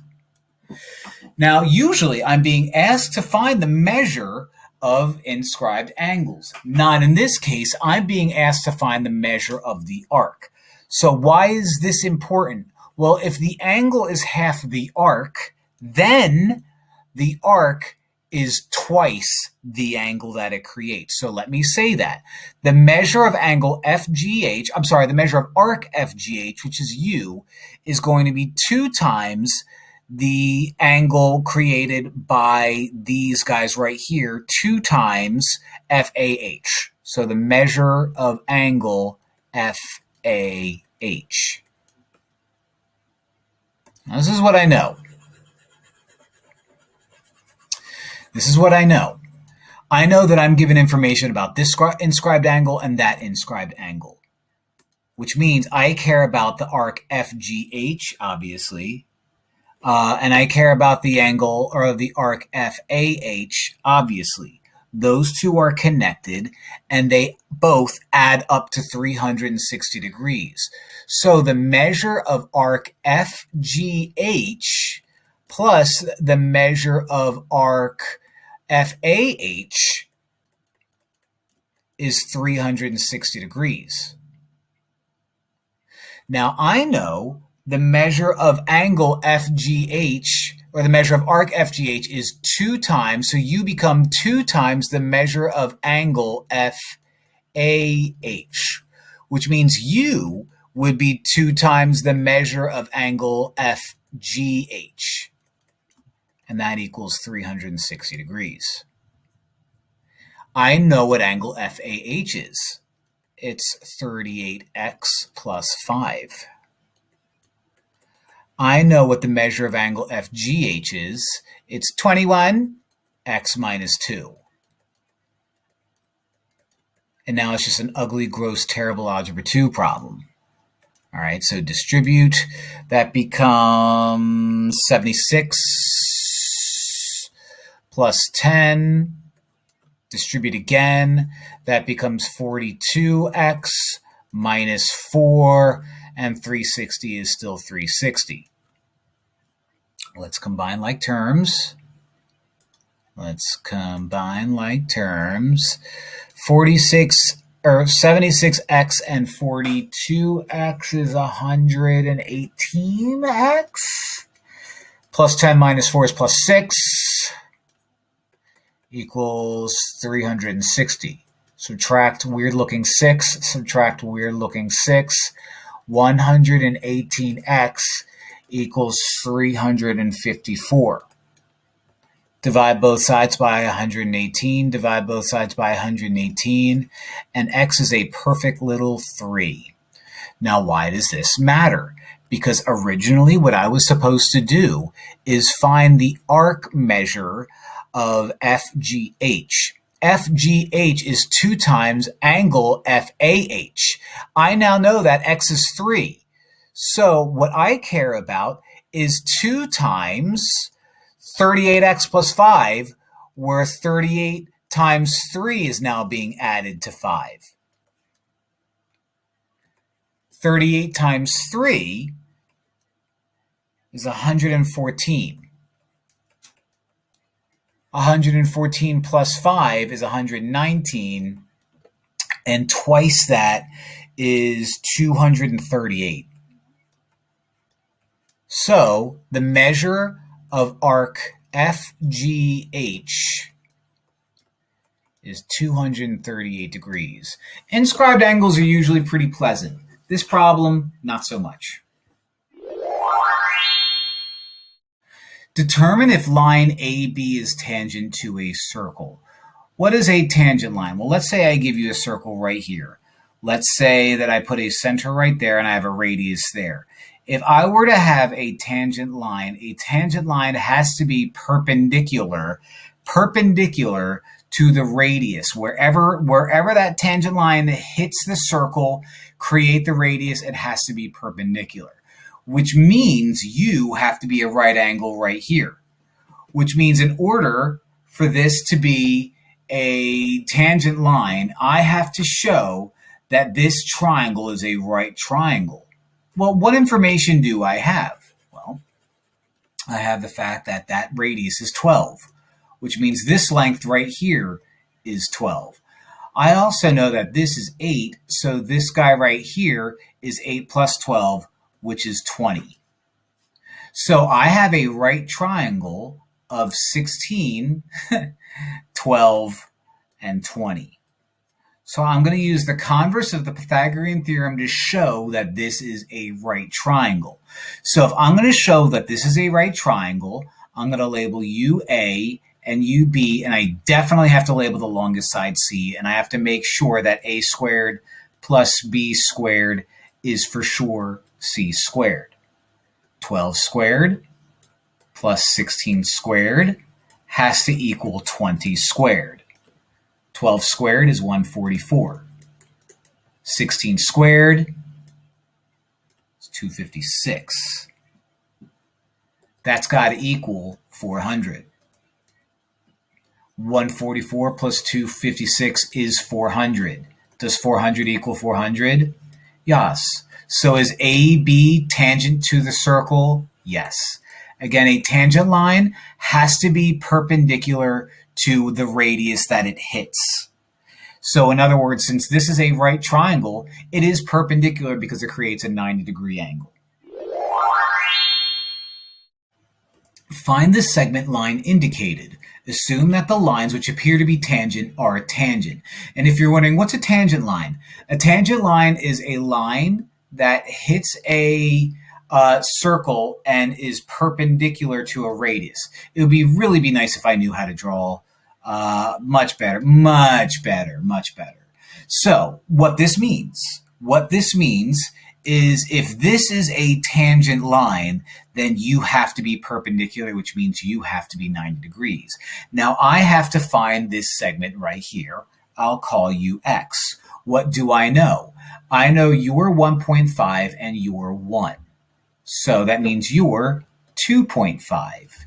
If you're my radius and the radius is 1.5, that means you're my radius and you're also 1.5. Bada bing. So I have a right triangle where I care about finding a leg. I'll call you A because you're a leg. I'll call you B because you're a leg. And I'll call you C because the hypotenuse has to be C. It doesn't matter which one's A or B. So using Pythagorean theorem, A squared plus B squared equals C squared. I called A squared 1.5, so 1.5 squared, plus B squared, which is X. So I'll leave it as B squared for now. I could have called it X squared, but too late. I already wrote it. 2.5 squared. 1.5 times 1.5 is 2.25. Plus B squared. 2.5 times 2.5 is 6.25. Subtract both sides by 2.25. Subtract both sides by 2.25. And B squared is a really simple 4. Is B all by itself? Nope. Square root it. B is 2. And since I called B X, X is 2. Okay, so tangents create 90-degree angles. And usually if it gives you something that looks like a right triangle and it tells you if it looks like it's tangent, then you create some kind of 90-degree triangle looking thing. Pythagorean theorem. We did it. We're done. Hooray. Find the perimeter of this polygon gross. Assume that the lines which appear to be tangent are tangent. So your tangent, your tangent, your tangent, your tangent. This whole line is 18.4. A chunk of it is 5.4. This whole line is 21.9. This whole line is 20.5. I've got nothing about you. This is what I know. If it tells us that lines which appear to be tangent are tangent, then we obviously care about tangents. Now, this is what we know about tangents and about tangents that seem to meet at these points out here. Tangents that meet at a point in space are congruent, which means you guys are going to be congruent. You guys are going to be congruent. You guys are going to be congruent. And these two guys are going to be congruent. So I know you're 5.4. Now, that doesn't give us this guy, but we're going in the wrong direction if we try to go here. We need to work our way around counterclockwise, as gross as it is. This whole thing is 18.4. If this chunk is 5.4, then you're going to be 18.4 minus 5.4, which is 13. So this guy is 13, which makes you 13 as well. If this whole thing is 21.9, then I could subtract 13 from it to get this chunk right here. 21.9 minus 13 is 8.9, which means you're 8.9. So if this whole thing is 20.5 and you're 8.9, then this chunk right here, 20.5 minus 8.9, which is going to be 11.6, making you 11.6. Now, the reason why we had to go through that whole part of my language rigmarole is to find this whole length, which is 5.4 plus 11.6, which is 17. So the perimeter of the quadrilateral is going to be 17 plus 18.4 plus 21.9 plus 20.5. Okay, all of the blue lines added together. 17 plus 18.4 plus 21.9 plus 20.5, 77.8 according to Mr. Computer that I'm using off to the side. Okay, no craziness needed. I mean, it's a crazy problem. It's a wacky problem, but, there you have it. Tangents, fun. Find the angle measure indicated. Assume that the lines which appear to be tangent are tangent. So there's only one line that appears to be tangent, and it's U. My goal is to find this fellow right here. I know you're 44. So this is what I'm going to do. I have a triangle living inside this triangle. I don't know if they're similar. They're probably not. If they were similar, then this would just be 90 degrees. We call it a day, but it's never that simple. What I do see is this big triangle right here, and I have two angles already for that big triangle. I have this 90-degree angle, I have that 44-degree angle, and I have this guy, which I don't know. I'll call you X. So what I know is that 90-degree angle there in green, that 44-degree angle there off to the right, and X are going to add up to make 180 degrees because of the triangle. 90 plus 44 is 134, and now it's a one-step problem. Equals 180. I'm going to subtract 134 from both sides, minus 134, and X is going to end up being 46 degrees. Now, why do I care about that? Why is that important? Well, let's zoom out a little bit. Let's get rid of all this fluff. If you're a radius, that makes you a radius, which makes you the same, which makes you the same because of isosceles triangles. Oh, so I'll call that question mark Y. And what I know now that if you're 46 degrees and you're 46 degrees, 46 plus 46 plus I don't know, which I called Y, is going to equal 180 degrees because of triangles. 46 and 46 are 92. 92 plus Y equals 180 degrees. Let's subtract 92 from both sides. Subtract 92 from both sides. And it's going to end up equaling 88. So the missing angle measure that I care about, let's put these back so it looks nicer for when I take a screenshot and make a thumbnail for my YouTube account. We're going to end up with 88 degrees. Ooh, fun. Isn't that nice? It was super nice. Find the measure of the angle indicated. What I have here is two chords. Now, usually I play power chords on my guitar, but two chords, that's a different thing. There's a little rule that says if you have two chords, this also works for secants, and you care about that guy, and we'll call you A, and we'll call you B, and we'll call you C, and we'll call you D. There's a little rule that says if I want to find the measure of angle X here, that what you do is the measure of angle X is going to be the average, so half of arc AB plus arc CD. Okay, so basically we care about the arc that's created by these chords, right? We're not doing these guys. We just care about I guess we want to say the intercepting arcs, but I don't even know if that's technically true. Regardless, we're going to do the same thing here. Okay, I'm going to call you x. And so x is going to be the average of 175 and 55. So do I have enough space? I might. The measure of x, so we'll just say x is going to equal 1/2 of 175 plus 55, which is going to be 1/2 times 175 plus 55 is 230, which is when I usually go to the dentist. And that ends up being 115. So the measurement that I care about, the angle measurement that I care about, question mark, is going to be 115 degrees. Chords. Find the measure of the angle indicated. These are secants, right? A secant is a line that basically has no, rhyme or reason. It's just a line that cuts through a circle.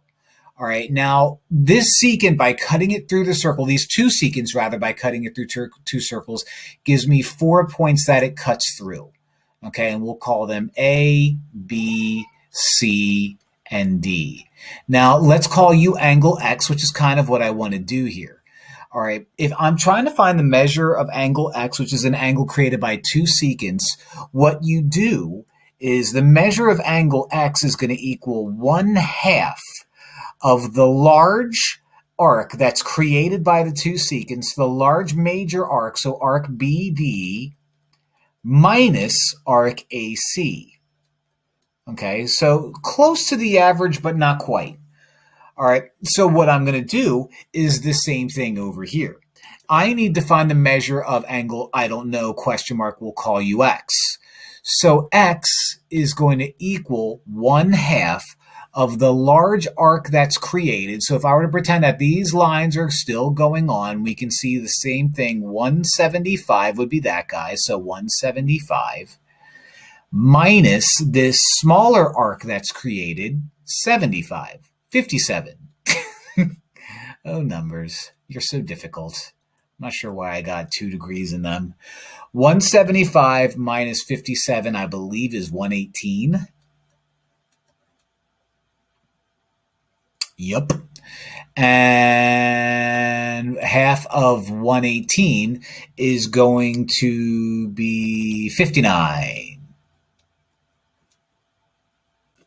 So X is 59, which means the measure of angle, I don't know, is going to be 59 degrees. Okay. Okay, fun. Secants. Solve for X. All right, so I've got information here, I've got information here, and I have 50 degrees. There's a little rule, and let me try to draw this rule as best as I can, where if you take two secants, okay, two secants. And that's essentially what this is. If I wanted to, I can keep these lines, I can keep them going on so these guys now look a whole lot more the same.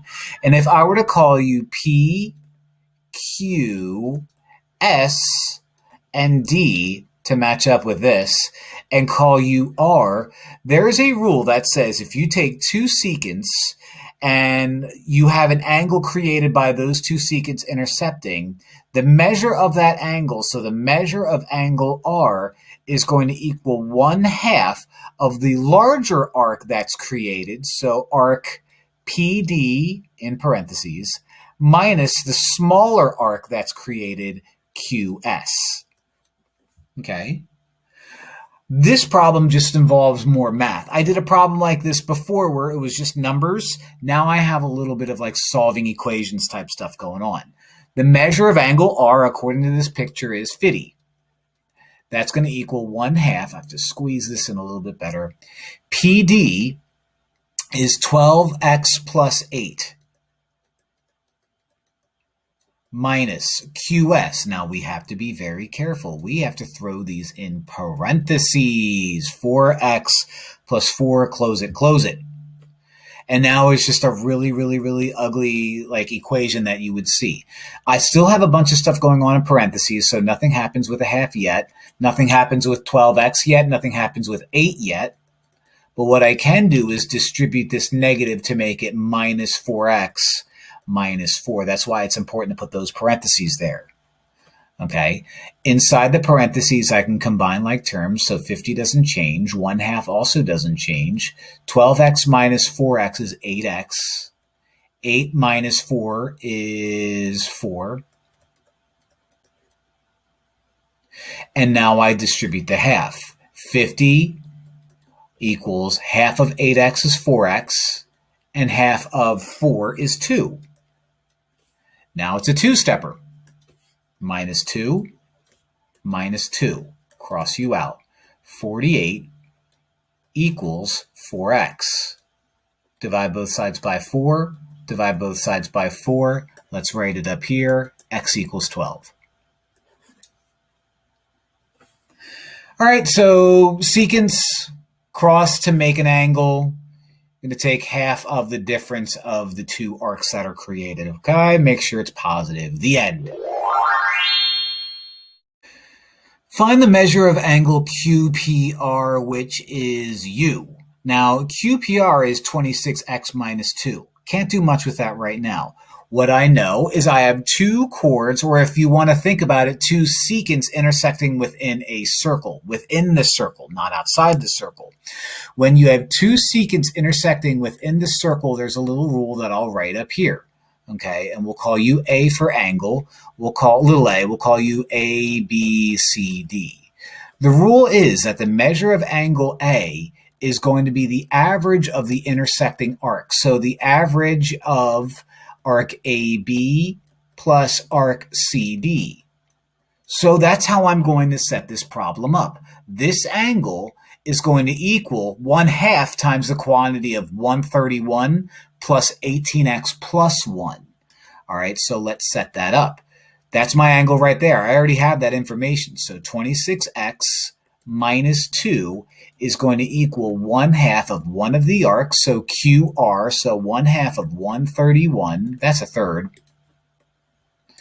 1/2 of 131 plus 18x plus 1. I can combine like terms within the parentheses, so let me quick do that. So 1/2 of 132, blink 132, am I right? Plus 18x. Now we distribute that 1/2. So 26x minus 2 is still there. Half of 132 is 66, plus half of 18x is 9x. Now I have variables on both sides of the equal sign. Let's get rid of the one on the right. Minus 9x is going to give me 15x. Ugh, this is not going to be pleasant at all. So 15x minus 2 is going to equal 66.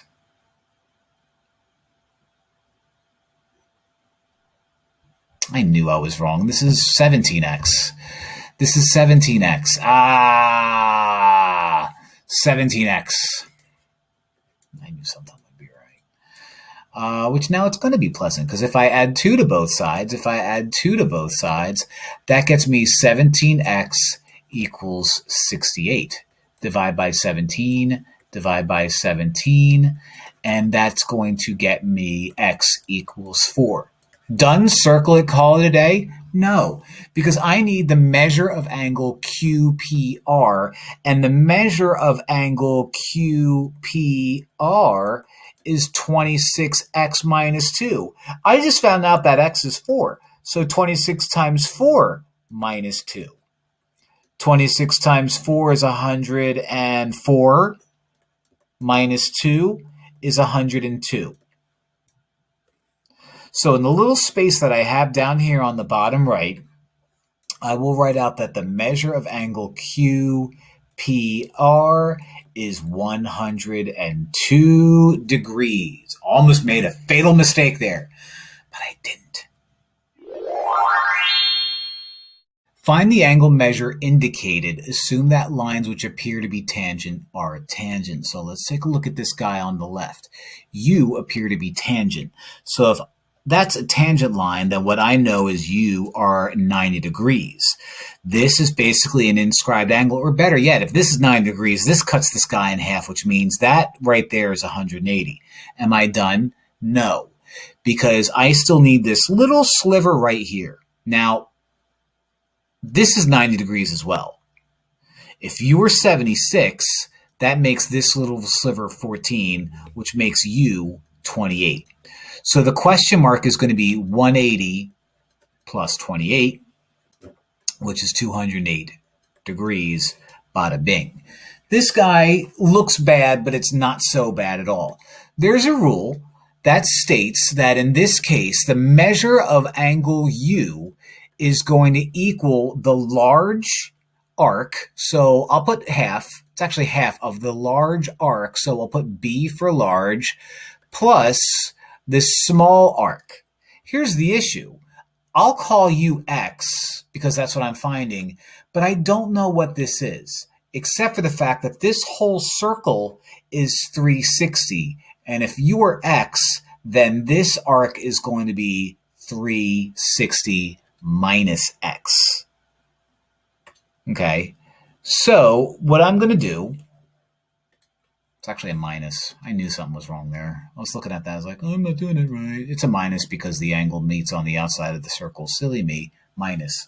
All right, so what I'm going to do is I'm going to say 50, because that is the measure of angle U, is going to equal 1/2 of the big guy, which is 360 minus X, minus the small guy, which is X.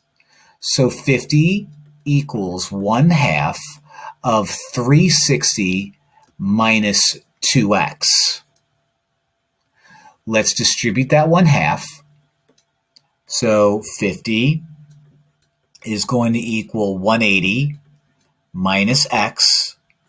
If I subtract 180 from both sides, which I'm doing right now, I get negative 130 on the left. That's going to equal negative x. And if negative x is negative 130, then positive x is positive 130, which means the question mark for this one is 130 degrees.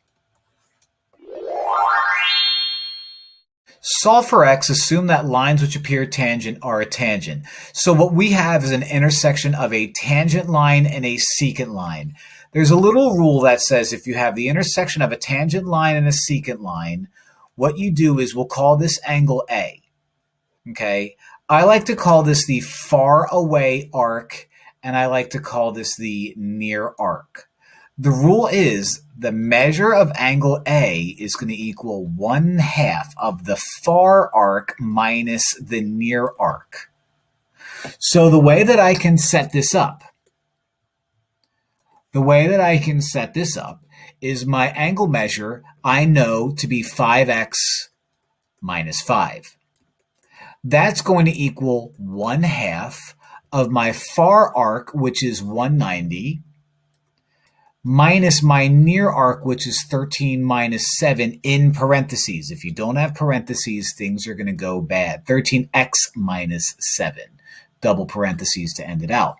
Before I can do anything, I have to distribute this negative, so let me do that. So now I have 5x minus 5 on the left equals 1/2 of 190 minus 13x plus 7. Ugh. This is not going to be fun at all. Not fun at all. I'll show you a trick. I'll show you my little trick. 1/2 times 190 plus 7 is now 197 minus 13x. Now that 1/2, I don't want to distribute that 1/2, so here's my trick. If I multiply both sides by 2, then these cross out, and all I have to do is distribute the 2 and everything works out. 10x minus 10 is going to equal 197 minus 13x. Okay?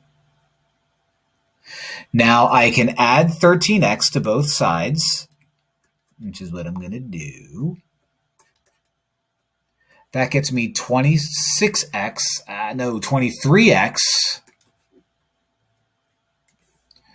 23x minus 10 equals 197. I'm running out of space, so I'll write it over here, all the way to the left. 23x if I add 10 to both sides, that gets me 207. Divide both sides by 23. 207 divided by 23. Let me think. 207 divided by 23. The answer is 9. According to Siri. So x equals 9. Which is what I was supposed to do. Gross, that looks awful. Ugh. I'm having a little lag issues on my computer right now. And I'm towards the end of making like a bunch of videos, so I don't want to reset it now. But that's how you do it. X is 9, not the prettiest problem in the world, but it's done. Looks like a party hat. Doesn't it look like a party hat? It's a guy going to a party. Or a bird. Maybe it looks like a bird. Solve for x. All right, I have two chords intersecting within a circle. There's a little rule that says if you have two chords intersecting within a circle, call the segments in one line AB, call the segments in the other line CD, and AB is going to equal CD. So over here, you would be like my AB, so x times 4 is 4x, and you would be my CD, so 5 times 8 is 40. Divide by 4, divide by 4, x is equal to 10, dunzo funzo. Solve for x. I have two chords intersecting within a circle. There's a little rule that says if you have two chords intersecting within a circle, call the two parts of one chord AB and call the other two parts of the other chord CD. And A times B is going to equal C times D. Now, what does that mean here? I have to do a teensy bit of work. If you are my one chord connected, 4x plus 2 times 8 is going to look like this. So I'll do 8 times 4x plus 2, so it looks like distributive property. It's prettier that way. And then 9 times 4x. 8 times 4x is 32x, which is a video game system from back in the 90s. 8 times 2 is 16. And 9 times 4x is 36x. X on both sides of the equal sign. I want to keep it positive plus. There's no number over here, so it would be stupid for me to subtract 36x from both sides, so I'll subtract 32x from both sides. Just like the country subtracted 36x, 32, forget it. I'm just trying to make a joke. That's going to equal 4x. So 16 equals 4x. Divide both sides by 4. Divide both sides by 4. X equals 4, and that's exactly what I'm supposed to do. So there you have it. X is 4. Fun. Find CE. All right, what do we have here? We have two secants intersecting inside of a circle to make two chords and then stuff on the outside. Usually when we see two secants, we're thinking, oh, this angle is going to be 1/2 of that arc minus that arc. Simple. No, we are finding measurements here. There is a rule that says if you have two secants which hit a circle and create two chords and then the outer parts here, what you do is you take the entire secant. So I'm looking on this guy on the left, the entire secant, and multiply the outside part. So SE times FE is going to equal the entire secant, which is CE times DE. So let's plug in what we have. SE is going to be 10 plus 8, which is 18. I can do that. FE is 8. I can do that. That's going to equal CE. Not so pleasant, this one. 2x minus 17 plus 9. So 2x minus 17 plus 9. I'll simplify that in a minute. And DE is 9. Okay. 18 times 8. 18 times 8. According to my watch, is that would be 144. Thank you, watch. Now I have 2x minus 17 plus 9 is minus 8. So multiply that to 9. So that's distributive property right there. So 144 on the left is unphased. So I have 9 times 2x, which is 18x.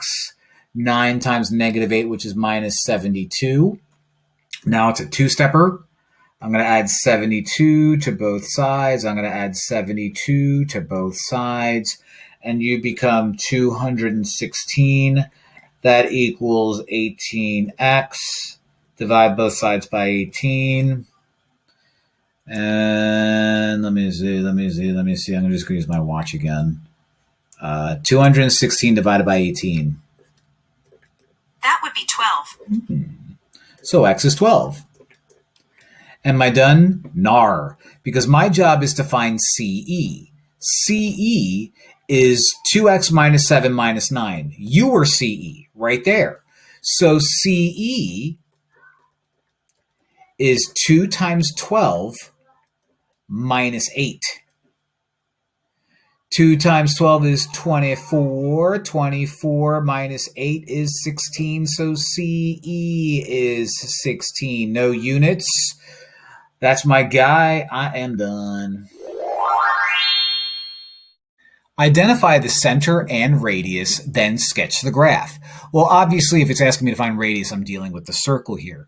The formula for a circle is as follows. X minus h squared plus y minus k squared equals r squared. What's these h's? What's these k's? What's these r's, you ask? The center is going to be hk. The radius is going to be r. Okay, so let's find the center first. Center is hk. Negative h is negative 2. Negative h is negative 2, which means positive h is positive 2. So if you're like, oh, does that mean negative k is positive 1, which means positive k is negative 1? Yup.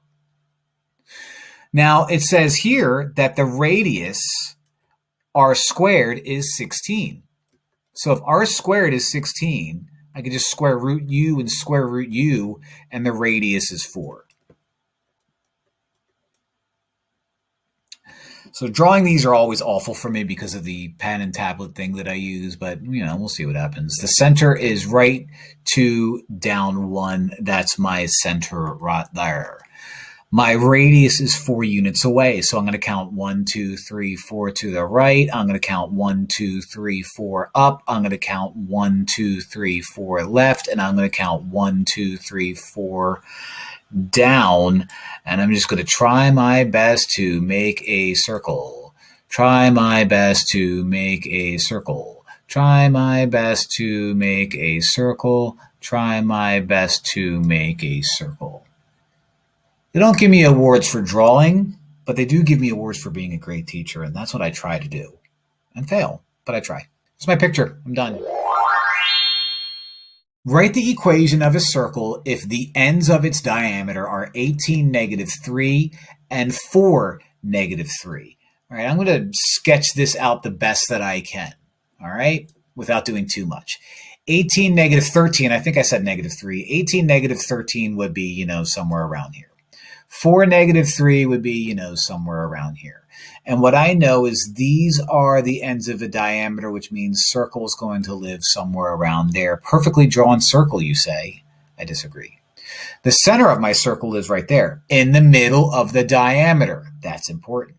So thing number 1 that I need to do is find where the center of the circle is. So let's do that. Let's get that out of the way right now. The center of the circle is going to be the midpoint of my 2 endpoints of the diameter. You find the midpoint by getting a point, adding the x values, so 18 plus 4, divide them by 2, adding the y values, so negative 13 minus 3, or plus negative 3, over 2. 18 plus 4 is 22, Taylor Swift. 22 divided by 2 is 11. Negative 13 minus 3 is negative 16. Negative 16 divided by 2 is negative 8. There's my center. Now I need my radius. My radius is a length, and my radius is going to be a line that connects an end point, an end of the outside of the circle to the center. So why don't I use the distance formula to help me find out the length of the radius? The distance formula, and by the way, this point right here, the point that I'm using is going to be 4, -3 because the numbers are smaller, so why not?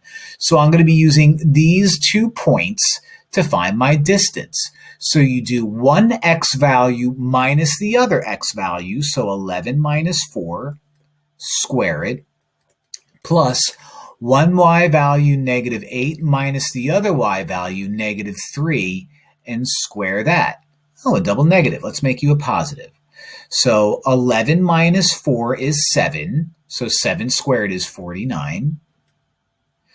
And -8 minus 3, or plus 3 is -5. And -5 squared is 25.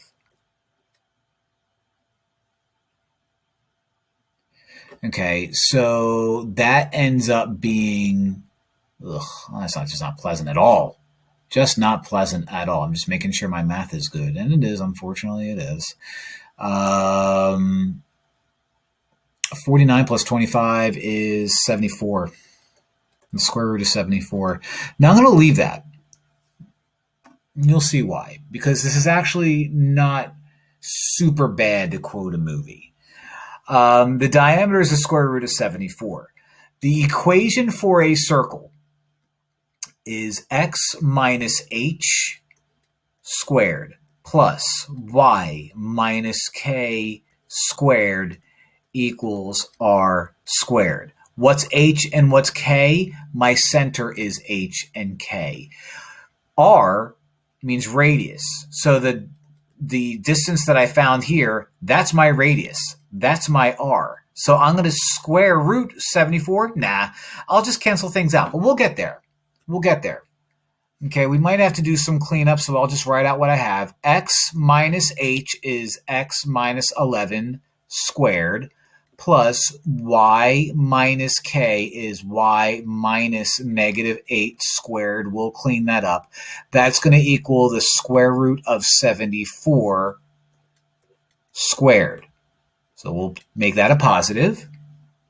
And the grand finale is going to be x minus 11 squared plus y plus 8 squared equals, these guys cancel each other out, 74. Circles. Fun.